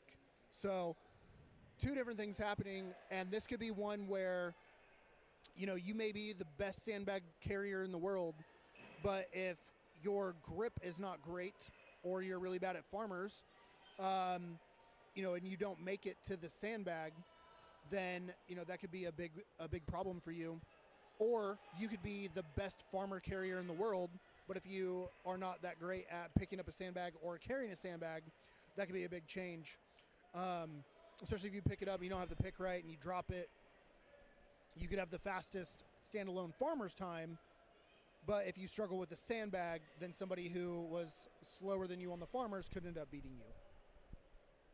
Yeah, and really with these sandbags, they are spherical. The nice part about them is the ones, at least that I'm seeing so far right now that they're going to start with, they're not completely like stone packed where they're super, super dense. They are still dense, but there's some squishiness to them, so you can like hug them to yourselves. They'll kind of mold around you a little bit more, so the carry's not as bad. When they're packed out like really hard, man, those are hard to carry. I will say that is like carrying a stone. That's like my sandbags. I have mine packed pretty full. It's like my 300-pound bag is probably the hardest 300-pound bag I've ever done because it's just like a block of concrete. Yeah, I like if you're looking on in between Iron Chapel Barbell and Restorative Research, there's one that's kind of like slouchy on the side. That's my preferred. That one looks great. You can get a little dip underneath it and still pick it where it's kind of flat on one. And what I always tell people when it comes to anything with sandbag events, it is a bag of sand, and you need to kind of abuse it a little bit. Yeah, it's not gonna get its feelings hurt. Don't be gentle on it. You got to be aggressive with it. You got to crush it.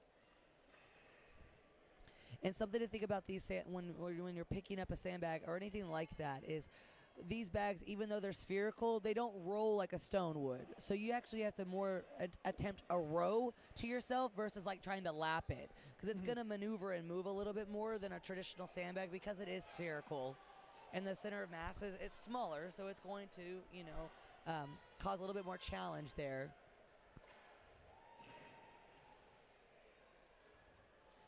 I like how our lady in lane 2 is just almost like dancing with her sled down. Mm-hmm.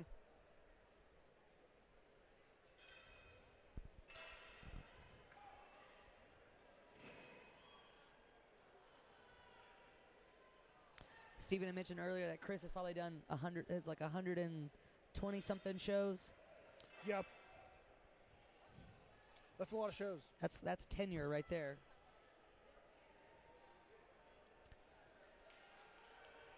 Looks like lanes 3 and 4 are getting set up for farmers. Lanes 1 and 2 are down to the last couple of athletes, and our 6, 7, and 8 are also wrapping up on their last couple of athletes.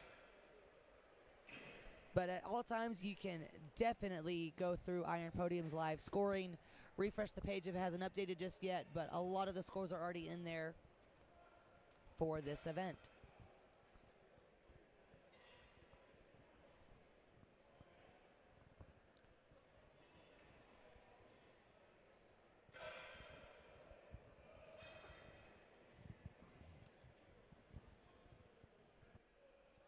We've got the chat going on lanes 1 through 4, and we've got a tenured strongman in there going over, John Corky going over, like having the taller bags that you can kind of push over and get into one hand and go.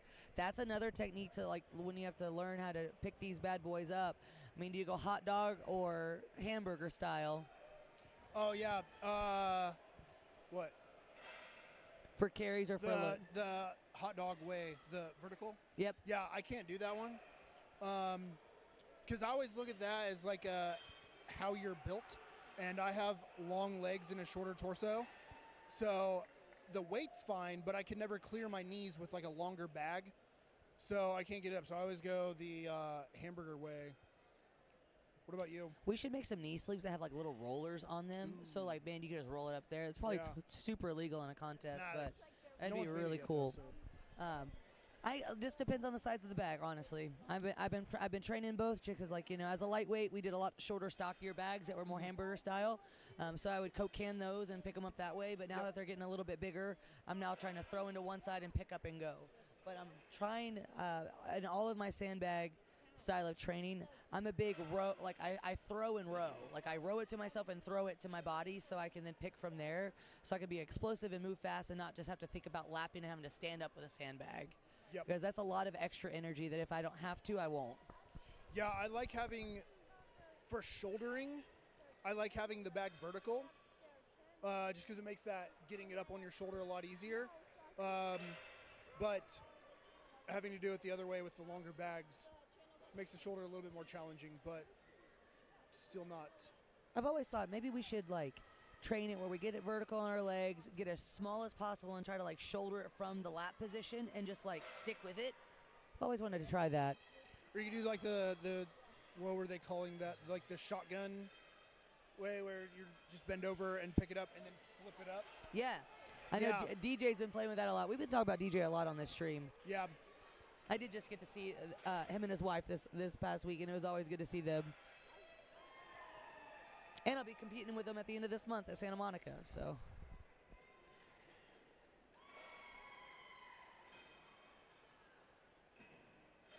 Oh, someone says we need to introduce ourselves. If you're just now tuning in, the people that have been yapping on the live stream all day is Pro Strongman Justin Loy and Pro Strongwoman Hannah Lee. Sorry, I'm going to give you my full government name, Hannah Lee Cold Iron White.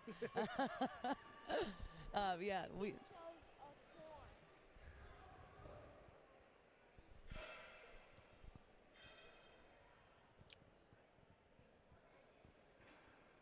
Yeah, we both had our plenty of time in the sport.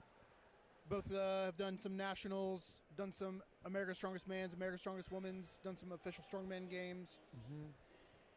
From the, let's say, from the parking lot shows all the way up to the biggest shows. Yep. And we're still here. We're not here. too broken yet. But fun fact, the way that I met Justin Loy was actually at my first Strongman Games in 2021.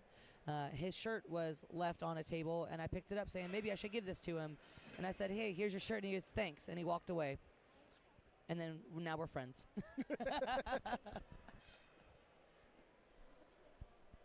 That was younger me, and when I competed, I was in a completely checked out and in a different state of mind and not really paying attention to anything else going on around me. I was just happy to be there. Yeah. It's only been recent that I'd go to shows and, like, talk to people and, like, have friends, make friends. Because before I was just like, I'm here to compete. I don't really care who you are. This is war, right? Yeah. Like, Now, in my humble opinion, if anyone gives a darn about it, the more fun you have at a show, the better you do. In my experience, the times that I've taken it really, really seriously, I get in my head a little bit too much. I overthink things that I know how to do, and then I don't make friends. And I spend all this money and all this effort, and then I go home with not someone to vent to about it. But Yeah. most of my best friends are in the strongman sport. Same. Like, Yeah, the best friends I've made have been from the sport. and the people we see the most often. I Yeah. see my strongman friends more than I see my actual family. Yeah, Hannah and her husband live in Oklahoma, and me and my wife live in Kentucky. And last year, we saw them and hung out more with them than we did with any of our other friends. Same. In the entire year. Yep. Even people that live 9 minutes down the street from my house, I saw Justin and Katie more than them. Yeah. But I'm real excited to see this event. These, like I said, the Sandstones have been making a big appearance at all these shows. This is another big show that it's at. It's at another Nationals, Masters Nationals. I mean, I think every big show is having Sandstones in this past year. So Yeah, it's one of those new trendy ones. Like they had the Husafel bags when servers came out with those. Those were hot, and now we got the Sandstone bags. that is probably my only sandbag that I'm not a big fan of. The It's Husafel just bag. Husafel. I think Oh. it's just the pick, the way to pick it, because I don't get like 'em. I'm an explosive picker off the ground. I like to row it. I can't row that one as much because of how it is, unless I throw it straight on the ground and do it that way. But Yeah, I don't like how big they get. So like the only one I've ever used was a 350, and it's so tall. 350 kilo, guys. Remember, he's a Yeah, pro 350 strongman. kilo. Okay, yeah, no, 350 pounds. But like a regular Husafel loaded to 350 pounds, so much easier because it's a lot smaller, and I don't like stuff hitting my legs when I'm running. So that was a mental problem I had when I was carrying one. Yeah, like they're uncomfortable, and like the bigger they get, also they cover up more of your body, so your legs aren't free. Uh-huh. That's something that's really nice about the Sandstones. Thank goodness they're a lot more compact, so the athletes should be able to move pretty well with them. Now it's going to not let them breathe very well, and maybe like they might need a I know the women, you always have to like go to the bathroom right after you do a sandstone like run of some sort because it just presses on your bladder the entire time. But overall, at least their legs will be free, so they'll get it over with quicker. And for farmers carries, it looks like they're starting to warm up in the back. They're doing some picks and some marches. I love seeing that at the national level shows where they're learning. They know how to warm up for this. You don't need to run 40, 30 feet every single time you warm up. You need to you can stomp right in place and get the idea to get your core activated for farmers.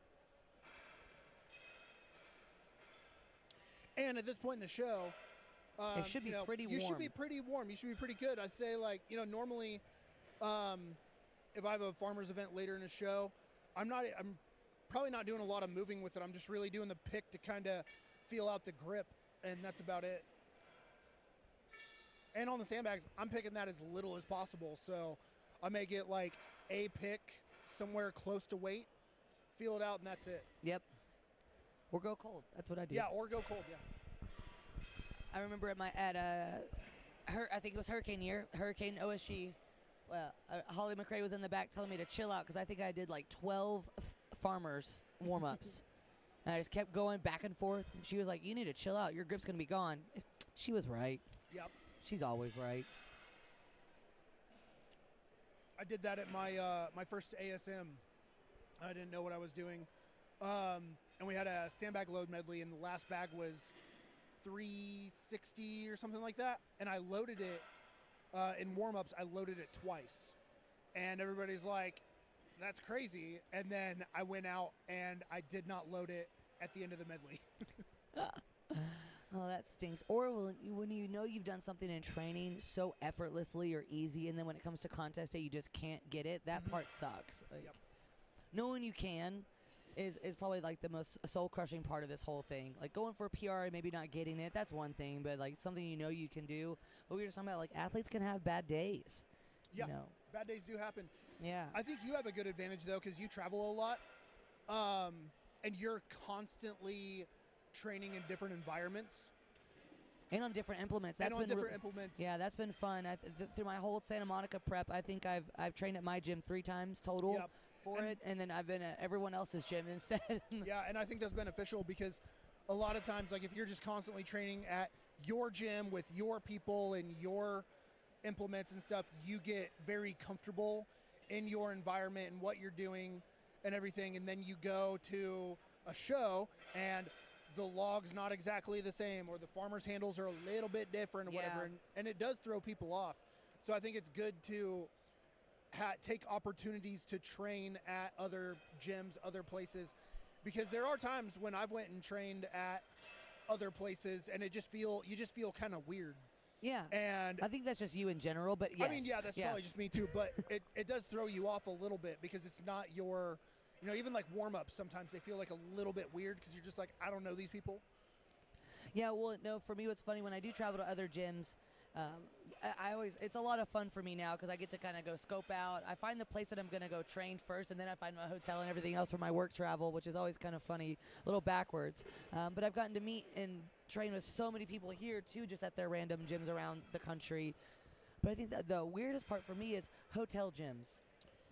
Those dumbbells always feel so much heavier than dumbbells anywhere else, and I don't know what it is. Is it because it's air conditioned and I'm not used to that? Air density, or yeah, something. for sure. Yeah, Yep. or they probably just haven't been picked up in a really long time at that hotel. The gravity's they haven't been just picked up, on a little bit gravity's more. really pushing Yeah. down on it. Yeah. They have no chips in them, so they're actually the true weight.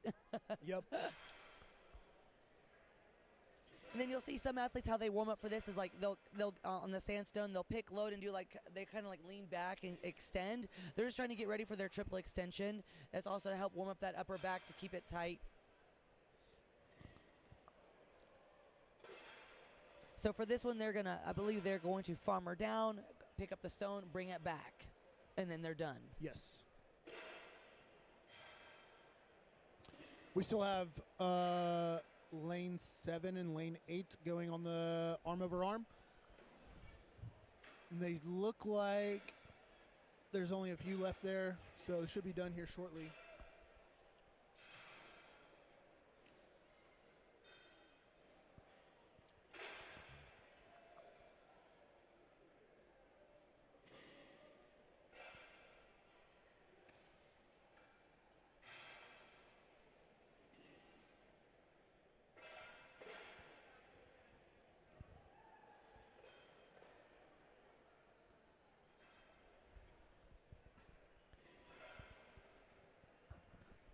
I hope Samson feels really supported because he's got some great people in the chat looking for him.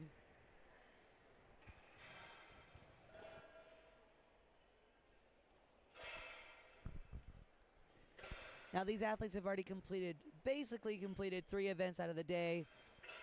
Really good timing and pacing for this show.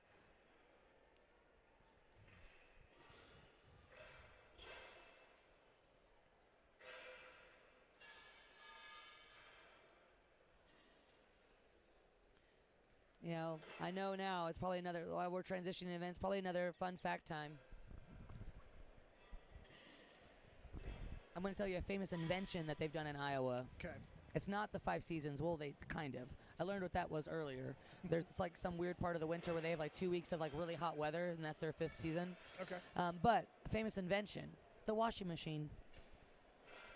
I thought George Washington invented that. He did not. Okay. Fred Maytag invented the first sorry, I can't read, washing machine in Newton, Iowa in 1907. Didn't know y'all were going to get a history lesson today. They just had to wear dirty clothes before then. Hey, Ben, I see you on the live stream. What's up? How's Vegas? Hopefully it's not as hot as it should be right now in the middle of, what is it, June? June. June, yeah.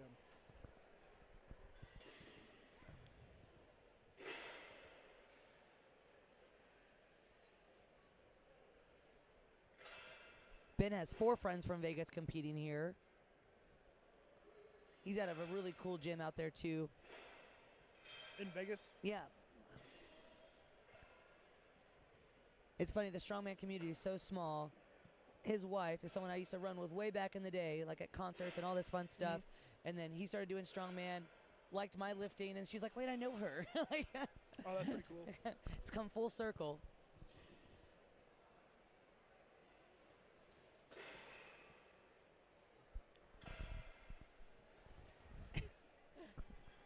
It's only 96 degrees at 12:30 in Vegas. No big deal. They're in for a bad time. It's going to be a rough summer there. And I don't know any summer that's not rough.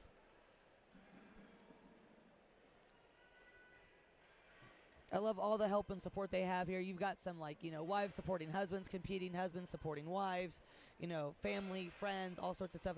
I've had some kids yelling for their mom and dad while they've been competing here today, too. It's been really cool to see.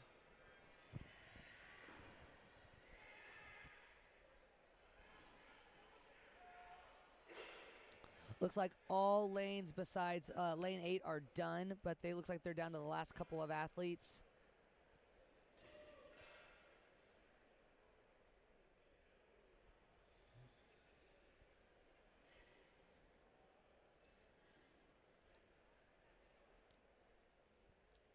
Now, for me, when I do these stones, I see a couple people bending their arms a lot to get around them. I keep it as straight-armed as possible. You want to protect that bicep at all cost. Yeah, I always like to look at it as my arms are just the connection, just the supporting and holding onto the bag, and I'm not really doing any picking with the bag or with my arms. Jared tells me to be a crane. Yeah.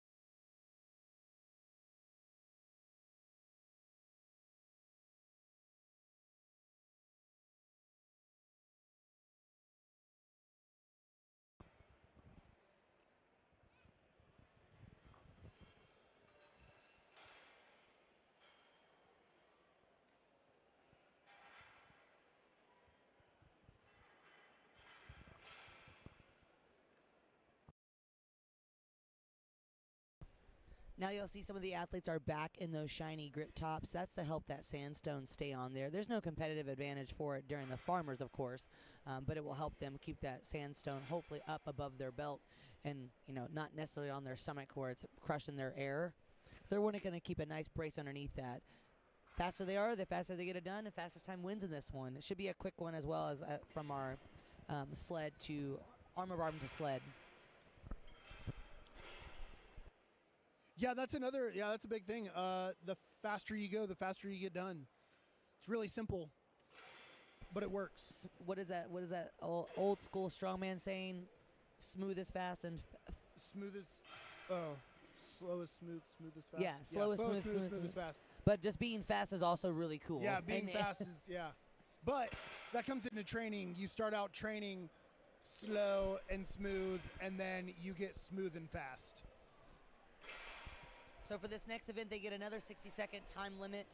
The athlete gets to begin with their hands on the implement, which I really love for grip events to get it set, because it is a little bit more nerve-wracking for me on those kind of events. I do like that a lot.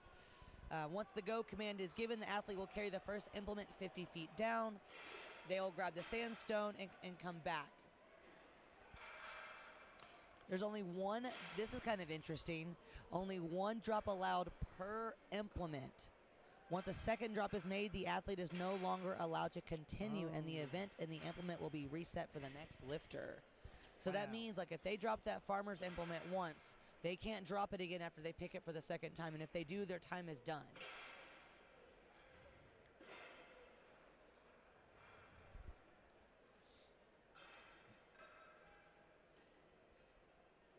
Very excited to see how this one goes. Have you remember when Farmers with the Turn had its season? Yeah. I'm glad that season's over. I am too.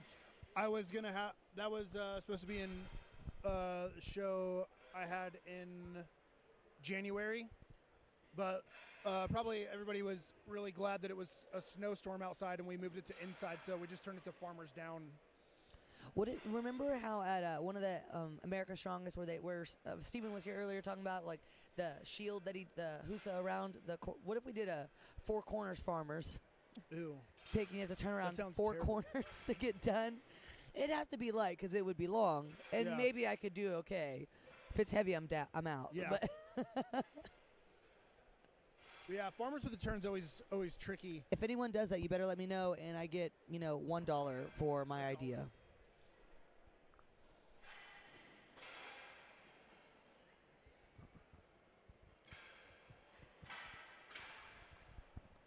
Looks like we've got athletes in the back warming up on farmers and athletes on the floor warming up on farmers. Biggest difference there is they're using the ones on the floor are the ones they're going to be using for the event. The ones in the back are your more traditional farmer handles where they're side loaded and have probably a little bit thicker handle. But great to get in some warm up attempts before you come out here. If it's already set too high or it's already set to comp weight, at least you can warm up back there on something. I always liked my last warm-up to be the hardest thing that I do, or the hardest thing that I remember. Not weight-wise, but for example, like for an overhead press or for something like this, the last thing I want to do is something kind of difficult, like a hold and just drop. Or like if it's an overhead event, I might just do a heavy clean or a heavy dip with the weight versus actually trying to press it, just so like my body's used to that heaviness before I go. This one is one of those where you should just be able to kind of grip and rip as you're so warm throughout the show. But yeah, and when you're training for events like these, there's people that are all over. Some people that getting, when they start training for this event, just getting to comp weight could be a challenge for them. That would be like a PR for them. And there's other people who can train, like comp weight for them is like an everyday weight, or like that within like 80% or something for them. So depending on where you're at, it's good to change your training around that. Like if the farmer's weight's easy for you, then you should just get really good at moving that weight. Yeah, moving and fast. You don't need to worry about like training them super heavy. And I think it's beneficial, to if you're better at them to go heavier time to time, but really just trying to be fast on this event and, not training, if the farmers are 200 pounds and you can do 300-pound farmers, then you better get really good at moving with 200-pound farmers. Yeah, like learning how to do a running start or, like that kind of stuff. It's like, what can you do as like, if your standard is always so good, what can you do to take it to that next level? Yeah, I always have, if I have any of my athletes doing something and they're like, oh, this weight's really easy for me, and then I'm like, well, then these better look really good. Or I'll make it look hard so Terrence doesn't give me anything else. That is also smart. Yeah, Terry will punish you if you do something good.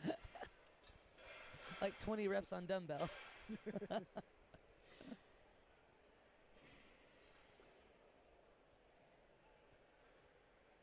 You'll also start to see athletes put their, knee sleeves back on, stuff like that for this, because the farmers, even if it's light for them, it is still a deadlift. They might want that extra support as they're running, and they're putting all that weight on one side of their body as they move throughout the course.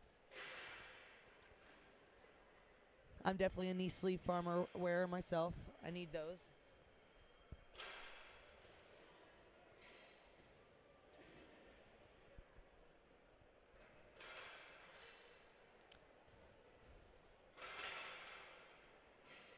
John Corky's arguing that grip shirts are an absolute hack for farmer and frame carries. Good for you, bud. Maybe he Zerchers. He probably Zerchers one of the farmer handles. That's what I assume. Yeah.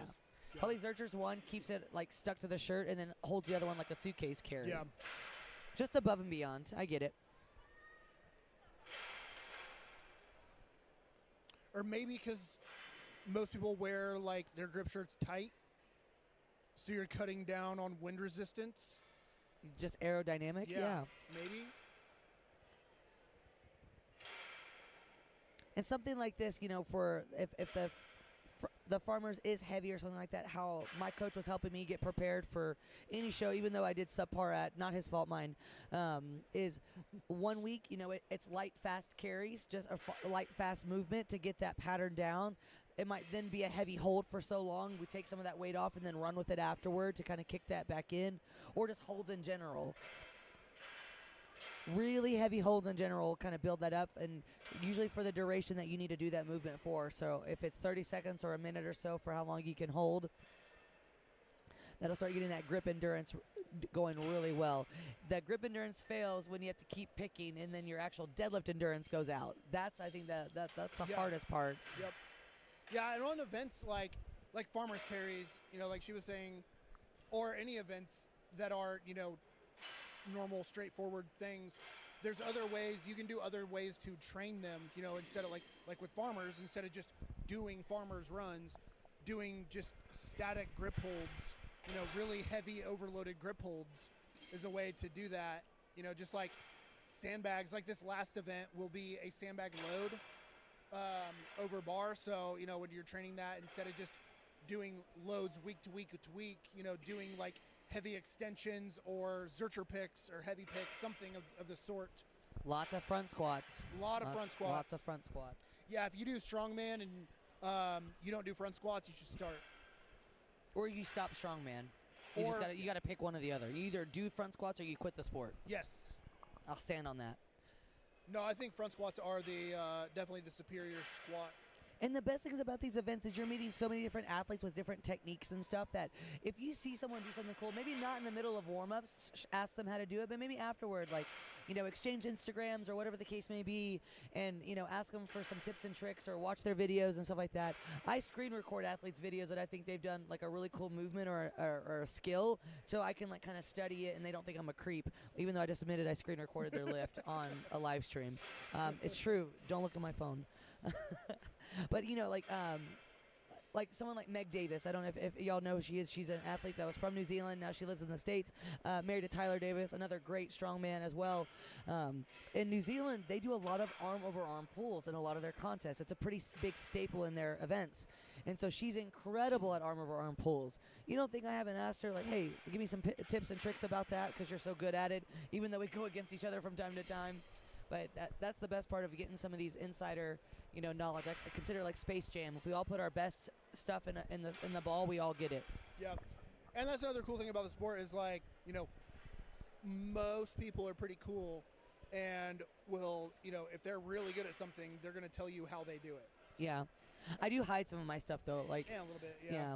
There's been a time or two where my trained a certain transition that I didn't want anyone to know. I made that mistake for America's Strongest last year.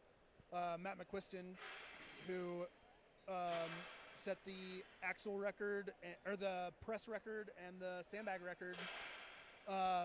He came to train with me one day. We were doing the keg medley.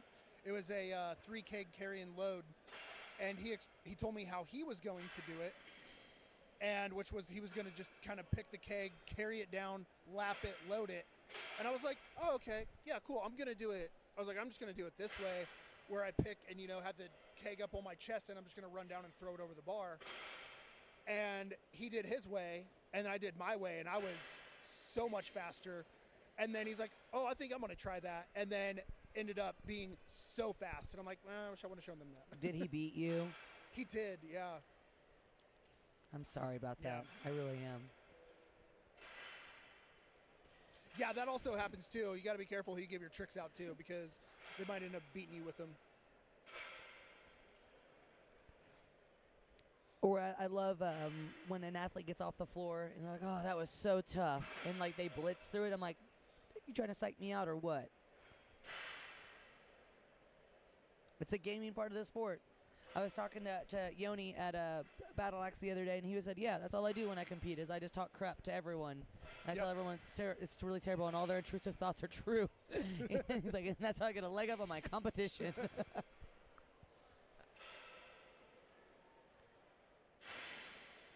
But you'll see people here that have never met each other before. Maybe they've creeped their Instagram to see how their training was going or something like that. But like they will go home lifelong friends after this event because, in a sense, they trauma bond at contests. Yeah, a little bit. Little bit. We're all doing really heavy stuff, and we're all like trying to put our best out there on display. Sometimes an event goes well or bad for us, just depends. But we get to bond with each other through those things.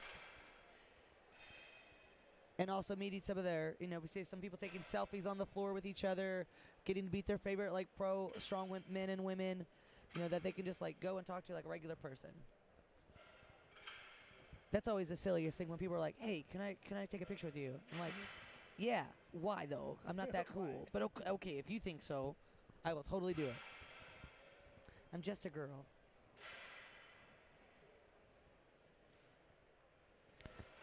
Athletes are getting pretty darn warm. It looks like they're going to start clearing here pretty soon. It looks like they've got like a little assembly line going on all the farmer lanes as everyone's getting their last couple picks in and getting moving for it. So once again, if you want to go to ironpodium.com and check out the live scoreboard,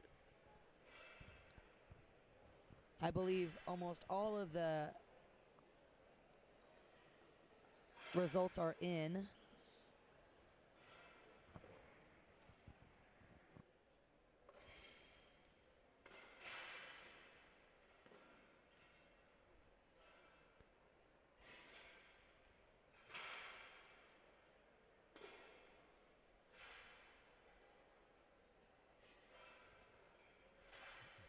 And if you're looking on Iron Podium to see what the athletes are doing weight-wise in this, you'll see a number / a number.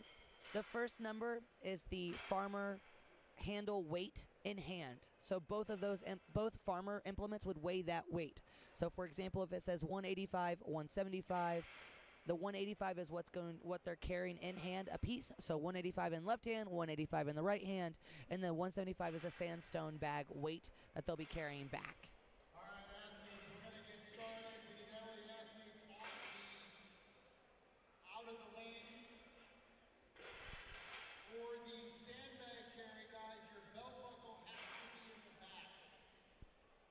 So the an announcer over the PA just said that the belt buckles have to be in the back.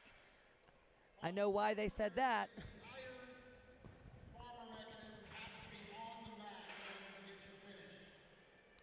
It's for those of you that don't know, sometimes if you have a built-up belt or a big belt buckle in the front of your lifting belt, the sandbag can sit on that like a little shelf. And that can create an advantage or make the event not as hard when you do something like that. And it could puncture the bag. It could do that too. And it's nice, but a fun little trick around that. You just wear your belt under your shirt, and then they don't look. What they don't know won't hurt them. Yeah. 'Cause I will say, ever since I figured out that that trick of resting the bag on the belt, that's been a key go-to of mine. It's nice. Doesn't make you gasp for air as much. Nope. But the farmer implement, so what they're going from stall mat to stall mat, but if they don't make it to the stall mat, their run does not end. They have to get that farmer implement back on that stall mat in order for them to be counted, and then they can move on to the sandstone after that. And they might be, we'll see how the first couple of heats go. What I am assuming they're doing is once the farmer handles make it to the opposing stall mat, the athlete that's going next is probably going to be staged there to start the event back over again to get it back to the other stall mat. Smart. Another event that could potentially reset itself.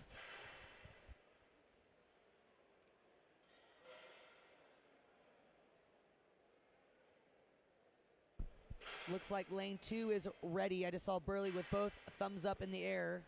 He's probably feeling good, but also ready. Yeah. Still can't believe he won a 10-event comp last weekend, and now he's here, spotting, loading, judging. He did, and not just won by a commanding lead. Many points were had. Many points. It was a 2-day show, and going into the second day, he had a 16-point lead. The only time I've had a 16-point lead is if they didn't update all the scores, and I just had all the points.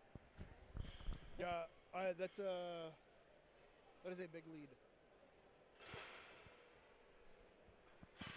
He didn't have to do the last event. You know, that's a really at my so my first USS Nationals.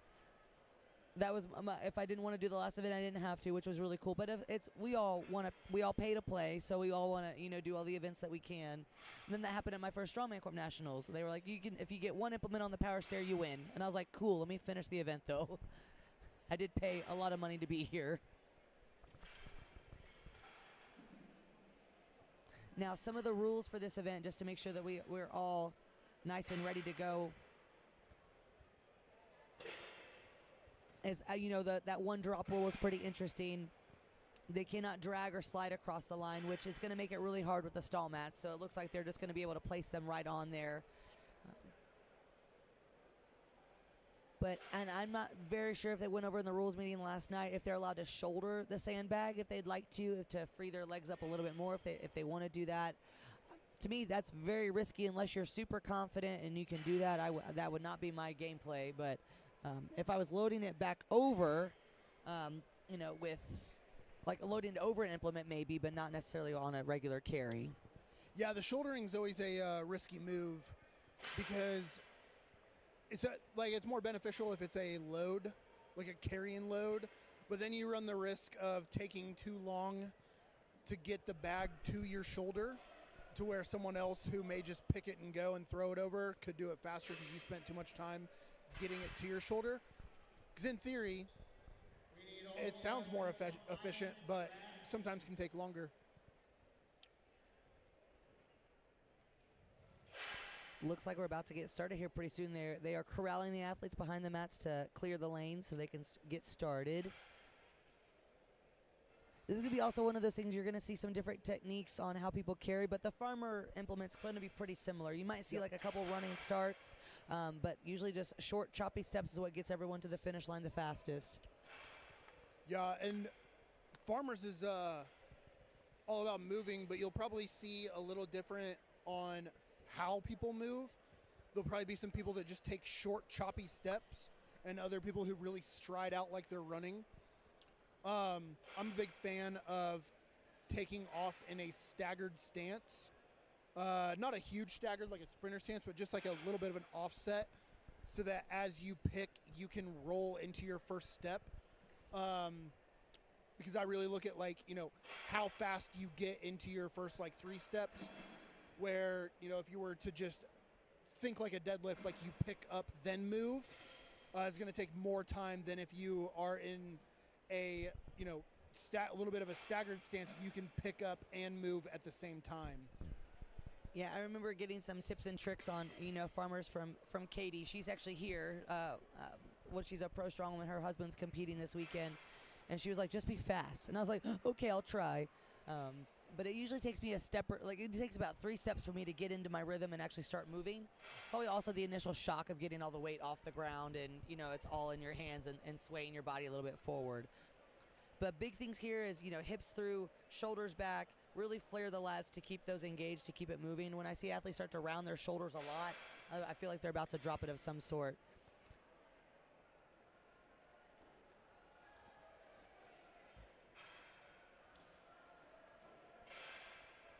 So it looks like, I think lane 4 is literally about to start. Lane 5 is about to start.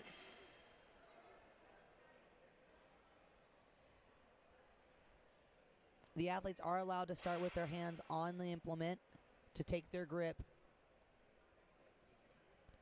And once they get it over to the other side, they can then jump to the sandstone and bring it on back.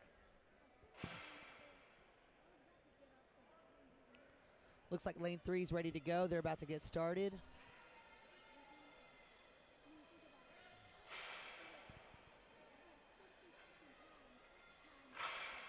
We've got our first athlete going. He's dropped once. He gets 1 drop per implement. If you have to get to the other side, please take the outside edge around.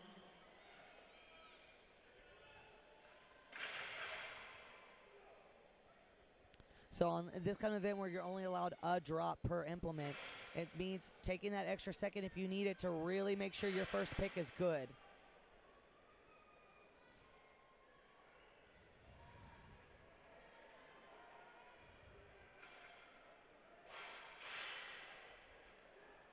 We got our first athlete that's made it across to its other mat. He is on the sandstone on lane 5. He's coming back, a little staggered step. He's got that bag very low. But he is done. I think his judge is just as happy with that too. Oh yeah, and you'll see in lane 7 they're measuring right now. So if you do not finish an implement, they will go off of the distance. So he carried from whichever end, so they're measuring how far he made it. So that will be his distance will be his score. or they will use the distance for his score. Lacey in the chat is wondering, or sorry, John is wondering in the chat how many dive finishes we're going to see.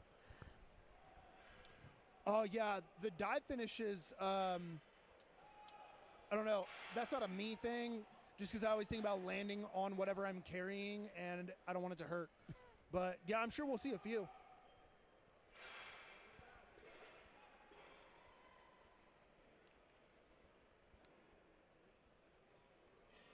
Another athlete coming back on the other side from lane 5.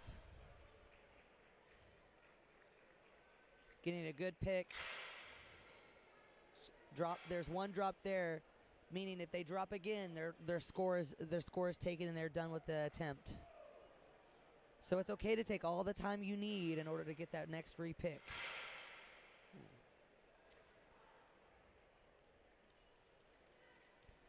Looks like we got our first lady up on lane 4.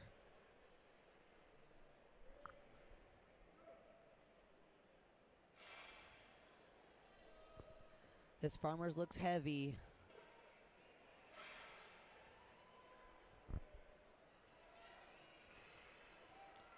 Lane 1 moving really, really well.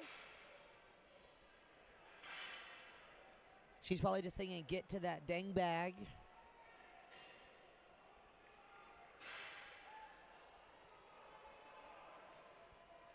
I think of how I pick up a sandstone like I pick up a big thing of laundry. You know, like Yeah. that's a really similar idea. I mean, thankfully my laundry's not that heavy, but it's kind of the same idea there. We've got our first finisher on lane 1.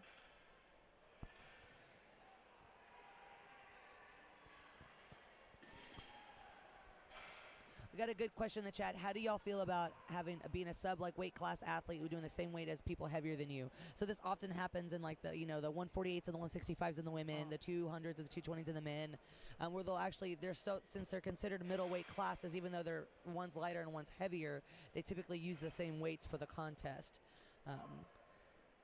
Overall, as the heavier weight class athlete, I'm like, sweet, but as a lighter weight class athlete, that could be a little bit more difficult, but also then show you who's really the best out of that class who can do those weights too. So, Yeah, I get it from a promoter's perspective. Less weight changes, the show moves a lot faster, and strength relative there, but definitely gives the heavier athlete the advantage for sure. But if they're not going against each other, I guess it's still all fair. But then when it goes to crowning like an overall weight class champion, I think that one's a little bit more a tougher pill to swallow. Yeah, I think I think since the weight classes are like you're not competing against each other, it doesn't matter as much, and it's hard to like with like a sandstone, right, or like the sandbag or whatever. Like the weight is going to be the weight difference is going to be so little that it's not going to matter as much. And if the implement doesn't even come in that weight, and you've got to be right, really, really creative to get it packed that way, And what I always tell people is if it's easy for you, then you better be the best at it. Agreed.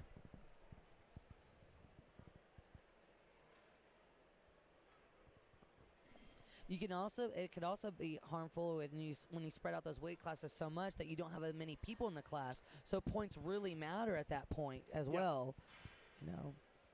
Yeah, like when they. The next person to you could have zeroed the event and still got moved it 1 foot and still got a point. Yep. And that could be the difference between y'all going back and forth all day. You could win 3 or you could win 2 and they get a point on 2, and then y'all be tied at the end.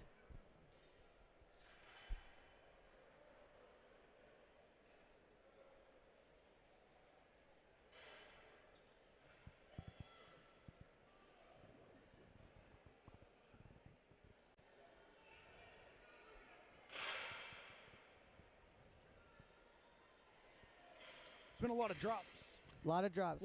It is heavy. When I looked at the weights, I was pretty impressed with how heavy they were. Because 185 a hand for a 148 woman is pretty heavy. Yeah, it's pretty heavy. Even at America's Strongest Woman last year, ours was 175 into 200. And that's a pro level only show. Yeah. What are the heavyweight weights? 315 a hand. Yeah, well, some of our super heavyweight men, they'll be having 315 a hand. So they're going to be 630 pounds in tow to their sandbag. No straps allowed on this event. It's all grip. You know, with the axle deadlift earlier, they were able to use some straps. On this one, you're not allowed to. So truly, it's all in what they can do. Jessica's up on lane 2. She's pretty darn good at farmers, so I'm excited to see how she does here. She's beaten me at every farmers we've ever done head-to-head with each other, so I know she's going to do well here.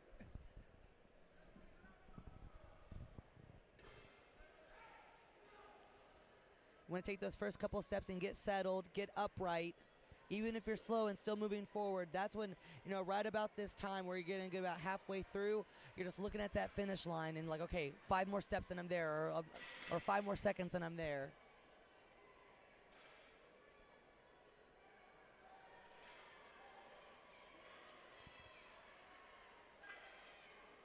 Yeah, and this is where training grip is really important because no matter how slow you're going, as long as you don't drop them, you're doing good. But then if you drop them, you got to think, I have to re-pick these. Yes. I mean, thankfully the pick height on these is high, but it looks like these handles are giving a lot of athletes some trouble. But every athlete's using the same one, so they're all dealing with the hand they're dealt. They also look brand spanking new, so they could be, I don't think there is, but there could be either oil or something like that Could on be a them. little or slick. Little slick. Maybe they're not built up with a bunch of chalk on them just yet. And not all farmers handles are the same either. Yeah. Because I've used some that the grip on them is real nice, and other ones that the grip on them really sucks. They're really slippery, yeah. Or when they get like topsy-turvy, like one gets stuck on top of each other, like that's hard to adjust to. Sometimes it benefits you and it's good, but on that, I just saw that on lane 4, they were, you know, on top of each other in the back, and that can help. That can slow you down because you could not feel like your legs can move as much. Once you get clipped by a farmer's, you don't want to get clipped by one again. That's for sure.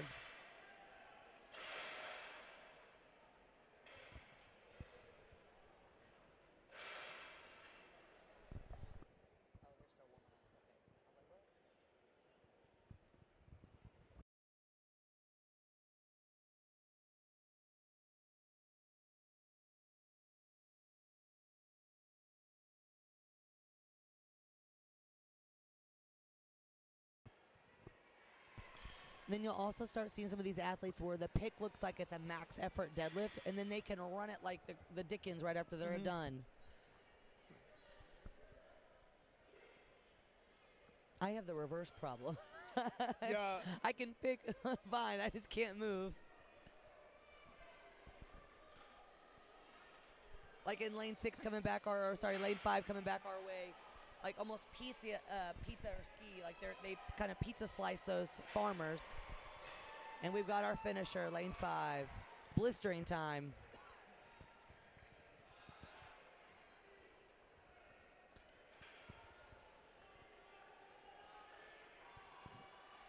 Just know too, some of these athletes might look at their hands a little bit, you know, upset, you know, whether they like essentially failed them, but they just did that arm over arm pull in the sled drag right before this. That's really important if you ever are doing grip events in a contest to train them the way that what order they're in. We got our first, I think, farmers finish in lane 2. But when you really think about it, if you don't train that grip fatigue back to back, you won't know. You can train farmers fresh and feel great. But then when you have like that drag before it, that could have messed it up for sure.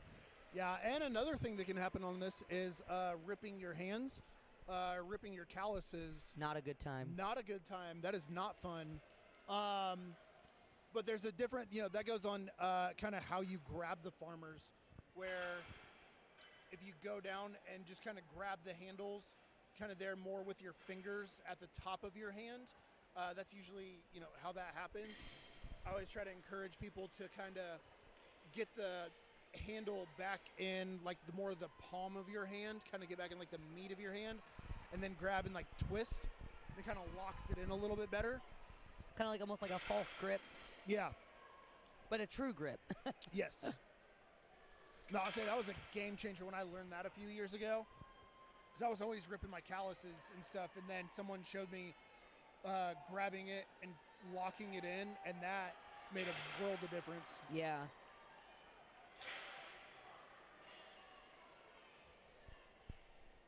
Sometimes I give my hands a pep talk before an event. I'm like, hey, you better not fail. Yep. It doesn't work, but I do it. No, it's good to at least try.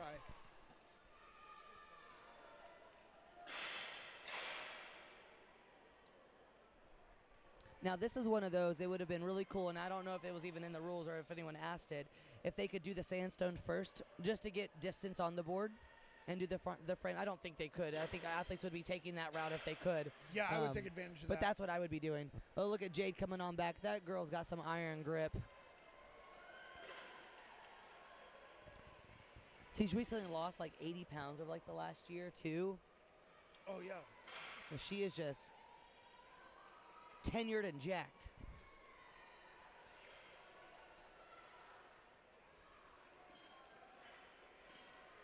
Lane 4 coming back with the sandstone. She's dropped once. Let's see if she can get it back in her lap and finish the run. And then if she thinks about it, this is the only bag she's got to deal with the rest of the comp. Until the next event. And she made it. Well, yeah, that's the same bag she's going to use for the next event. Oh, yeah, I see what you mean.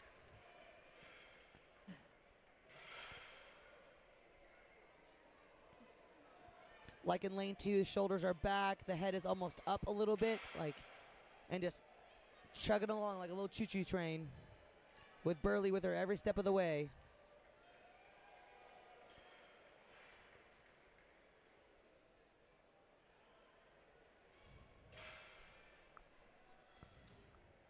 See, I've always had the problem, I don't know if it's the problem, but like, if I get something picked up, then I'm good. But mine's always like, if I can't pick it. So if we were the same athlete, if we morphed our skills together, we would win. We would win. We would win something. We wouldn't be like consecutive third placers at all times. Yeah. Yes. I'm okay with that. Hey, consistency is better than inconsistency. Well, we got a sweet request for a shout out for Zachary Grazanon. Oh, sorry, I don't want to say that wrong. Your Oma Opa in Massachusetts. Solid Delaware group, Massachusetts group. Another Rhode Island group is here. Texas, Florida. Vegas as well. Well, I guess that's Nevada.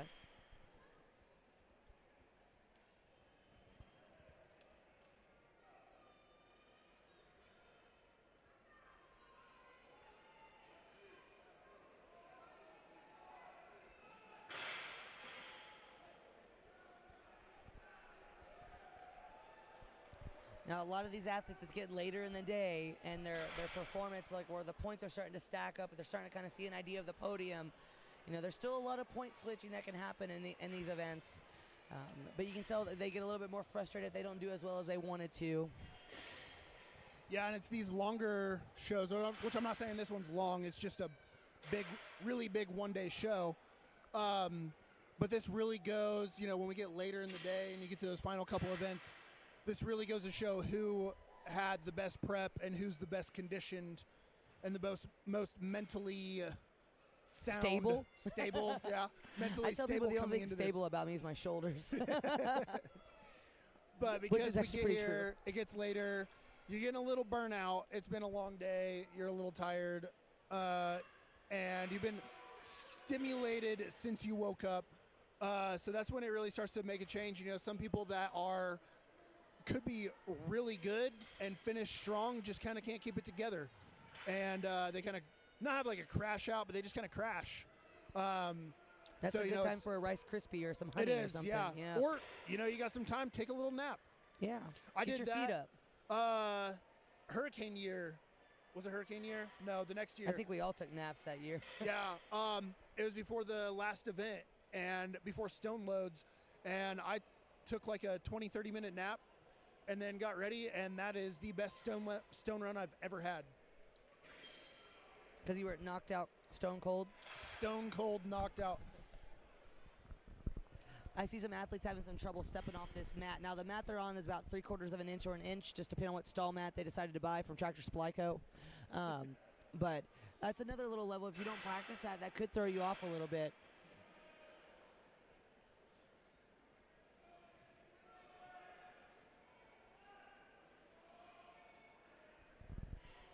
We got some athletes moving now.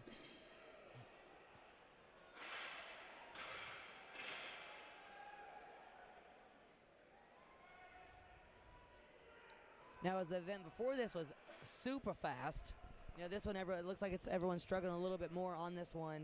It is heavy, though. When I just saw the weights, I realized it is pretty heavy.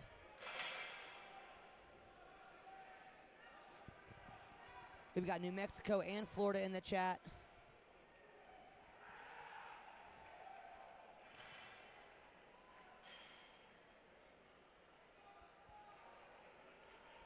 Very strong farmer running lane 3 on his way. He's on his way back here, about to get that sandstone.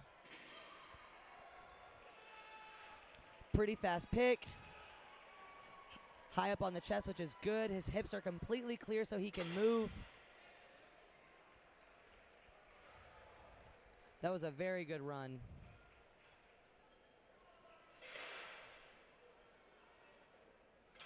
Now, little tips and tricks on this event.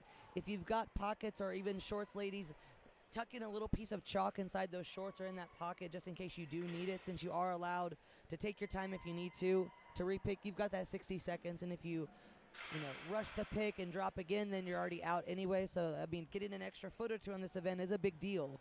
You're seeing lots of athletes, stop right off that mat. So getting a couple inches or even a foot, at least trying to do it, get as much as you can to hit you ahead.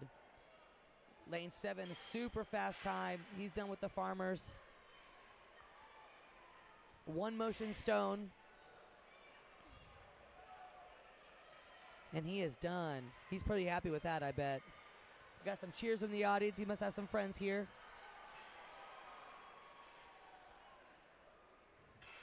Lane 2 has finished her farmer. She's onto the sandstone. She's got a very long ponytail she's got to whip out of the way.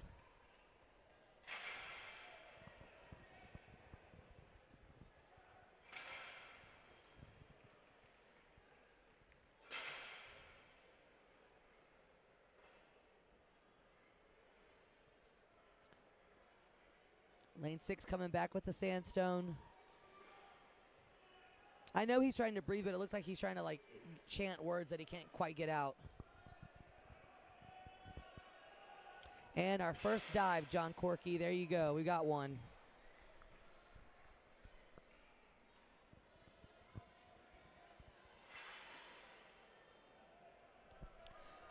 The 275 men are on lane 7.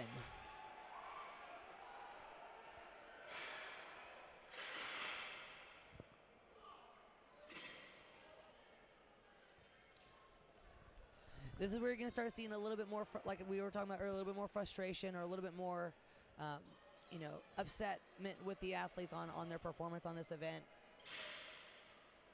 But it's just like Justin was saying earlier, practice on different implements often is the way to success here. Different width handles, bigger, smaller, even adding fat grips from time to time just to try something different.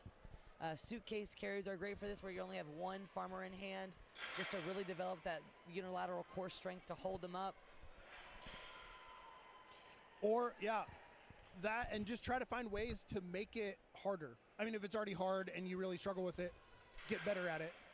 Find ways to get better at it. But if it's something that you're already good at, then find ways to make it harder.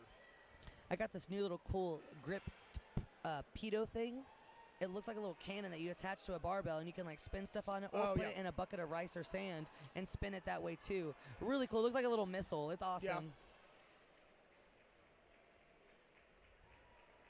Yeah. In training for, what was it? I had a girl do a show a couple weeks ago that had a circus dumbbell for reps, and she's a really good presser, and she could just bang out comp weight reps all day. And so for her, we were doing assault bike sprints into circus dumbbell. So just like a hard, 10, 15 cal sprint to kind of get the heart rate up, and then go right into the circus dumbbell presses. And fatigue the legs a little bit. And fatigue, yeah. A good way to work that conditioning on something that's training for reps, instead of just doing reps on reps on reps. You do something to, a little something to get the heart rate up, then do the bunch of reps and make it significantly more challenging. Lane 2's moving now. They've got a lot of ladies finishing this event now, which is great. Something I just thought about with these farmer handles, with the handles being so narrow, short, if you're used to picking from the back of the farmers, or if you're used to picking from the front to help the weight distribution, that could be throwing you off too, because you're getting all the weight in hand at once versus, another strategy of trying to, pick back to front or front to back.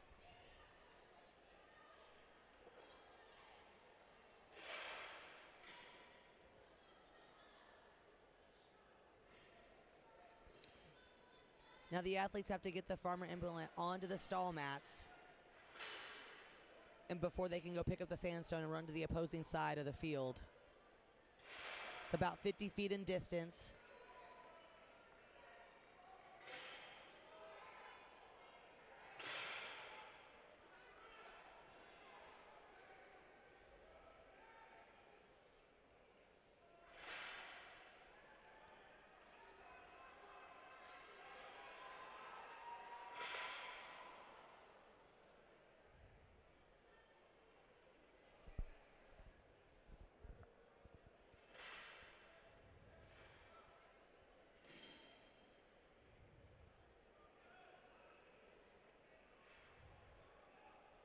Grip is one of those things that's it's not hard to train for, but it is hard to develop.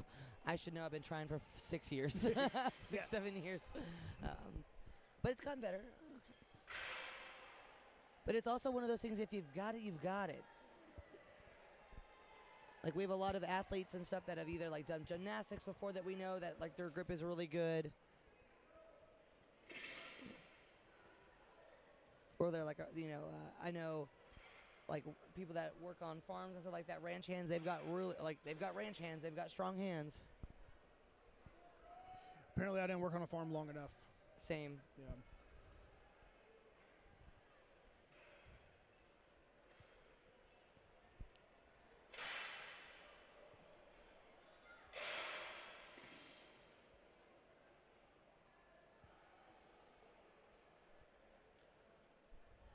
But like grips, you could say like grips different though, because different like holding on to something, or like a rope, or pulling something is different than just like if you were to do like a double overhand axle. Right. Oh yeah, true. That just means there's so many different ways that you can train it, which is nice. Because there's like that, like I guess you'd refer to it more like a crushing grip for like squeezing, picking something, right? Or like more just holding on to something. Because like I can hold on to, like holding on to things isn't a problem, or like pulling on something. But I think like an axle or like a double overhand axle pick or something like a fat grip pick, I'm terrible at those. Mine's just stamina on it. Like the first 20, 30, I'm okay, but after that, it's like, okay, it's gone. Yeah. And lane 3 just finished super fast. He's proud of that.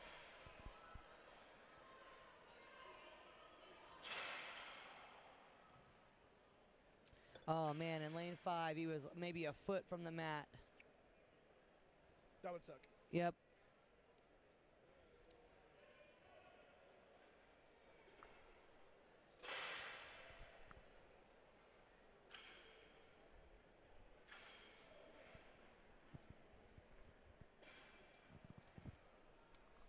Also super cool on lane 7, you have, Chad Coy walking right with you the whole time.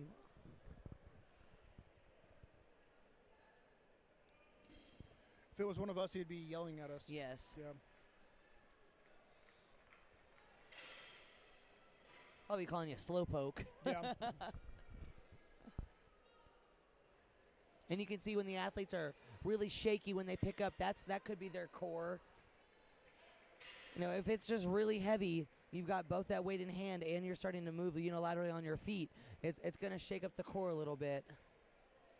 Lane 8 coming on back really strong. This looks like a casual walk in the park for him. And I think it's 3:15 in hand. Lane 2 is now wrapping up that last run. Easy pick on that sandstone. Oh, so I've seen a few people do this, where they get done with the farmers and then they take their belt off to do the to carry the sandstone. And I see that a lot, or like changing. So like minor changes to gear, like in multi-implement events. And I don't know if I'm a fan of that I'm not. because you I'm think, only going to be uncomfortable for 10 seconds. Yes. Leave it on. and so because when you're in a moving event when you're doing something for time, you obviously want to get the best time possible. So if you spend time adjusting or taking off gear or putting on gear, that's taking away from your total time. So that comes down to training and just training how you would compete. So, just training with that belt, instead of taking the belt off, just train carries with a belt. Yeah. And that, If you know you're going to need it for one of the events, you better get used to it for both. Yep. And some people are like, well, I like my belt tighter on this than I do on this. Well, then just get used to wearing your belt kind of in the middle or on that looser end, and just get a stronger core. Yeah, it's very rare I've seen someone win the event when they've had to like disrobe or disassemble their, Yep. their attire. Which I'm saying there comes a point when majority of the people like need to put on a belt, but overall, like I would say the change in tightness of your belt should not make or break doing an event for you. Yep. Which is why I don't like my belt overly tight anyway. I like it just tight enough for something to feel that I'm bracing against, but I don't like it like super cranked down anyway. I don't either. I did in the beginning because I thought that's how you're supposed to do it. Yeah. I used to a prong belt. You use a squat rack to pull it out, pull it like as how tight as powerlifters possible. do, Yeah. crank it down. Yeah. But I feel like I can't get a good enough brace, and my lifts actually aren't as good when I have my belt too tight. Or if I'm a little too big of hand after a competition and it's a little too tight, Yeah. I don't feel like I can move very well.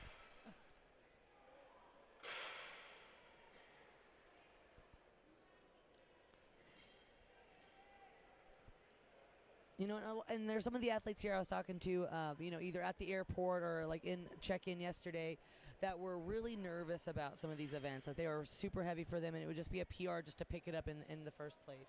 So just to be out here doing it, like you're doing more than anyone else is, except for the volunteers. They're doing a lot of work, but Yeah, no one's doing more than the volunteers. you are here doing the dang thing. And I don't know if you've never volunteered at a show. It is exhausting. Yes, It is. Anytime that I have been, I'd rather compete. I would rather compete. Yeah. Anytime that I've been helping out, reset, change weights, load weights, whatever it is, I feel worse than I've ever felt after like any competition. After I didn't make finals at the Arnold, I volunteered that Sunday to help. Yeah. That's the most fatigued I've ever felt after a comp in my life was that.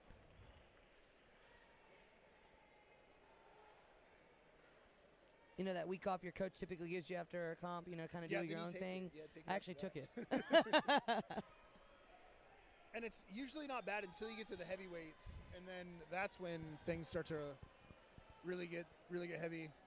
Like resetting power stairs with the Arnold with the heavyweights. That always Well, sucks. moving the implements as it's moving the floor at the same time. Yeah, that too. We did it though. We got through it. We were really brave about it. We were super brave. I do love the ability of having the slick floor to pull the sandstones back. You guys might see on the live stream them using like straps to pull them back, just to be efficient. A lot of our volunteers have been shouldering them or are running them down for the other athletes and maneuvering them for them. That is something to always take note. If you're listening as an athlete right now, in your contest, ask the volunteers to adjust the equipment for you so you don't have to expend any more energy than you have to. They will do it and they will be happy to. I always adjust mine on my own. Unless you're Justin. I'm actually just going to make him come do mine.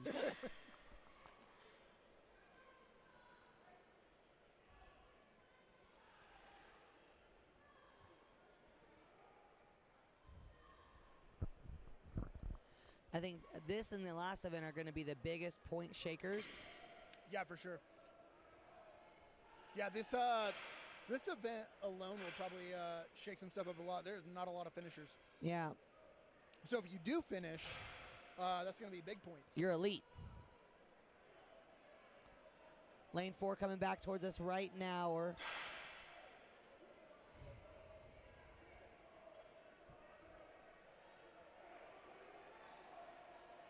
see on the live stream, he has the red blue plates.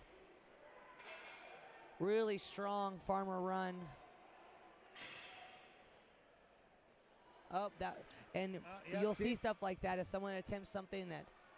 Try to go to the shoulder, and it didn't help him.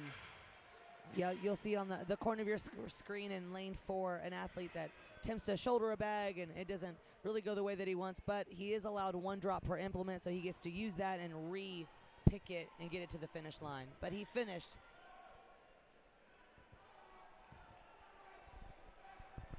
And doing that is half the battle.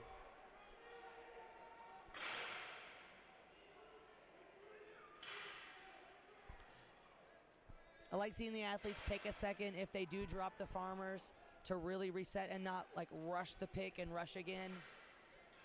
Typically in any other show where you're allowed multiple drops, it really wouldn't matter. But in this one where you're only allowed 1, that really can mess the stuff up if you rush that next pick.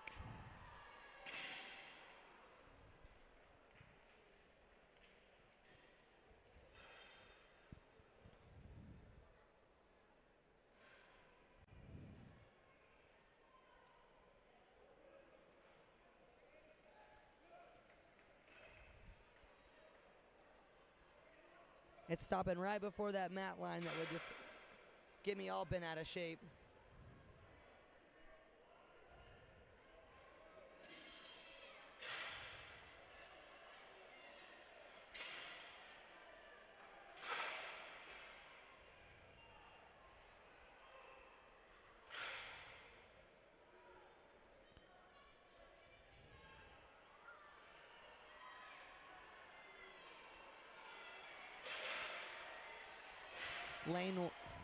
Looks like lane 1 getting ready to go on the live stream.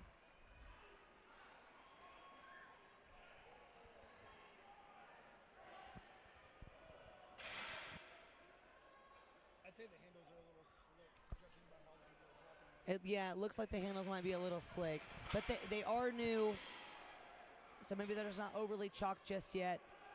Are you a fan of liquid chalk or regular chalk or both?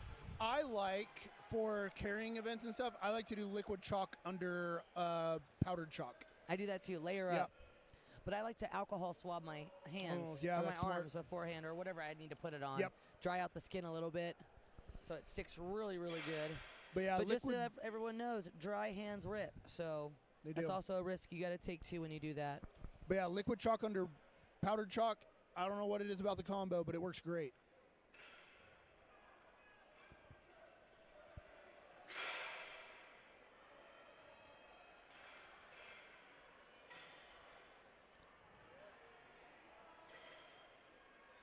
And it's hard not to slide these implements on the floor once you drop.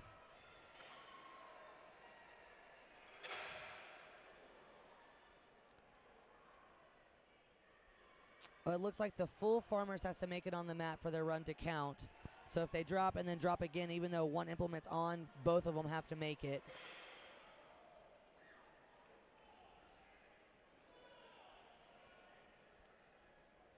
And typically towards the middle of these events, you start seeing people go a little bit further with the farmers.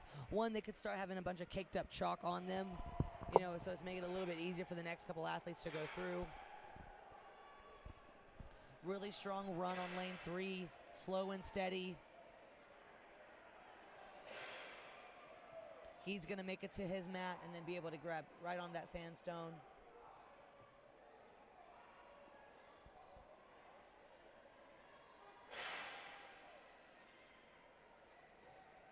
And another dive.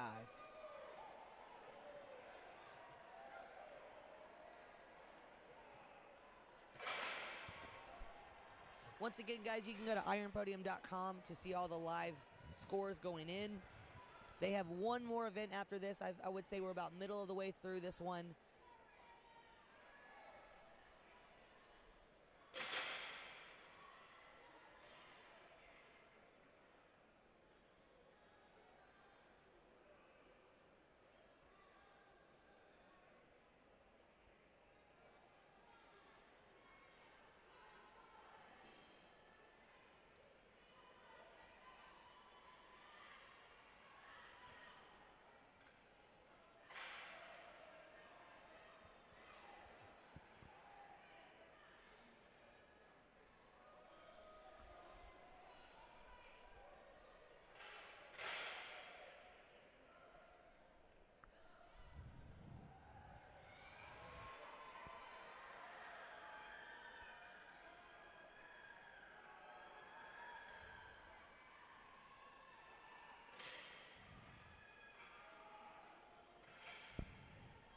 You know, even though the athletes can start with hands-on if they don't want to, if they need that like quick pickup sensation in order to get moving, they're more than welcome to do so.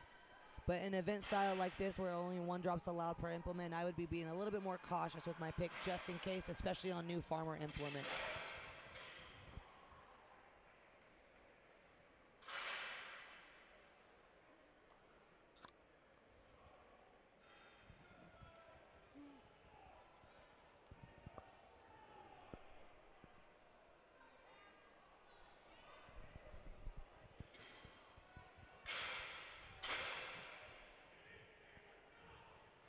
At least we got some quick footed athletes getting out of those farmers before they fall on them.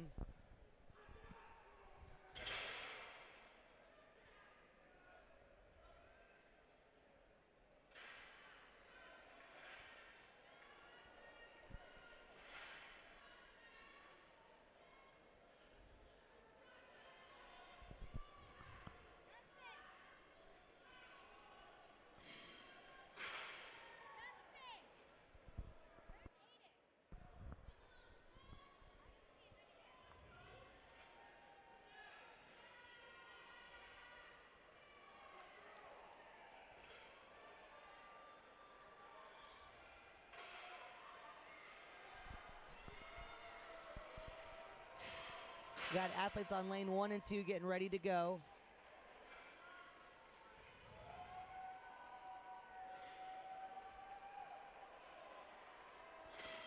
Very steady farmers running lane 2. Lane 1 trying to get every little piece of distance she can.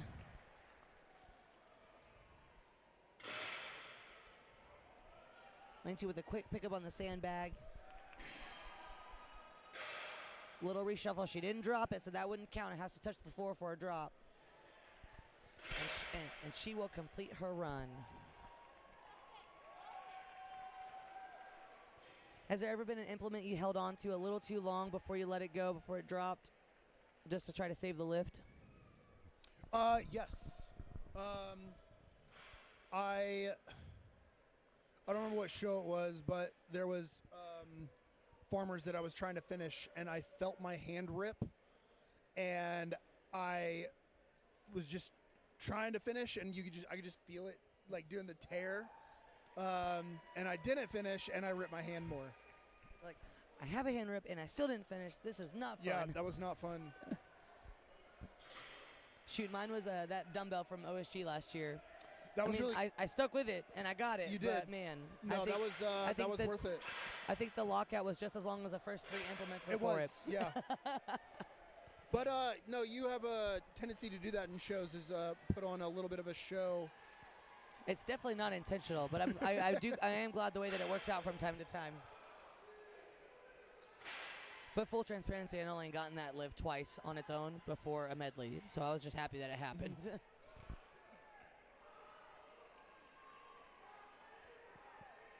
Yeah, and now if you are a shorter limbed athlete, if you got shorter arms, these sandstones are pretty big, and if they don't morph or move around you as much as maybe a traditional style sandbag if it's turned on its side. But if you got short arms, it's hard to keep that thing locked and loaded against your body.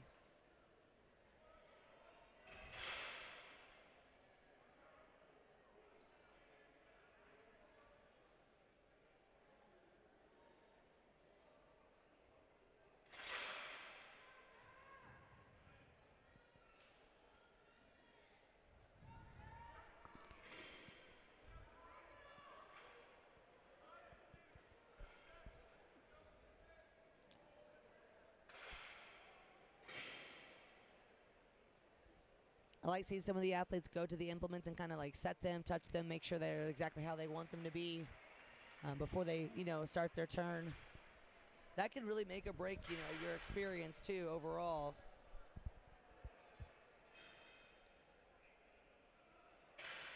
And also a way to advocate for yourself as an athlete. I remember I've done contests before where they told me I couldn't touch it. I'm like, well, I'm gonna, or make it look like the one next to me. And if it's not looking like the one next to me, that's not fair. Yeah, I normally just go and adjust no matter what. So. I think the funniest tip I think in strongman is just don't ask. Yeah. Don't ask, just do. If you don't ask, it's not a problem. That's why, here's another good tip. If it's not in the rules and if you don't see in the rules and if you don't ask in the rules meeting, it's allowed. It's true. There was one Nationals one year that sumo deadlift happened because no one asked. Yep.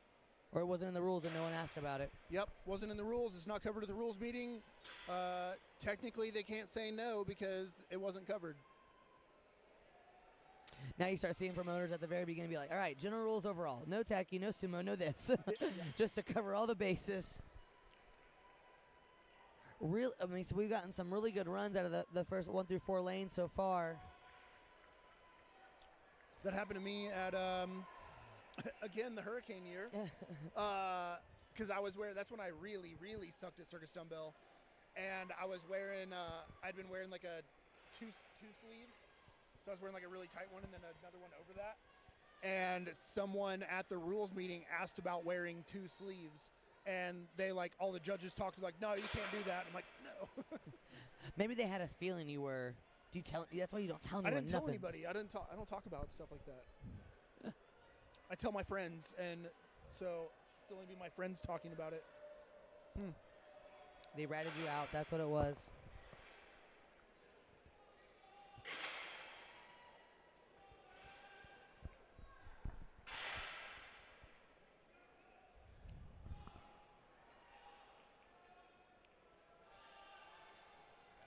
And this is 50-50 feet for both implements, so they've got to carry, 100. They got to cover 100 feet with some heavy stuff.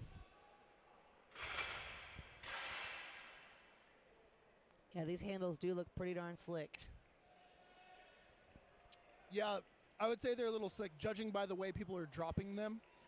At least that's how I how I gauge if they're slick or not, is when people look pretty secure in them, and then when they drop it, it's almost like a surprise. Or like a boomerang, like it just pops out of their hand. Yeah. Yeah, because if the handles are slick, you can have really good grip, but if they're sliding, and you can almost feel them sliding, like your hand, like them pulling out of your hand, and it's really hard to stop that.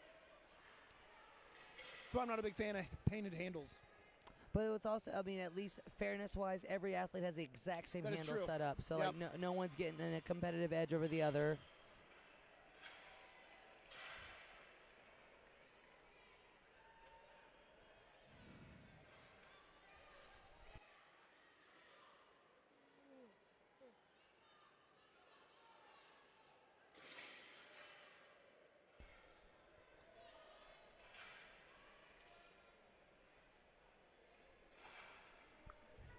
Someone's saying, let's go, Todd. I'm not sure what lane Todd is on, but I hope he's having a good time.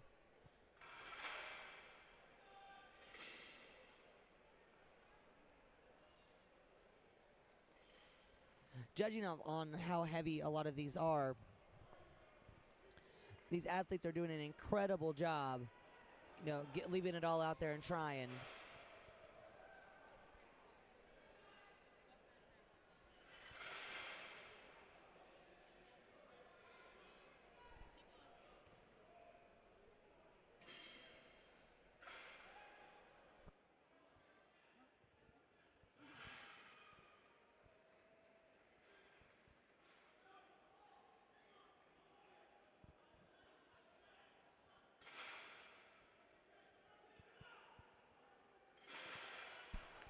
These volunteers are not going to let you quit on this event.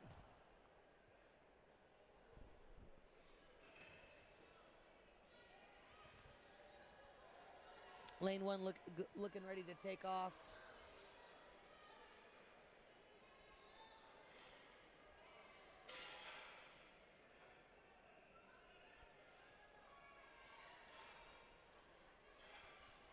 Looking very solid on her farmer run.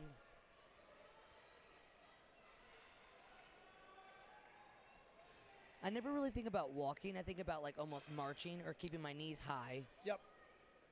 I do like this, I don't know, like a gliding shuffle type deal thing. Justin's very graceful when he farmers. Yep. Really good run out of lane 1. Done and dusted.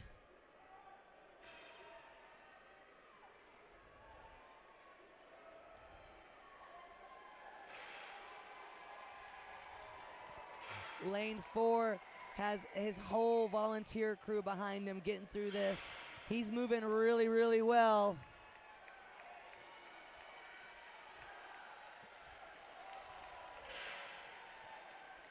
Very solid farmer run. And now he's onto this. That was a quick transition to the sandstone.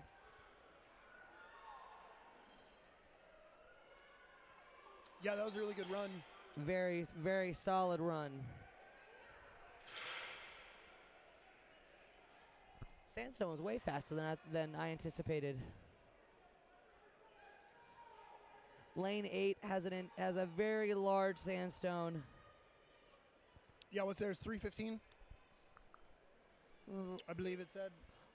Let's confirm the chart.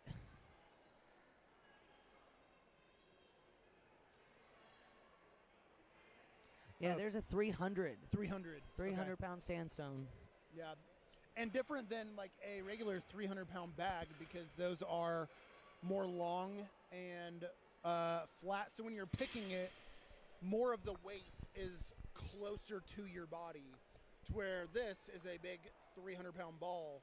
So when you pick it, these guys are having problems because so much of the weight is so much farther away from their body, making it wanting to like pull you forward almost. The beauty of the sandstones, though, I'm not saying if you drop them, they won't hurt you, but they won't hurt you as much as a stone would if you drop it on you. That is true. Yeah.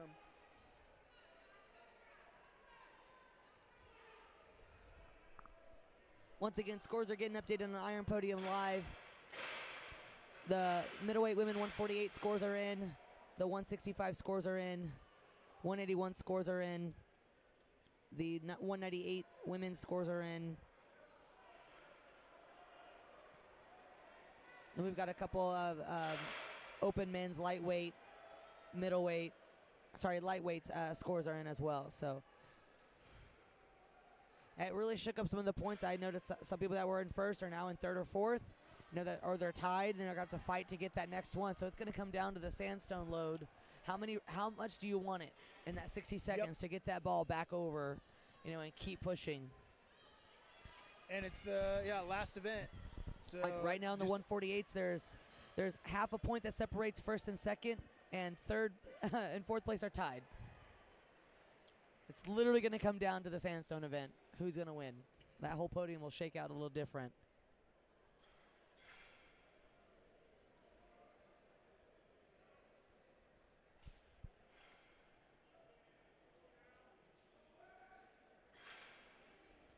The 165 class is also super close. Half a point splits first and third. Yeah, it's really tight. So it's going to come down to who makes the least amount of mistakes or who gets the most amount of reps over bar. I do love when it's that close, though, I will say. Yeah, it makes it a lot more It interesting. gets the people going. But being in that position is very nerve-wracking. Yes. But that's one of those things. I've been in tight races like that, and it's one of those like, hey, you just got to turn the brain off and go do what you do best and have fun. I remember at the Arnold last year, we were good, but I basically had to get on the board on the last event. If I got on the board, I won. I almost missed my opener. Yep. That was a little nerve-wracking for all of us, I think. Yeah.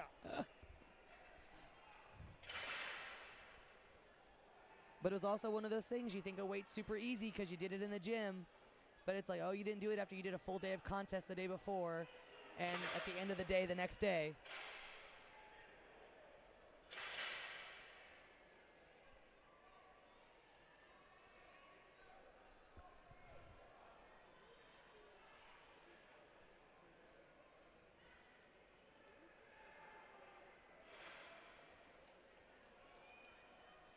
Pretty quick few of these athletes jumping out of those farmers if they feel like it's going to fall on them.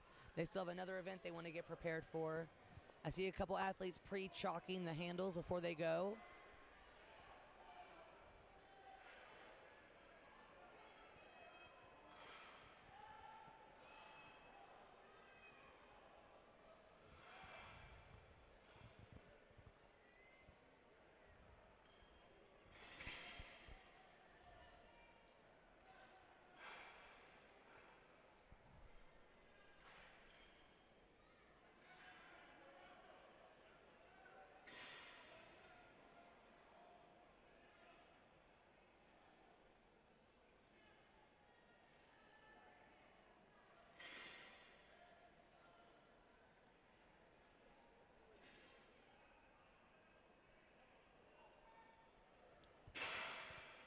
Looks like we have a few lanes pretty close to be finishing up. Yeah, and then they're going to start transitioning to the last and final event of the day, which is kind of crazy to say at 3:45 in the afternoon with 400 athletes. Yeah, moving along pretty well. Now I have no excuse when I host my show.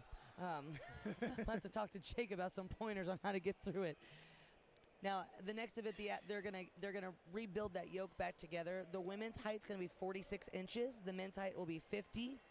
That's where they're gonna be loading over a crossbar. It's athletes' responsibility to get back and forth as they want to. They can go through the yoke or around the yoke to get back to the other side to load that bag. Now, something like this, strategy is going to be a big thing. If you start throwing that bag over the crossbar, then you've got to go chase it and put it in the right spot to get it back over the crossbar. So getting that bag right over where you want it to land is going to be the best key to success there. And they are allowed to wear grip shirts on this next event, and they will start with their hands on the crossbar of the yoke and not on the bag. Yeah, and another thing to think about on this, not only not throwing the bag as far as you can, but if you're going to go under or around the yoke, because that will make the difference in, could make the difference in how many reps you get. I'm always a big advocate of go under the yoke or the shortest distance from point A to point B. But some people aren't comfortable with that, and they like to go around. But if you know that you can get a lot of reps, I would say definitely go under so that you can ensure that you're wasting as little of time getting set up on the other side.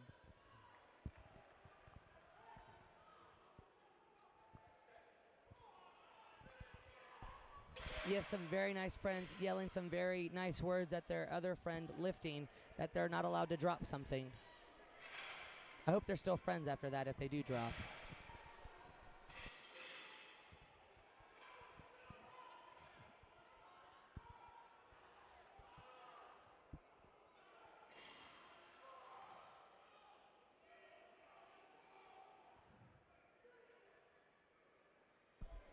Now, just a reminder, athletes are allowed one drop per implement. So they could drop the farmers once, they can drop the bag once.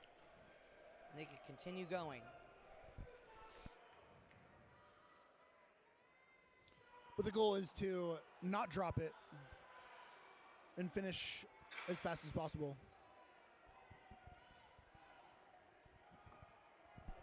I know that feeling of being like an inch or two from the finish line and not being able to do it.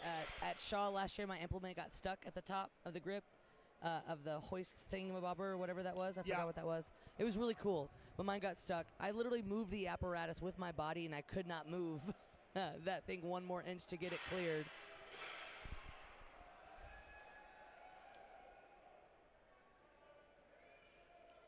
Got a few more ladies going for these grueling farmer handles.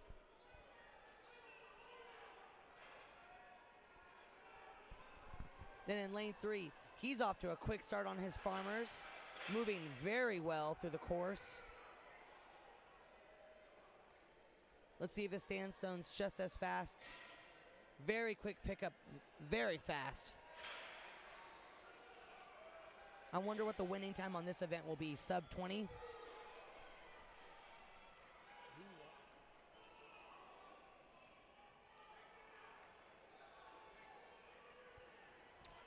And we had another dive in lane 7. We should have had like a beer or like alcohol and taken a shot every time someone took a dive.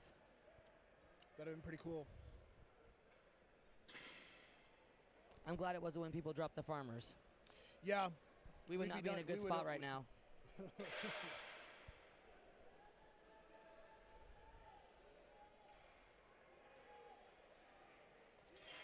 I love seeing all these bright, colorful plates from Weighted Out. I have to get some for the gym because they look really good. Yeah, those are really cool.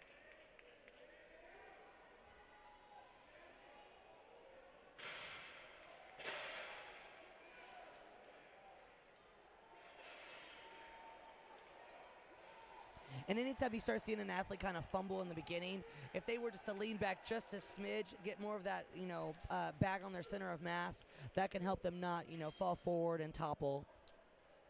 Yeah, sometimes when you're doing something for time, you kind of get in a hurry to be going as fast as you can. sometimes it's beneficial and actually faster if you just take a split second longer to get set and then go, so that you're not going slower while you're moving.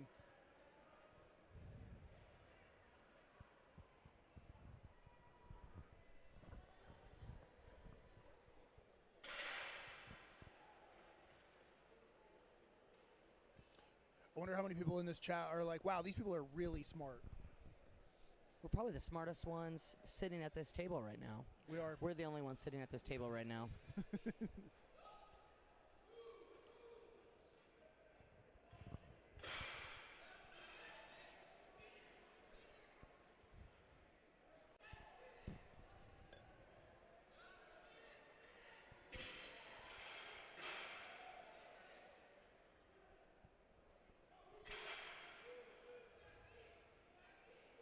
It's another cue you hear a lot in this event. Fast feet, move, finish.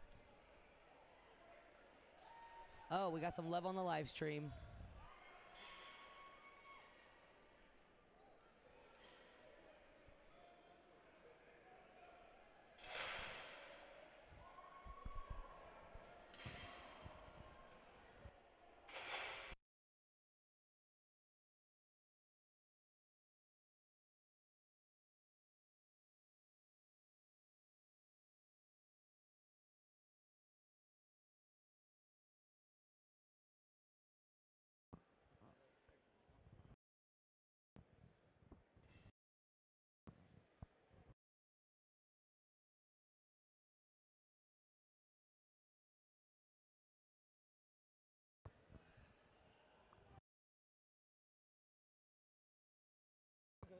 Smart because y'all do.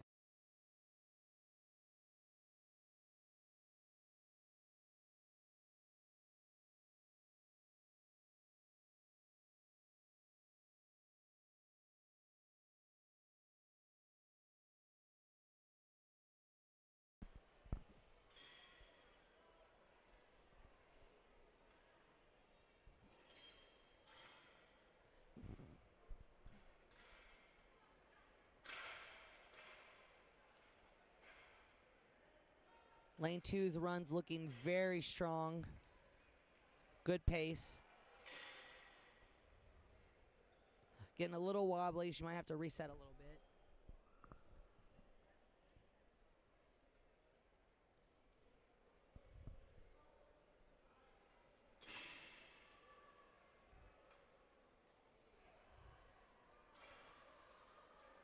Now, all these athletes that finish this, typically the sandstone that they're using in this event, it should be the same weight that they're going to be using for the sandstone bag over bar. So now they have an idea of how great or how terrible this next event's going to go for them. And I don't believe the athlete's going to have someone pushing anything back to them. They're just going to be maneuvering in or around the yoke in order to get back to that sandstone like we were talking about earlier. Yeah, at least they're not going to have to do farmers over bar.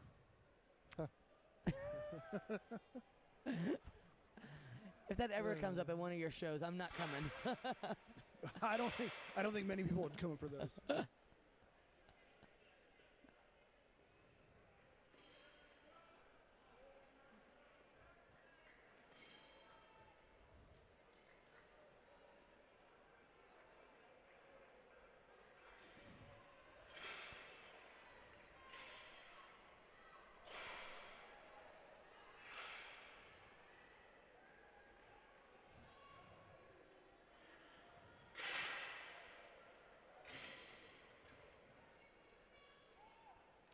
Got a great run on lane 1.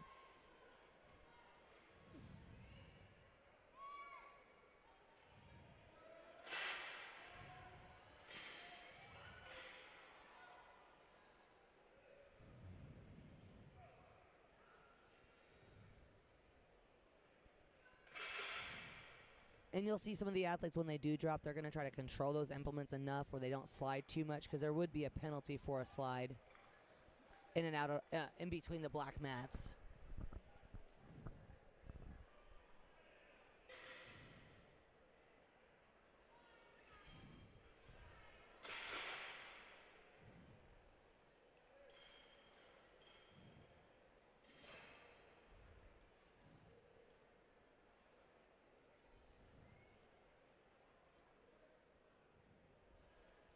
kind of crazy little point update for ones that we have. The closest ones we have right now is in the middleweight 165 class for the women, where there's literally 2 points that splits fourth through first. So this next event's going to be really big for those 4 ladies. Anyone could win it at this point with that. And we've got our 181s, or first and second are pretty darn close. We could go back and forth there, which is Justin and I are pretty excited to see how this one shakes out. Because they're not going to be going head to head. They're going to be able to know what the other one needs to hit in order to win, and just who wants it bad enough. But also, realistically, how many can you get in 60 seconds?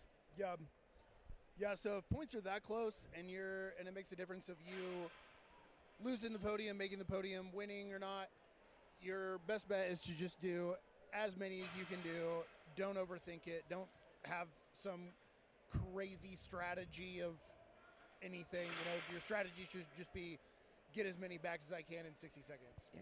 And I looked at the yokes earlier. The crossbar is pretty small. So meaning it's going to be hopefully out of the way. No one's going to bang their head on or anything like that. I've done that a few times in some stone loads in my day where I get a little bit too close and I get a little too aggressive with the pop to get it over.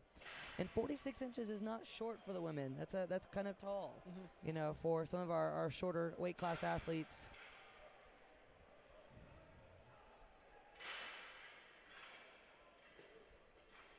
I was just glad all of them could break it off the floor for the farmers. And all their heights were good.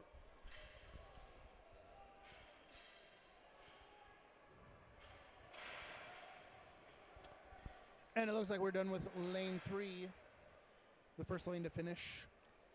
Lane 3 has been on top of it today. They are. They have been moving and grooving.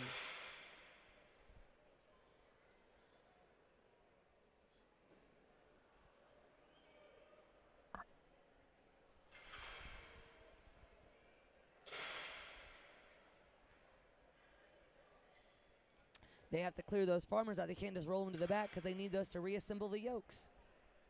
These yokes are really stinking cool from Snake River. They're a 2-in-1 essentially, where you can take the post of the yoke pins out in the crossbar and they turn into farmers. You can put those pins back in and then it turns right back into a yoke. It's basically an Autobot.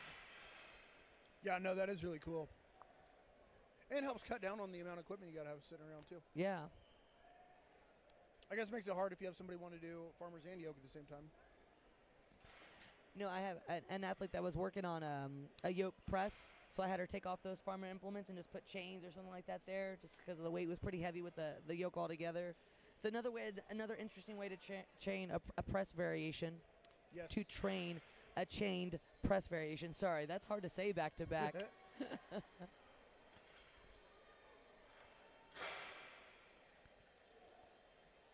I love watching the volunteers walk with the athletes as they go. They know they need that support right then and there. And I feel like it really does help. I've definitely held on a lot harder when there's people walking alongside me than doing it by myself. I zone out so hard that I have no clue what's going on around me until I'm done.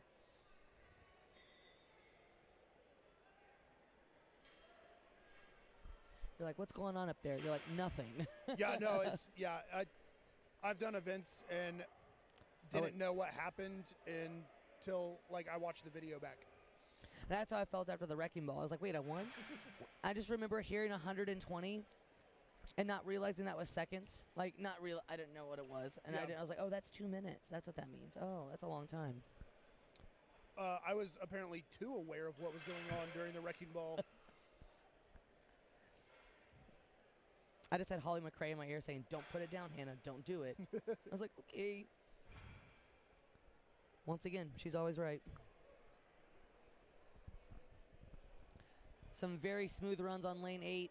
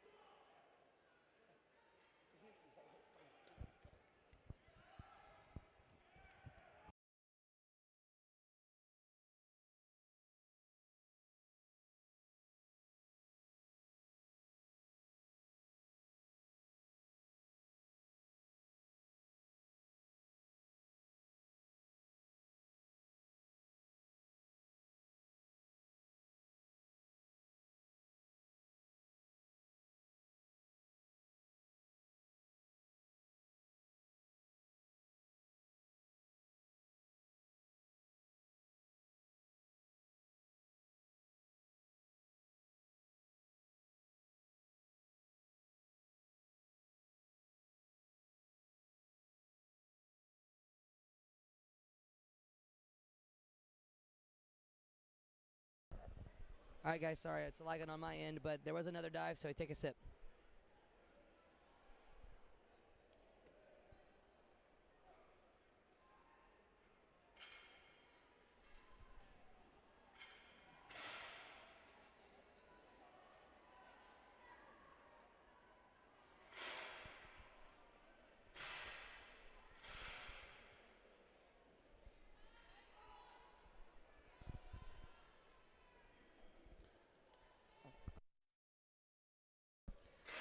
Now, everyone watching at home, if y'all can, throw in the chat what your favorite event or maybe your favorite event to watch of today.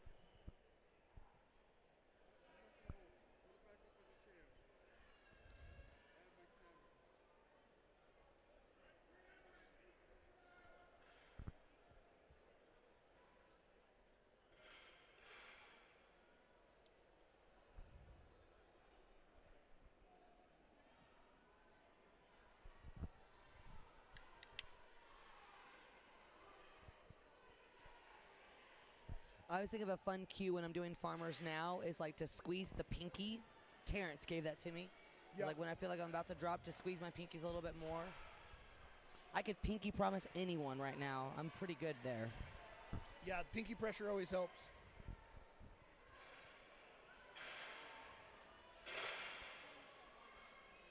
We're getting down to the last few athletes. I think on the lane 2, the 242 women are going right now.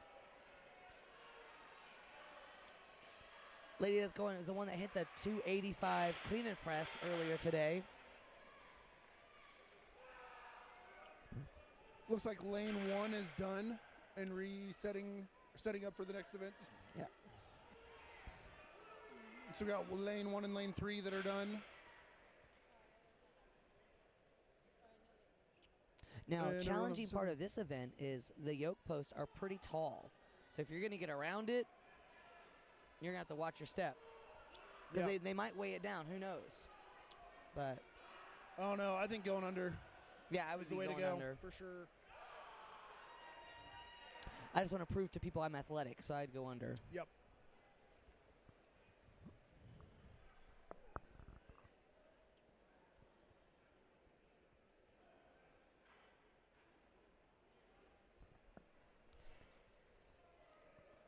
Man, the double stall mat pull, that should actually just be an event at a strongman show. The what? The double stall mat pull. Oh, yeah. Moving stall mats is terrible. We have these little grip tools now. Those things are awesome. I normally use pliers. Jared has Well, this yeah. little rolly thing that Mhm. adjusts that can be like super wide, and I put it on one, and it, like the stall mat covered it, so it looked like I was just really strong That's because I was nice. moving it so fast. But it was on wheels. Yeah.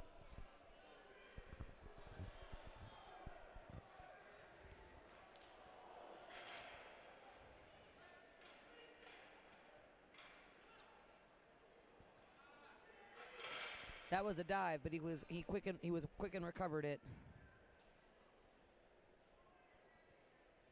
You'll see him coming down on lane 4, super fast. Takes a little bit of a stumble.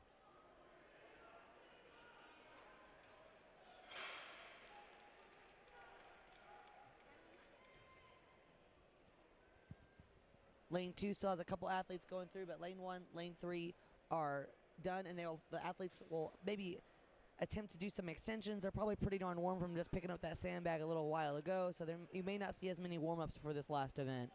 Yeah, I can't say that I would be doing really any warm-up I'd be picks or saving those for anything. the 60 seconds because I'm going to need Yeah. every single one I can get. Yeah, especially after just carrying it. I'd be hanging out. Yeah, in our chat, someone really, Lacey really liked the sled pull. I like that too because it looked like everyone finished it. Like it was challenging for some, really fast for some others. But overall pretty well weighted event.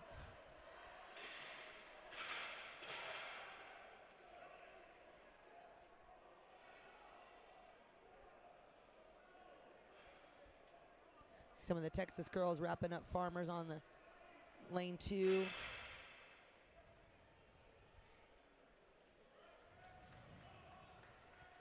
I think someone just turned the gravity on for the farmers today. Yeah, I think so. I think so. Everybody did too well on the sled, so they had to make up for it.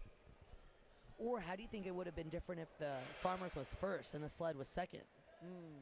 Or sorry, don't that was know. the first moving event versus that one. Wonder how I that think would that have. would have made it maybe a little easier.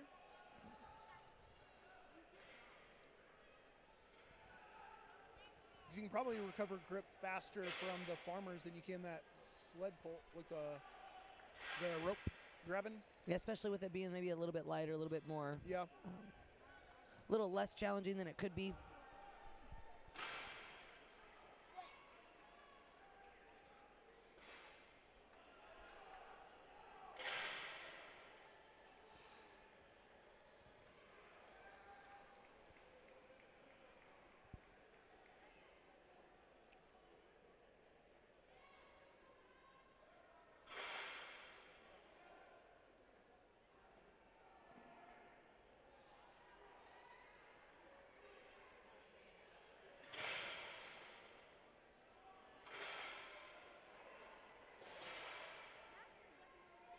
Can we get an Iron Podium representative to lane 2, please? Lane 2.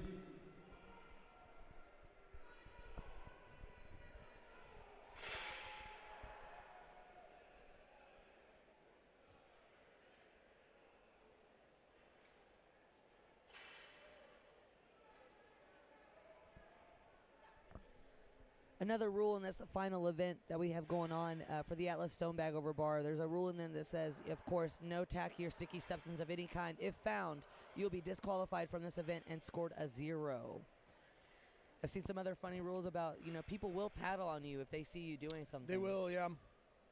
That's why if you're using a tacky towel, you need to be sneaky about it. Not at this event, of course. No one will be doing that. Yeah, no one will be Yeah. doing that at all. But just in general.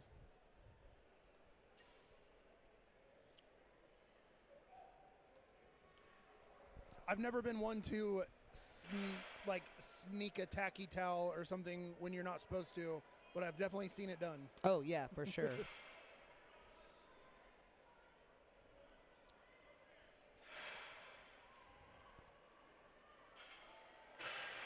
And we'll say the main reason is integrity, but the real main reason is I don't like having any form of tacky on me whatsoever. So I've been taping my arms lately for like stone to shoulder and stuff like that because it just takes forever to wash off. yeah, And I think that's really why I know someone mentioned like if we're ever going to see stones in amateur competitions anymore, I think it's just too hard to get similar stones that are like that match well enough.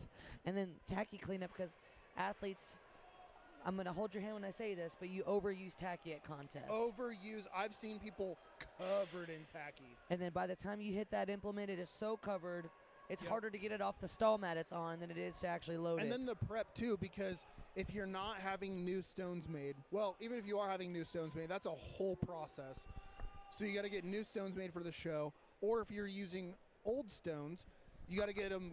You should get them cleaned up because they collect so much dust, dirt, hair, nasty things, and then they may not be the best grip or whatever, and people can't load them. So it's really more of a hassle than anything. I think if you have a smaller show where you don't Smaller have and shows, everyone yeah. can use the same ones, or you're not putting weight classes head to head and everyone gets the same hand that's dealt. I think that's really fair. Yep. But I think it's really hard to do head to head stones in the same class. So I remember even at OSG the year before last year. Do I remember? No, the year before last. Yeah. One of the stones wasn't sealed on one side, on one lane, and everyone was missing on that side. But the other lane was fine. So it's like, I mean, everyone in that lane had the same setup, but we were going head to head for podium. you Yep. know.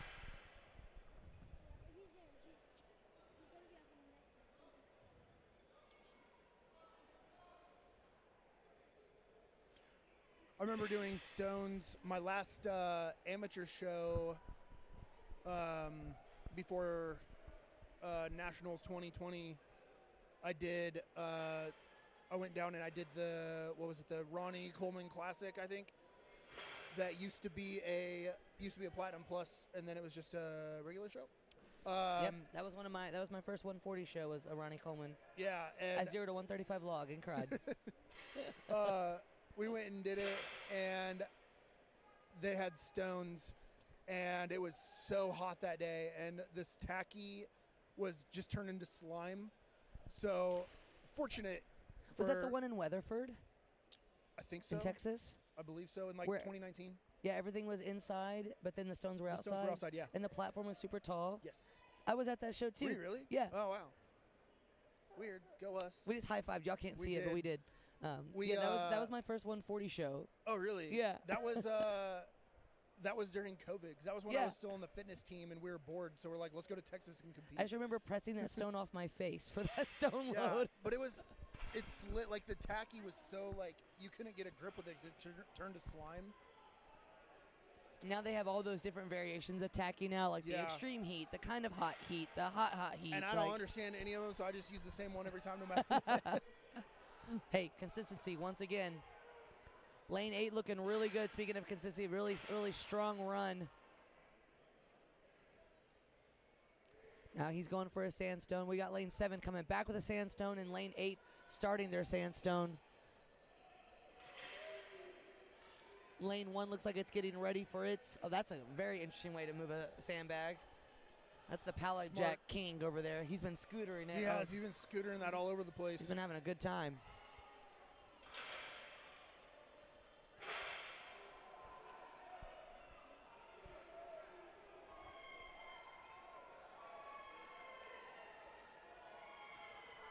Man, these athletes are leaving it all out there.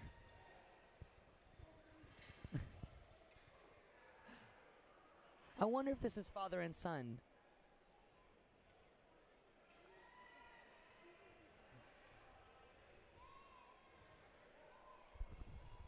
Y'all see him on the live stream getting that sandbag down, getting really, really excited.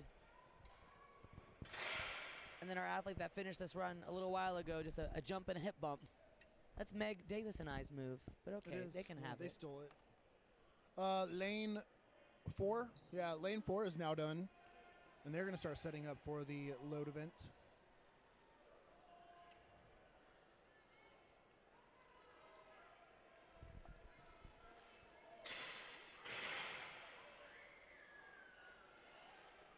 Lane 2 starting on that farmer's run.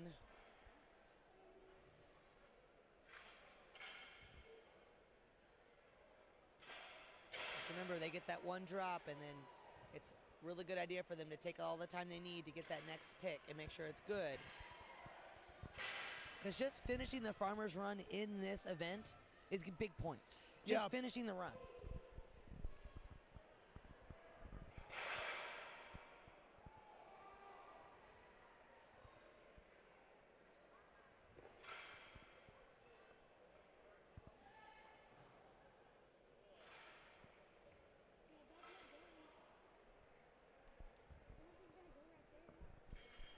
Lane 1 looks like it's set up with its first bag and then its bag switch weight when it has to switch the weight class.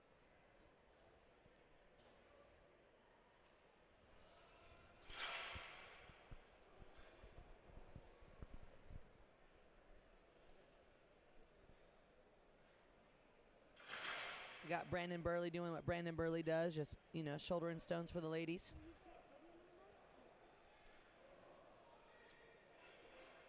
Oh, that is really far behind.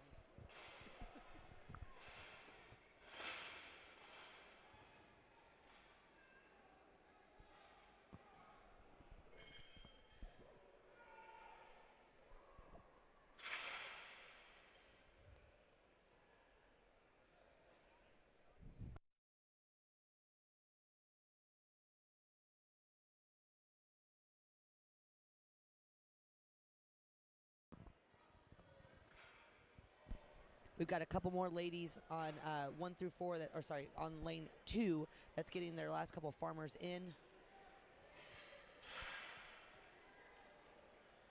Very strong run in lane 2.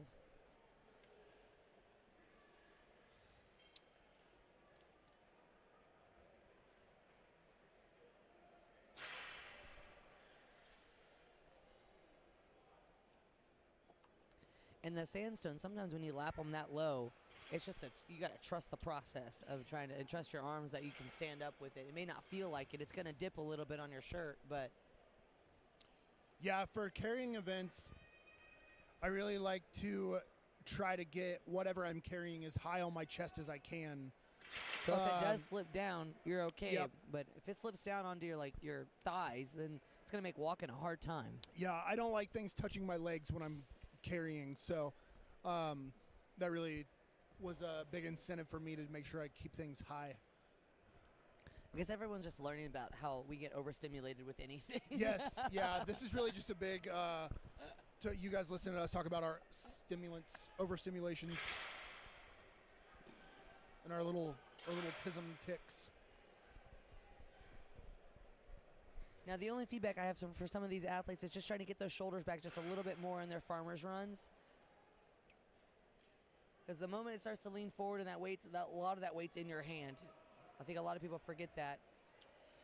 Oh, God, he's in his way. Okay. That could have been real bad.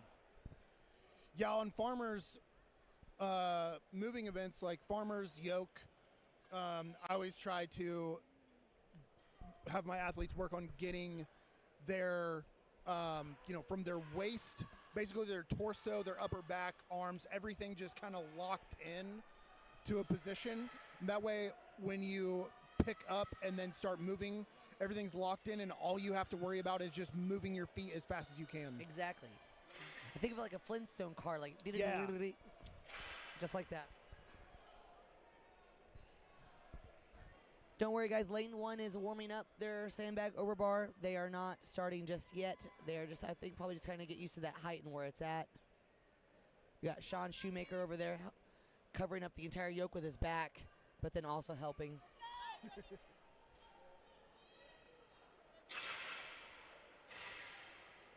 you had to pick a strong back or a six-pack? Oh, strong back for sure. Same. Yeah. Six packs are cool, but strong backs win competitions. I think it was JF Corona that says six-packs mean you don't eat enough. Yep. That's a terrible impression of his voice, but that was horrible, but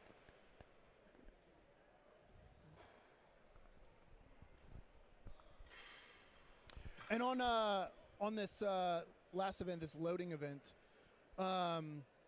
you have your bar. The women are going to be loading over 46 inches. 46 or 48 inches, and the men are going to be loading over 50 or 52 inches. yeah, it looks like it is. I'll pull up the official rules for us. Men will load to a 50-inch, and women will load to 46. Yeah, like I said, that's pretty high for women. Yeah, so on training for something like this, I always like to have people if you're just loading to 46 inches. I like to have people try to load higher than that, or practice loading without touching the bar, just so you don't get in the habit of aiming for that bar, because then after you do a few reps, you're going to start to get tired and your extension may not be as high. So if you initially just start for aiming to clear the bar, after a few reps, you may end up, hitting the bar or being a little low, just because you're not used to extending very high when you get fatigued. Yeah, and then what if they change it? What if the yoke can't be exactly 46 Yep. and you train to 46 and it's a little bit taller? Yeah, so I'll have women loading to 50, 52 inches, and they're like, that's so high, and it's a struggle. But then when we get in the last couple weeks of prep and they're loading over height, or they go to the competition and do it, they're like, man, that was so easy. Exactly. Yeah. If you have the ability to train to comp standard, obviously do it. But if you have the ability to go above that and beyond, that's just Yep. going to make you even more conditioned for the contest itself. And 60 seconds, like we were talking about, is a long amount of time to do something continuously. And you start with 20-second AMRAPs, 30-second AMRAPs, and you go to 40, 45, then you go to those full ones and get the idea of how it's going to feel. And pacing, knowing how much time it takes you to load a stone or an implement, so you have an idea of what to expect out of yourself. Yeah, and really working on the pacing, and also really working on a full extension. You're going to see some people that just stand up with the bag and don't you'll see some people that lean back to try to clear. Some people that really pull the bag up really high on their chest to clear, but then you're going to see others who just kind of stand up with it, may not get really good height, and they'll run into the bar, or lean against the bar and then have to push the bag over. Yeah. And I think it's important to really really emphasize that extension and pull the bag as high as you can. Yeah, and knowing that you're allowed to go through the yoke, I would have practiced like, where do my hands and body need to be in order to flip myself over to the other side Yep. fast enough. When we had steeplechase at OSG, when all the lights went out for that like a few minutes, I ran to that floor and I practiced getting underneath that bar just to see how it would be, because I practiced it in the gym, but I didn't practice with a foot of wood, Yep. in order to know. Also, I didn't ask on that part either. I just did it. That's okay. If no one saw, it's not wrong. And if they do run that bag into the bar, they have the tendency of knocking that yoke over or moving it. And that's a Yep. lot of effort and energy, too, to reset. I just did that this week when I jumped in for fun on some strongman training, and they were training a steeplechase for a competition coming up. And I ran the second bag down and went to throw it over the yoke, and I ran into the yoke and knocked the yoke over. But luckily, it didn't matter because, I was just doing it for fun. Did everyone boo you? I think we should bring back booing. Bring back booing, yes. I do like that I idea. do like it, yeah. I think it builds character. Like not just in strongman, but like in work life too. Yes. Like And someone just regular life. someone books a meeting on your calendar, boo. Yeah. Like, boo them.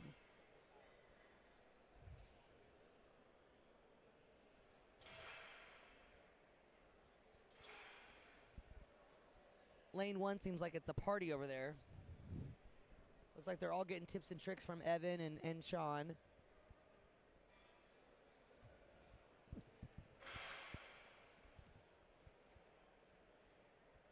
Like I said earlier, I would not be practicing too much over here. I'd get like one to make sure I can clear the bar, or at least like get the idea of where my arms and back need to be to get that extension over, and then I would call it a day and just get ready to execute. Yeah, I would only be doing a few picks if I've just never loaded a sandstone before.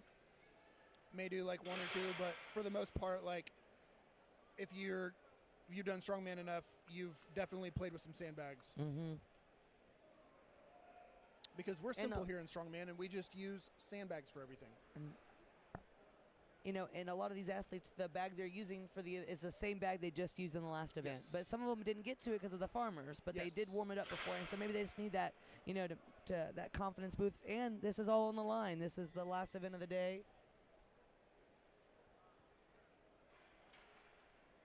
And this will define our podium in a lot of the classes. Like in lane, I don't know if y'all can see it just yet as the live stream catches up, but there's a guy in lane 4 that's just practicing getting under and back and forth between the yoke. Yeah, and this event will be, there's going to be some people sitting in first that don't finish in first after this one. They could be first place runner-up. Mm-hmm.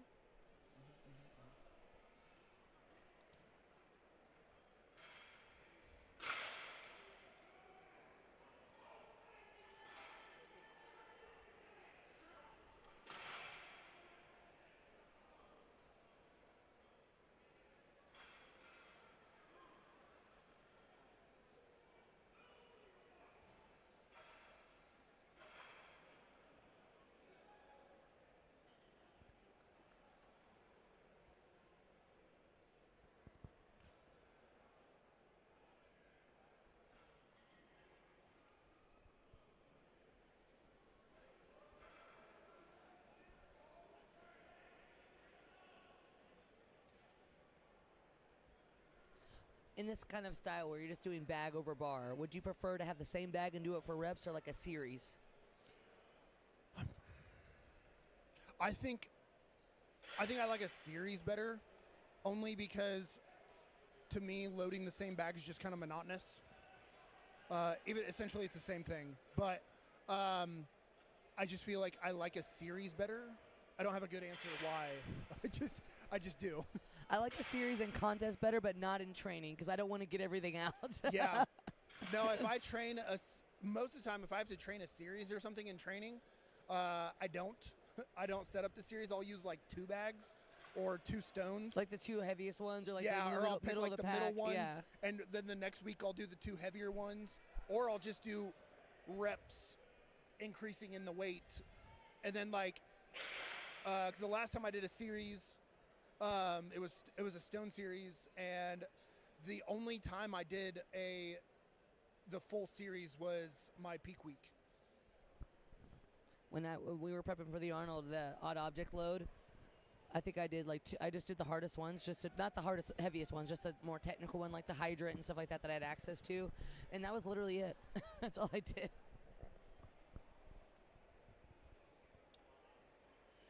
Now that's different for us now though, because we've been doing this for a while. But when I first started out, we would set up full events every single week, actually. Yeah, we used to do a lot of strongman Saturdays. Yeah, we would set up a full medley, do the full load, do everything. And I think that's important when you're starting out and newer and not really like developed yet. And really, with the crew, like setting that stuff up is so much easier than trying to do it by yourself, like under, you know. Yeah, really it comes down to laziness now. Truth, for me, yeah. same. But, yeah, I think the it's stronger important. you get, the lazier you get. It is, yeah.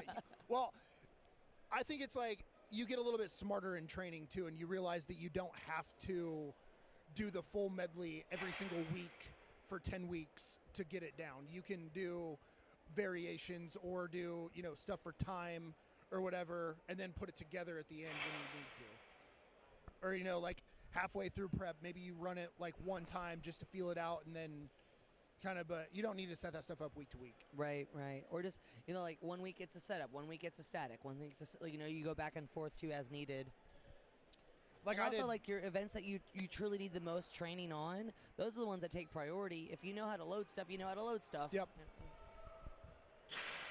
Like for a deadlift ladder, one time I set up the entire deadlift ladder at I think it was like 90% of comp weight.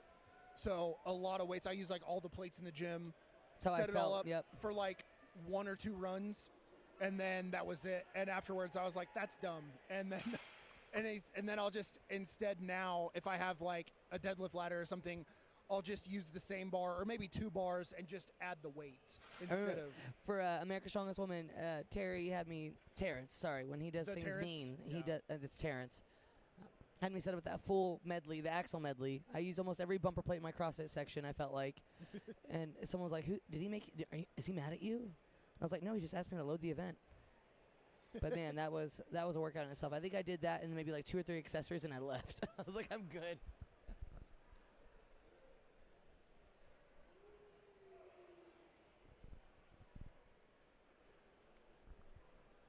Looks like all but lanes 5, 6, and 7 are wrapping up their last couple of those. And I think those were our heaviest lanes when it came to how many athletes were on them. Yeah. Yeah, there's not as many heavyweights. Normally they're the ones that take the longest. It looks like we just have a couple of red shirts ready. All the athletes, of course, are in red shirts. Our staff is in blue shirts. And so it's a little bit easier to tell who's who.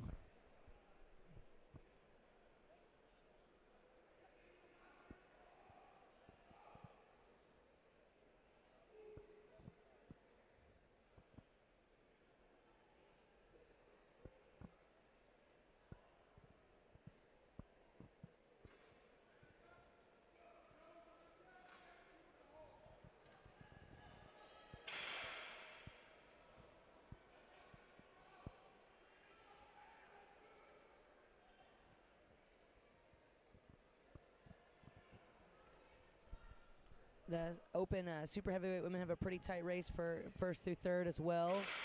This last event will really shake them up.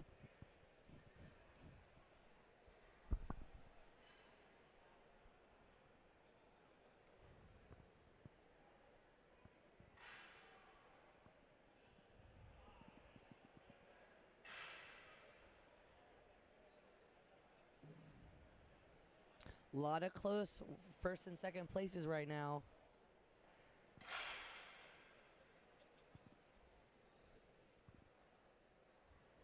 What's really cool is overall winner of the open classes will be paid out $1,000 for United States Strongman.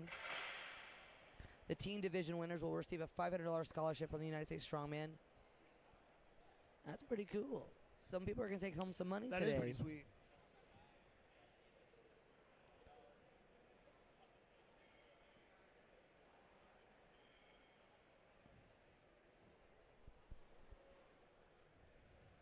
And we'll get clarification on this, but sometimes that means like overall, like the middleweight champion overall, like that's the 148s and 165s combined. Yeah. We'll win. They I need to figure out how they score that.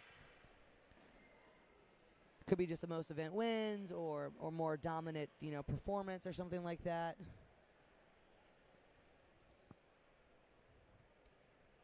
Lanes 1 and 2 look like they're warming up really well. Lanes 3 look like they're about to. They just got that bar heights. They're getting that bar height set. Lane 4 starting to warm up. Lane 5 is going to start building their yoke and get it ready to go.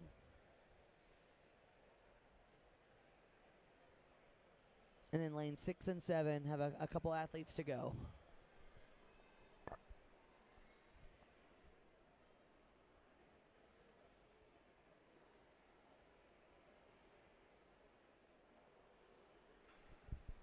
And if you're just now tuning into the live stream, we've been yapping all day. Justin Lloyd, pro strongman, nutrition coach. Your nutrition coach. Yeah, he's also my nutrition coach. Really great at driving trucks. Also great at getting his truck broken into. And then me, I'm a pro lightweight, middleweight, strong woman, coached by Justin and Terrence. I said that aggressively. You did. If anybody's been coached by Terrence, they understand the aggression. For those of you who don't know who we're talking about, Terry Ratty, he started out as a 90-kilo guy, and then he went to 105s. And he's a pretty small guy, and he got really big. The year he won America's Strongest Man in 2019, he was like 250, up in the 250s, which was thick. But he's very big tear. Big tear, yeah. But he's a really good strength coach, very smart, very analytical. He will also abuse you with his training. You think it's like, oh, this isn't bad, and then you do it, and you're like, wow, this is terrible. Terrible Terry. Terrible Terry, yes. See, all athletes get nicknames from other athletes. Yes. But yeah, Hannah and I have been working together for a couple years now. Yeah, at least over a year. Yeah. Happy coach-anniversary. Hell yeah. Yeah, we started out together before OSG for her cut. After Shaw 2024, 5. 24. No, 24. 24. Yeah. To do her weight cut for OSG. It went really well, and then she was happy with me, so she didn't fire me. True. Yep. I didn't have to sweat. That's why he didn't get fired. Yep. That was the easiest 140 cut I've done. Good thing we're not doing that anymore. We're not. Yeah, we finally all convinced her to stop going down to 64s and go to 73s. So far, so good. And it's been really good since. Yeah. Actually, it really helped. I think it really helped solidify that when we did a pretty big cut for OSG in 24, and then it was the Arnold 25, right? Yeah. Yeah. Going into Arnold 25, we were basically just in this perpetual super big deficit the entire time, and her cut for the Arnold was not going great. She was gonna probably not make weight, but if she made weight, it would have been really late. She decided against it and ended up going up a weight class to the 73s and won. And I think that's what helped seal the deal for her to go up a weight class. Yeah, we didn't even in my brain, we didn't even think we'd make finals. And I say we was me. Everyone else didn't think that, but I knew you were fine, so that's all that mattered. That means trust your coach, trust the process. Lane 6 and 7 look like they're wrapping up. Got the last couple athletes going. It looks like lanes 1 and 2 are going to get started here pretty quick. They haven't asked the athletes to leave the floor or anything like that, so they might be waiting for everyone to go at the same time. This is the 5th event of the day, and this will decide a lot of podium finishes. Yes. Going back to weight cuts, because I'm sure that's what a lot of people end up doing. And it's not like it used to be. Sports changed a little bit. Kind of when I was first starting out, there was people doing a lot bigger weight cuts and everything. But But, that's something that a lot of us do. You walk around heavier than your weight, then you cut down. And really going into, because I've heard, a lot of, I guess, horror stories from people having terrible weight cuts. And really what it comes down to in that is, how you trying to like plan things out a little bit in advance, which I know in this sport, a lot of people do stuff impulsively of like deciding, like they get done with the competition. They're like, I'm not competing for a while. Then 2 weeks later, hey, I'm doing this competition in a month, which is fine. But if you can plan things out a bit, especially for like a big show, like a Nationals or like an OSG or, anything higher level, having a plan out, 6 months in advance going to be good, especially if you need to lose some weight and get yourself in a better range for a weight cut. Because if you're going to have to be cutting weight, you really like want to set yourself up the best you can for that, to try to, have a lot of people just do water loads because they're easy, they work well, but set yourself up for a really good water cut. Because I've had people cut 20 plus pounds without sweating. And Yeah, my first OSG when it was 15 and I didn't sweat. yep, Hannah had a really good cut. And then I've had other people who have, come to me a month out, 5 weeks out, and they're starving themselves, stressed out, and they're just not set up well for a really good cut. And they've done a very similar water load, and they've only had to lose, 7 or 8 pounds and end up having to sweat out some of that. I've had girls and guys that have had to, lose less than 10 pounds and have ended up having to sweat out most of that just because they weren't set up for that. So really, like have a plan. Don't just impulsively wait till the last minute and be like, I need to lose 30 pounds right now. Or in like, if you are an athlete at that like higher level, you're trying to get to that higher level, local shows, up a weight class. Go Yep. up a weight class, get some heavier weights. Don't have to worry about a cut. Just get the comp experience, stuff like that. And then when those bigger shows, if it's worth it, I have friends and people that I've talked to before, or people that I don't know that know me off Instagram and stuff, that ask me about weight cuts for their first comp. Don't cut for your first one. Just go in, have fun. Like, learn, get the experience. You don't want all the extra stress on it. If you're like 2 or 3 pounds over, that's different. But like, you don't need to be doing a full-on water cut for your first big first strongman competition that you do. The sport's pretty stressful on the body for like what we do, and how your CNS gets fried. Taking one layer of stress out of the equation could just make that much better for your experience overall. If you're feeling super crampy or not good, or all those little factors that come in, you're already nervous. Let's just go have a fun first comp.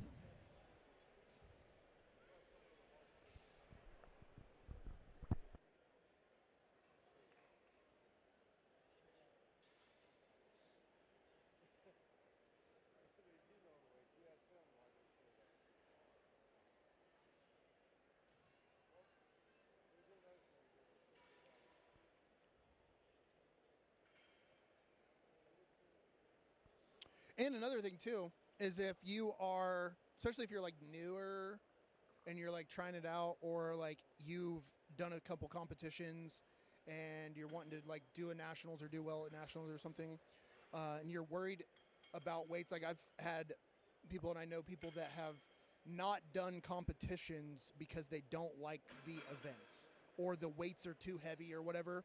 That's just part of it. And that's why we train, and that's why we try to get better at things. And, people get so worried about zeroing events and stuff. And I'll tell you, zeroing events happens at all levels. I've been competing for a long time, and I've went and zeroed events and stuff. And it's like, it happens and it sucks, but it's part of it. And that's why we train to get better. But You can't be perfect at everything. yeah, you can't. I mean, it's nice if you are perfect at everything, but it really pays off to, challenge yourself and get out of your comfort zone.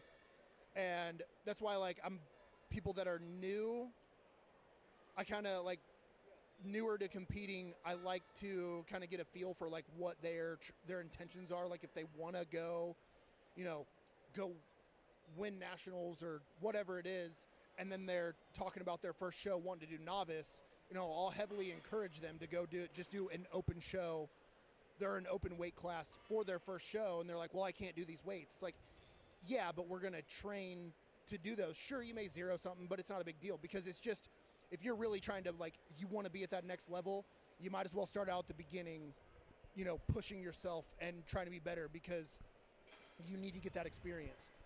Yeah, my first year, I was convinced to, I did novice and I went straight to the open class after that. I did one novice show, didn't podium, but I was like, well, if I want to make it to the big stage or do big things, I got to go put on my big girl pants. Yep.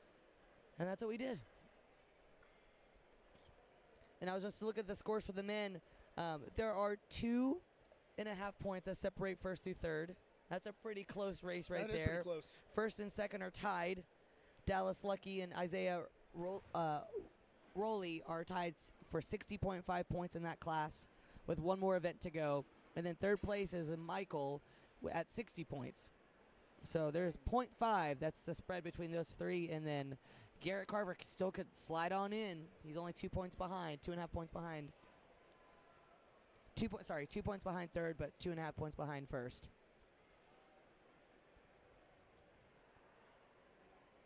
We've got some Masters men that are tied for first. Some really close podiums. The Masters men are really close. The 198s, first and second are tied, with third and fourth only a point behind each other. First through third are 2.5 points apart.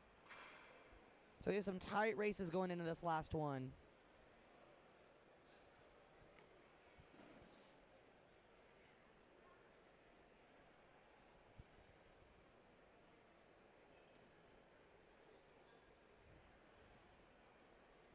Man, not all these athletes are going like Burley, having like a 26-point lead going into the finals. Yeah, right?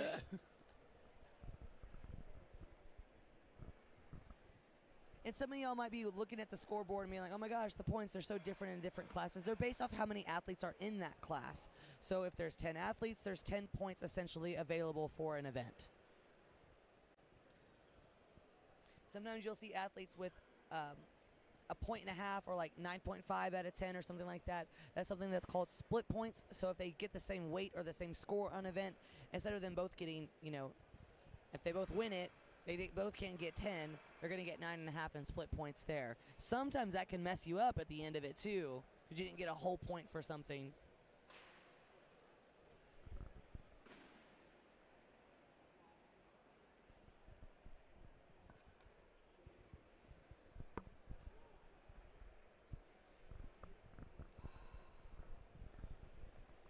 I bet in the next like 5 to 10 minutes we'll probably start this sandstone event, and it'll go pretty darn quick. But I will say that the athletes will probably take all 60 seconds in this event because it is the last one.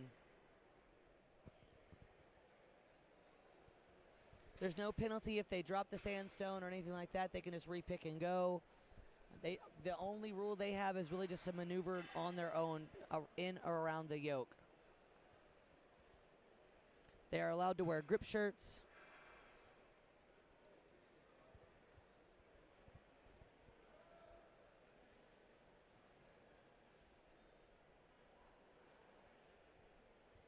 I know lane 1 looks ready.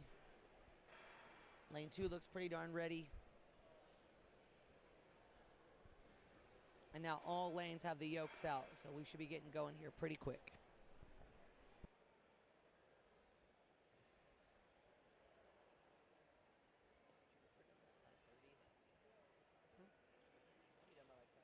Yeah, that'd be sweet.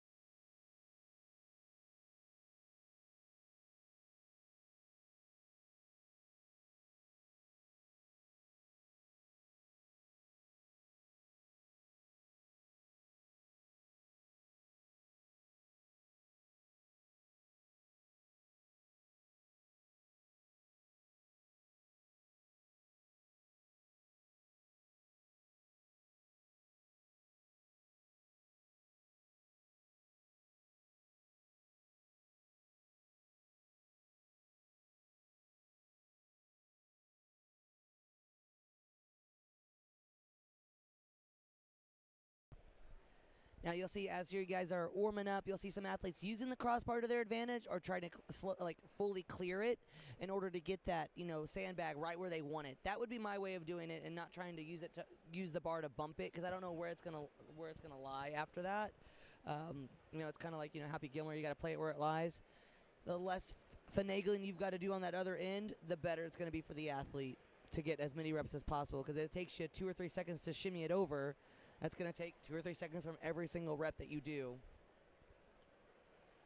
Yeah, and with having to go under or around and load from both sides, you really want to try to, not launch the bag over, but just have it land just on the other side of the bar. Like So follow it through almost, Yeah. You almost have to do this event as if you're anticipating someone being there to roll it back to you. Yep.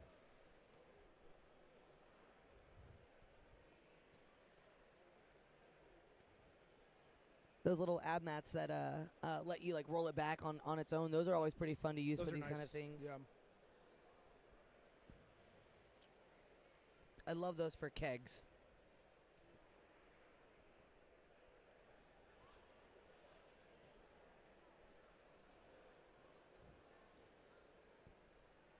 There it is. In the beginning, we were talking about an excessive amount of chalk. If you look out in lane 3, there's a man covered in chalk, ready to go. He looks like he just went and rolled around in He it. does. Incredible. Yes. And I don't know, I'm not a big grip shirt guy, but I constantly see people putting chalk on their grip shirts. And to me, that kind of defeats the purpose. What do you think? I don't. To me, I think the grip shirt stands on its own really well, and I don't want to add a level of something that could actually hinder it. If you put on too much chalk, it actually can be bad. Yeah. To me, I like to leave the grip shirt alone. The only time I might chalk it is if I'm doing circus dumbbell and the grip part doesn't go all the way over the shoulder or on the side. Maybe a smidge there just in case. But ultimately, no. I want to leave it as is. If I'm wearing a standard shirt, then yes, I will chalk it for that. But and these actually the contest T-shirt itself with that print being on the front, it's like a grip shirt in its own a little bit. But if you just tighten down a shirt that you're already wearing, like with a hair tie, or tuck it into your shorts or something like that, you can kind of have your grip shirt. You make your own makeshift grip shirt essentially. Yep. Back in the day, Nikolai Myers actually told me, "Hey, go buy some bat grip and spray your shirt with it." Yep. I did that, and now I had my own grip shirt for a little bit if I needed it. So that was another little pro tip. Or to keep your shirt down, it doesn't feel very good, ladies and gentlemen, but spray your actual skin and then put your shirt on top of that to stick it down so it doesn't move. Then you don't get any grippy stuff on the implement, and your shirt stays where you want it to. Yeah, or if you're like Nikolai Meyer, you don't wear a shirt and he's hairy enough that it just kind of works like a grip. Or he just gets waxed. Or he gets waxed, yes. This man is very hairy, and multiple times at OSG, he will give himself a good waxing when on the stone loads, because he'll have tacky on his chest, and the stone will pull the hair off of him, which is cool. And then the next person goes, and they're like, "Oh, there's just a big clump of hair right here." I'm glad it doesn't happen in the women's category, though. Thank goodness. Good thing the women are usually done by that time the men get onto them.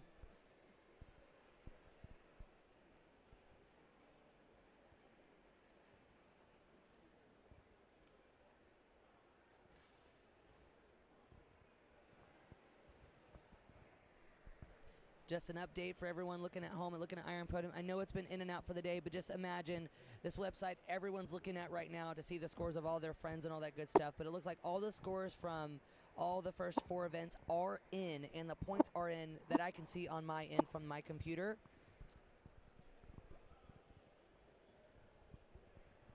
So this final event is going to shake up a lot of stuff or secure the win for some people.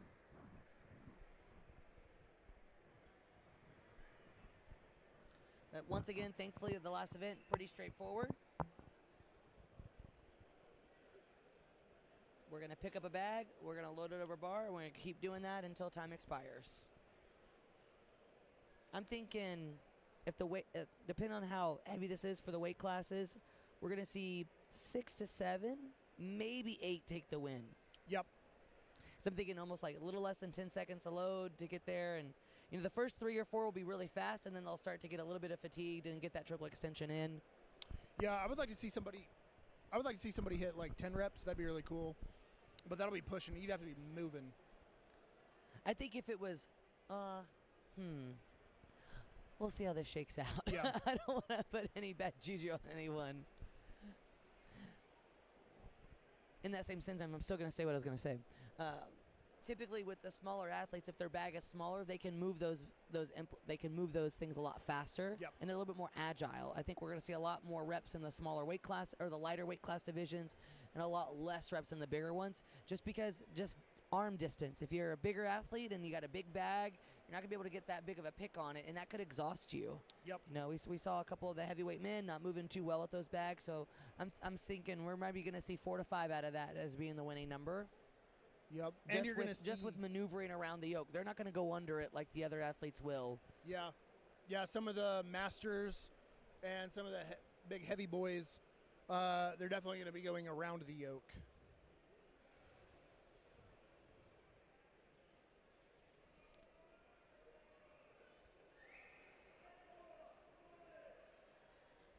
Looks like they're starting to get corralled a little bit. I don't know if you guys can see that on the stream. You'll start seeing a big herd of people start moving and grooving.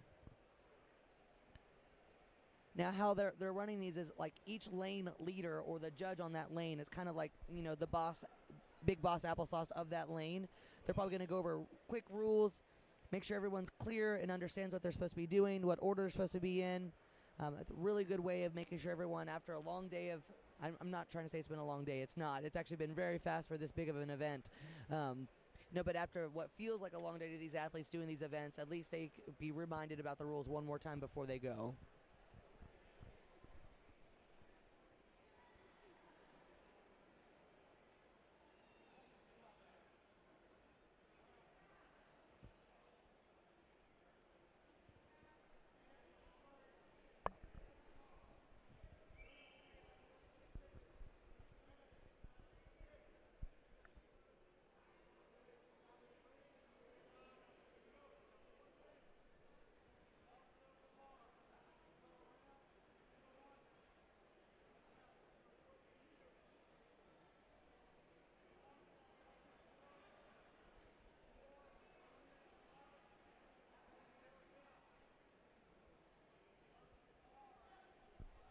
I'm interested to see if any of the athletes are going to try to do a sideways load. Like a heave? Yeah, I did see one of the heavyweights do that with a warm-up load. So I feel like that would be the easiest way to get across under the yoke is to load sideways. Yeah. You got to have some badass erectors and core what? Yeah.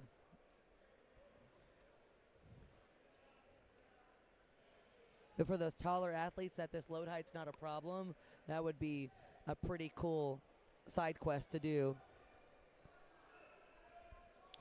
All right, looks like a few of the lanes are about to get started.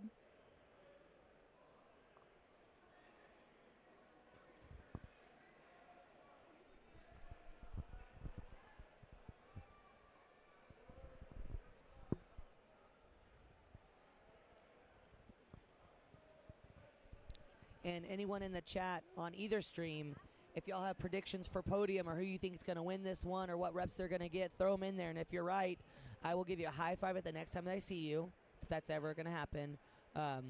Yes.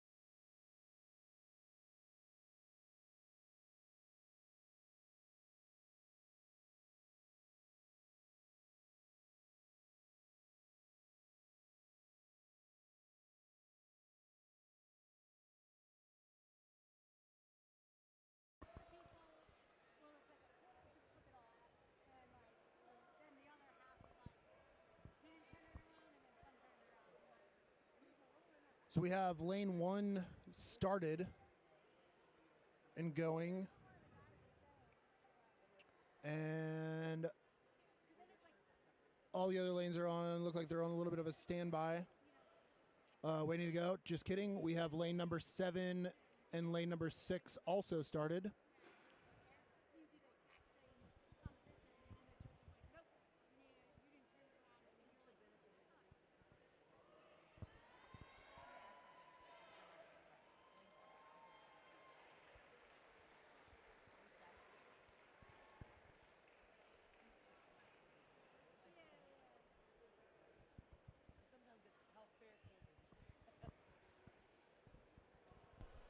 All right, it looks like lane 1 and lane 2 are going. Hey,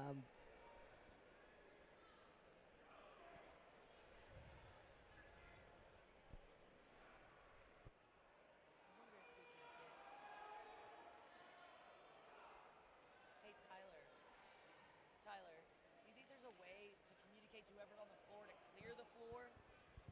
Because it's really hard to see people. Sorry, I can't hear you. What's up?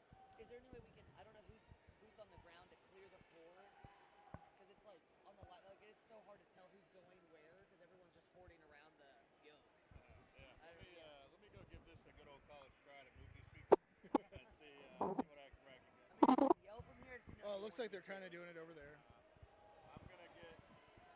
Yeah, I'll go down there. I'm gonna try it once to get someone there to like move everybody. I can't promise it's gonna stay like that very long, but that makes sense. I'll be right back.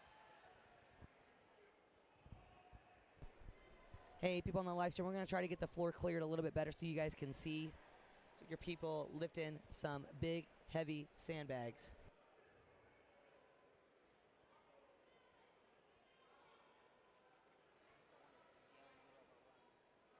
Yeah.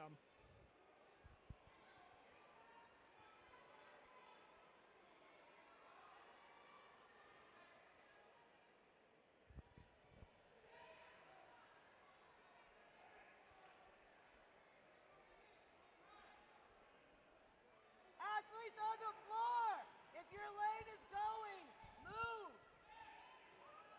Good job.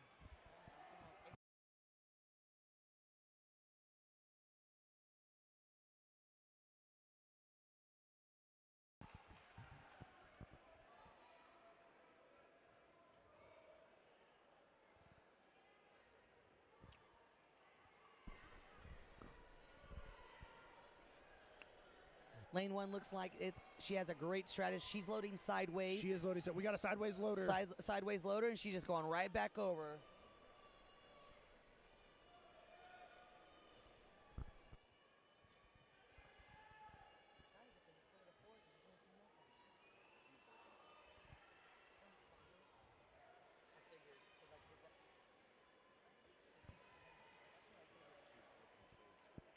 Oh, shit. Yeah, I saw that. Yeah, I noticed that. They dropping them on their feet. Yeah. Yeah. I was wondering if that was going to be an issue. Lane 2 just has an incredible extension. I think she's coached by Emma Wilson on Chloe Brennan's team. They traveled in from Delaware, I believe, to be here. You know, they got that little hip scoop to get it on over.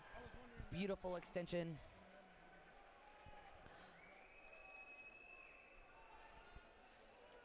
Lane 3 is now rocking and rolling too. And you'll see all the athletes are, definitely hoarding around the event. This is how they game it. They're going to start to count the number of reps, how many of the athletes are doing, and basically how can I beat that or how can I be more efficient, and how can I get the win over this other one after I get to see them display it first.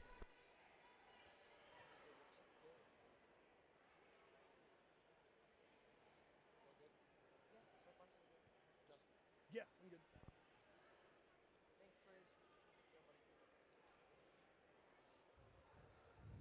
Yeah, this is a good one to pay attention to if you are gaming it and trying to see, doing the amount of reps that you need to do, kind of knowing who's ahead of you and behind you and where you're at in points. So to do, when it's your turn, especially if you're going later, how many reps you have to get. Have you ever lied to someone and said they got more or less than they did, so the next person would try to go send it? I don't know. I don't think so. I know I've lied to people and told them that I'm going to get a ton of reps, and then I don't get a ton of reps. Like, I didn't mean to, but I did. Like past Justin thought a lot more of myself than current Justin. Or like in warm-ups, people will ask me like what I'm going for, and I just throw out a number and shit. Or like I'm just going, whatever, and then I don't do that. And I'll always tell people usually like my second attempt is my opener, just to be like, oh, they think I'm awesome. No, I need a little warm-up before that. We got a very tall athlete in lane 1. Looks like making not a joke of this height, but pretty close to it. She's moving really well.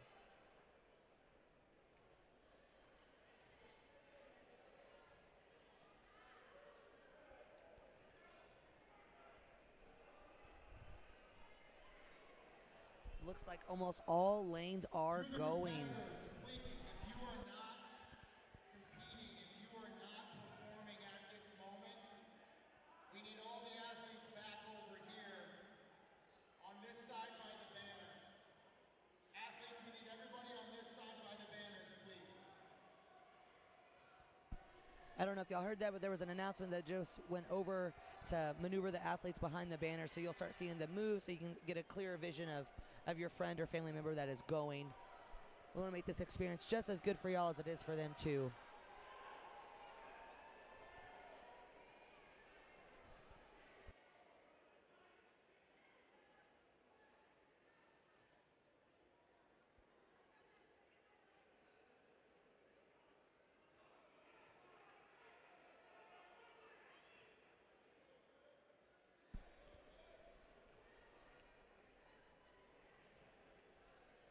Looks like Jessica's on deck on lane 2. Lane 1 has moved on to Masters, or has been working on Masters. I've been watching some of her training. Jessica's been, doing her spin and go for her sandbag over yoke.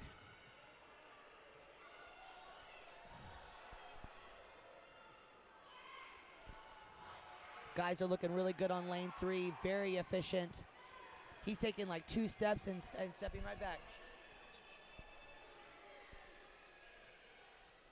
He's using that yoke to kind of pivot himself under and push himself. That's great. Good technique on lane 3.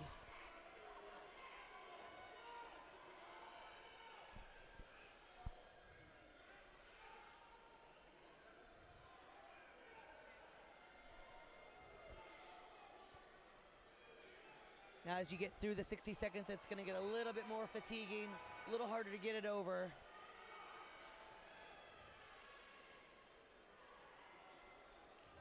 But this is a time to leave it all out there. This is the last event, and you don't want to not push yourself and then, regret it later. Yeah.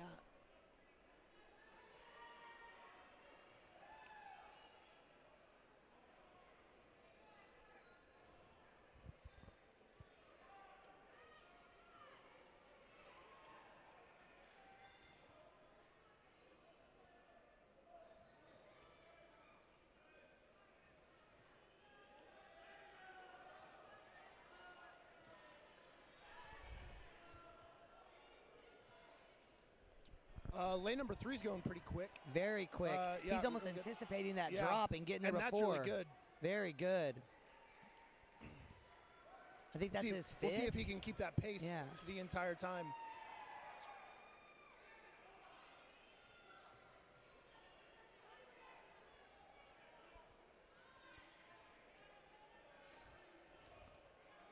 Starting to slow down a little bit. Can I get you to move on that side by the banner, guys? Lane 4 ladies are showing out. Lane 8, can I get you guys to move over there? He's still going. He's slowing down, but he's going on lane 3. Looks. A good cue you're going to hear from this one is up. Up, yes, just up. Very effective. Because you don't want to go down. That's true. I think he got 7 or 8. That's pretty good. I kind of lost count. He was going so fast.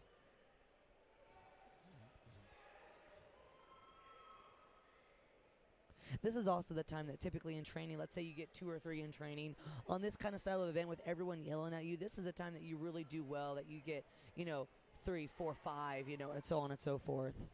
Because you don't push yourself as hard as you would until you're at a contest, and you should reserve it till contest day.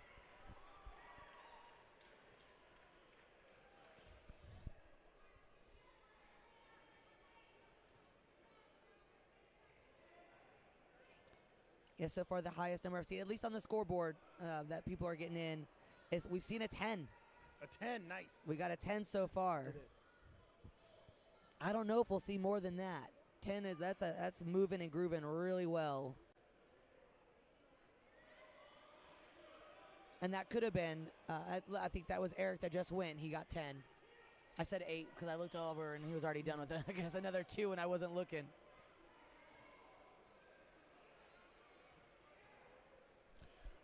I also think too, like you'll see people as they start to hit that 30, 40-second mark somewhere past there, they'll stop to kind of like reflect on life for a minute. Is there like, why do I yes. do this? Who am I as a person? Save that for after. Yeah. Reflect on life and why you just did this to yourself afterwards.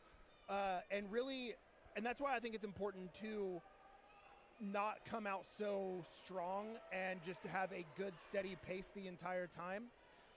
Because you can continue it versus being gassed Yes. and not being able to breathe. If you redline in the first 20 seconds, the last 40 seconds are going to be a bad time. Rough.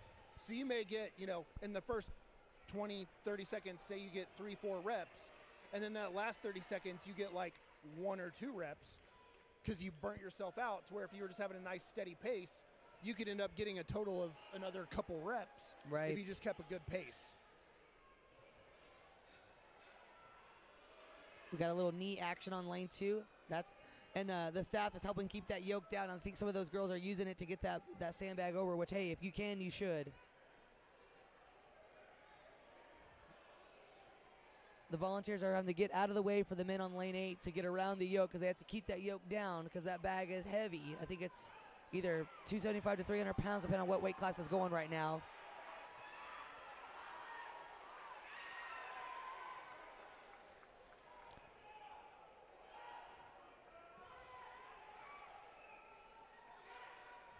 Good movement in lane 1.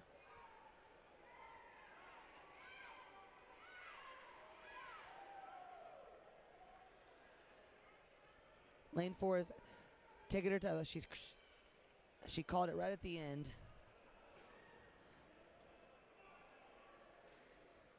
Couple more 7s in lane 1 with the Masters.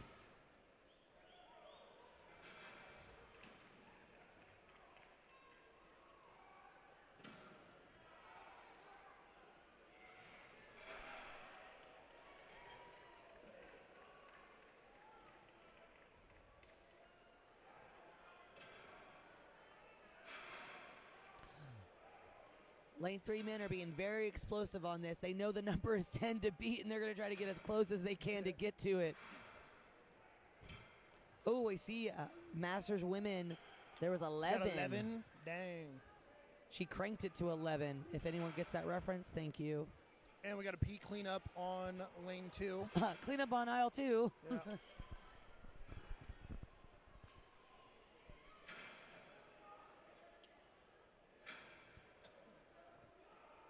Now Jay Dickens is going in lane 1. She just did a bunch of sandbags last weekend at the regional, so I guess she just wanted to come back for round 2. Much better on her that second load, getting back over. We've got multiple. A guy matched the 10 in the lightweight 165 class.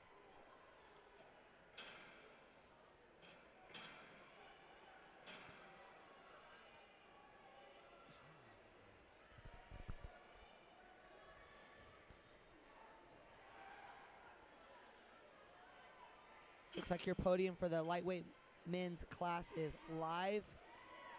Now, of course, there could be, you never know if there's an adjustment or a change that could happen off an event if it was scored wrong. But as I mentioned in the very beginning of this stream, which if you're still on here, awesome. If you're not, all the athletes have these their lanyards with their badge to get into the event, but also on the back of that has their name and all the events for their scores on it. So after they get done, their scores are filled out directly on there, so they don't have to wait for them to be loaded up on Iron Podium. They know exactly what they did on that event right after. Good little memento for later on, too.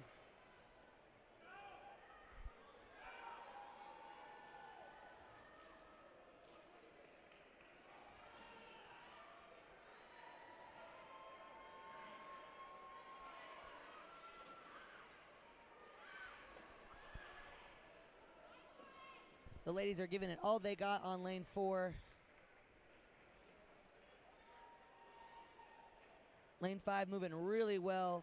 Nice triple extension. Double hands over the top to get all of that up there, too. Kind of just rolling up the chest. Very agile. Very. I don't think they're slowing down either.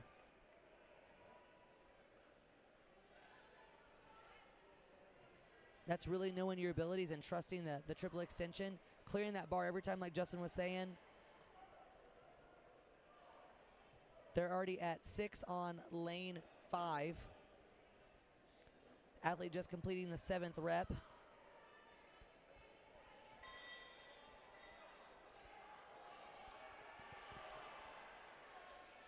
Now onto their 8th with getting some body up into it and a little, maybe a pass out potentially. Yeah. That's leaving it all out Yep. there. This is the event to do it on.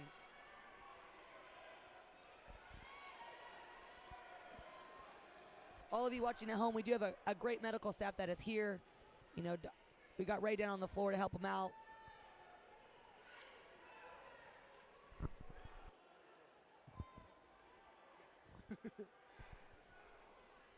Sometimes those belts get a little tight, and that's the first thing to get some air back in the athlete's lungs is to loosen that belt up so they can breathe.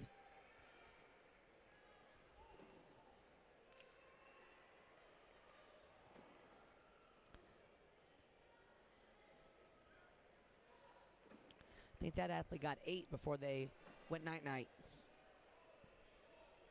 Yeah, and on an event like this, being taller is definitely an advantage, especially for having to clear over the bar. So some of the shorter athletes are really having to And if you don't work. and if you don't practice with an actual stone and knowing how to get your hands over top of it Yep. versus on the side, having it over top is going to give you a couple more inches anyway. But if people that are going around, they're having to go with that too.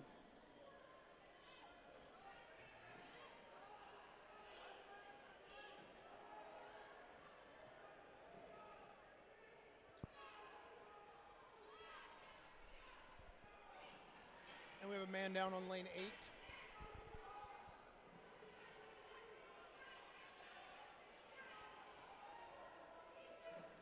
Dr. Ray on the way.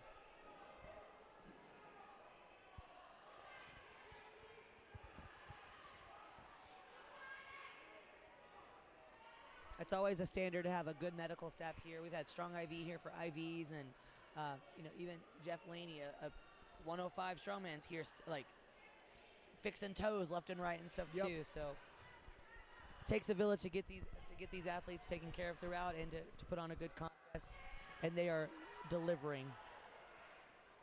Yeah, the sport's really come a long way in the help and support we all get, because a few years ago, didn't have the medical staff, didn't have all the extras, especially for like IVs and stuff. You had to outsource that afterwards if you wanted one. But yeah, it's nice having all the support and help now. Great. The women's 198 and under scores are in. Your podium's now defined out there.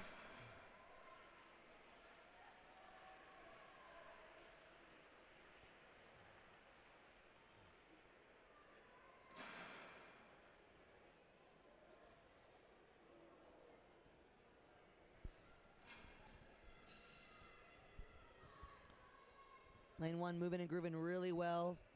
I really like that sideways load I saw earlier today. I hope I see that some more.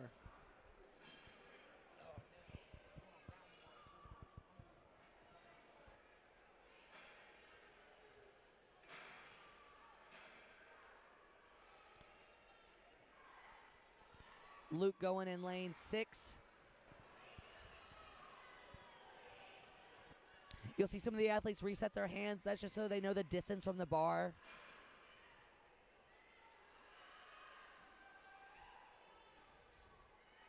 Lane 3 is moving.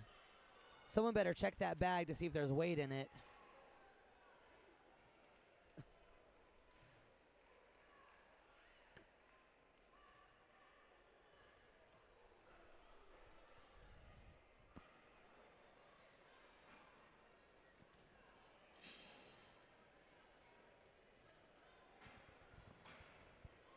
Karen's in with 11 reps on that stone over bar. So that's the most I've seen so far. 11 reps is really good. That's a fast pace. That's one more than 10. That is one more than 10. It's great. And 2 more than 9. Matt, I only count 45s. Come on. Just kidding.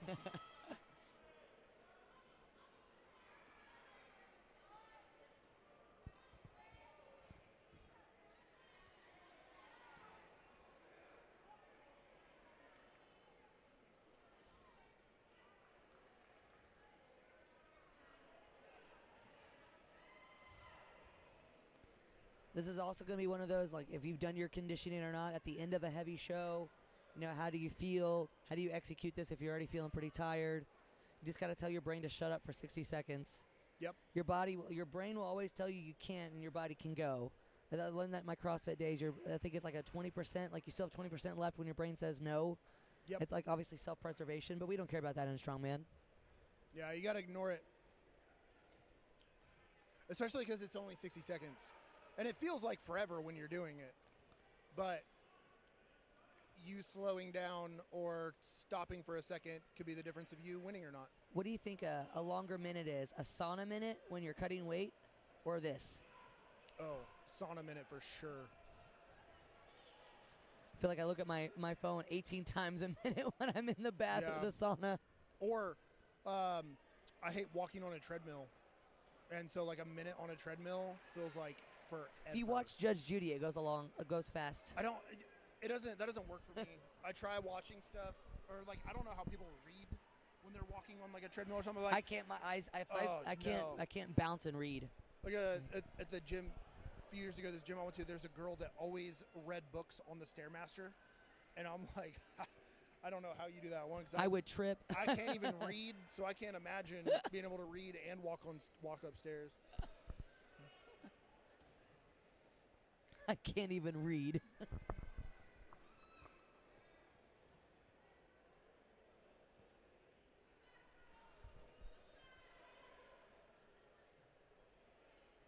Hey, I guess you don't have to know how to read in order to do cool stuff like I think the bass player from Red Hot Chili Peppers, Flea, can't read. I mean, he can't Yeah. read music. You I don't mean, gotta, he probably can now, but he couldn't at first. you don't got to be able to read to pick things up. You know. You don't have to read to learn how to like rocks. Yeah. Lots of great triple extensions on almost all of the lanes. I feel like this is the right weight for this bag for these guys and girls.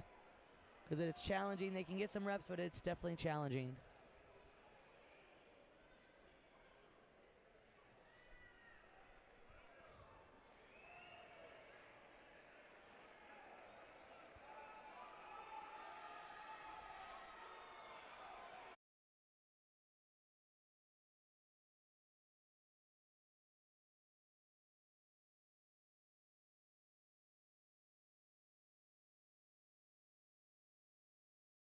You're already burnt out from training, and then you're like, I got to get a sandbag out, and then I got to do all this stuff with it.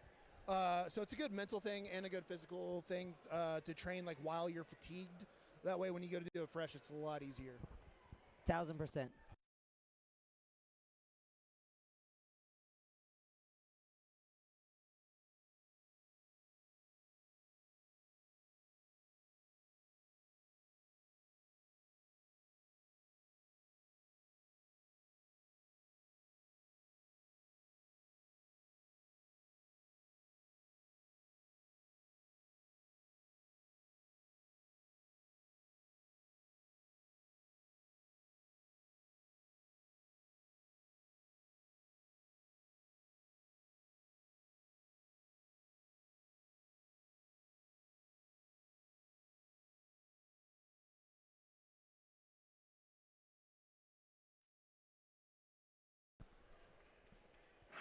Hey guys, we are working on the live stream as much as we can, if you can even hear us right now. Internet's just being a little tapped currently.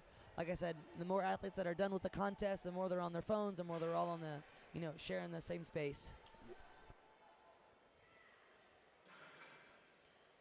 Yeah, both the live streams are a little laggy right now. I would assume from the overload of the internet here. Leah Boatman is But going in everybody's lane still 2. moving. We have another athlete kind of down, halfway down in lane 1, so that's up to 4.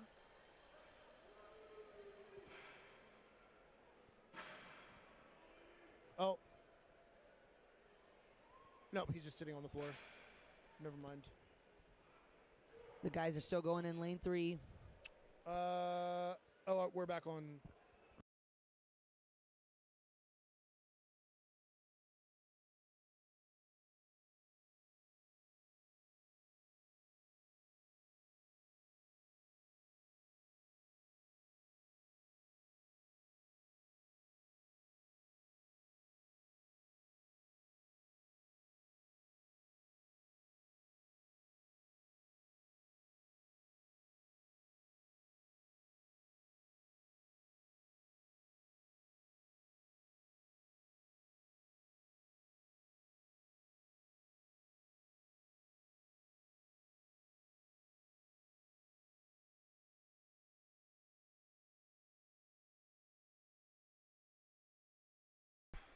Lane 6 with an impressive load. He almost had like pinched in his hands.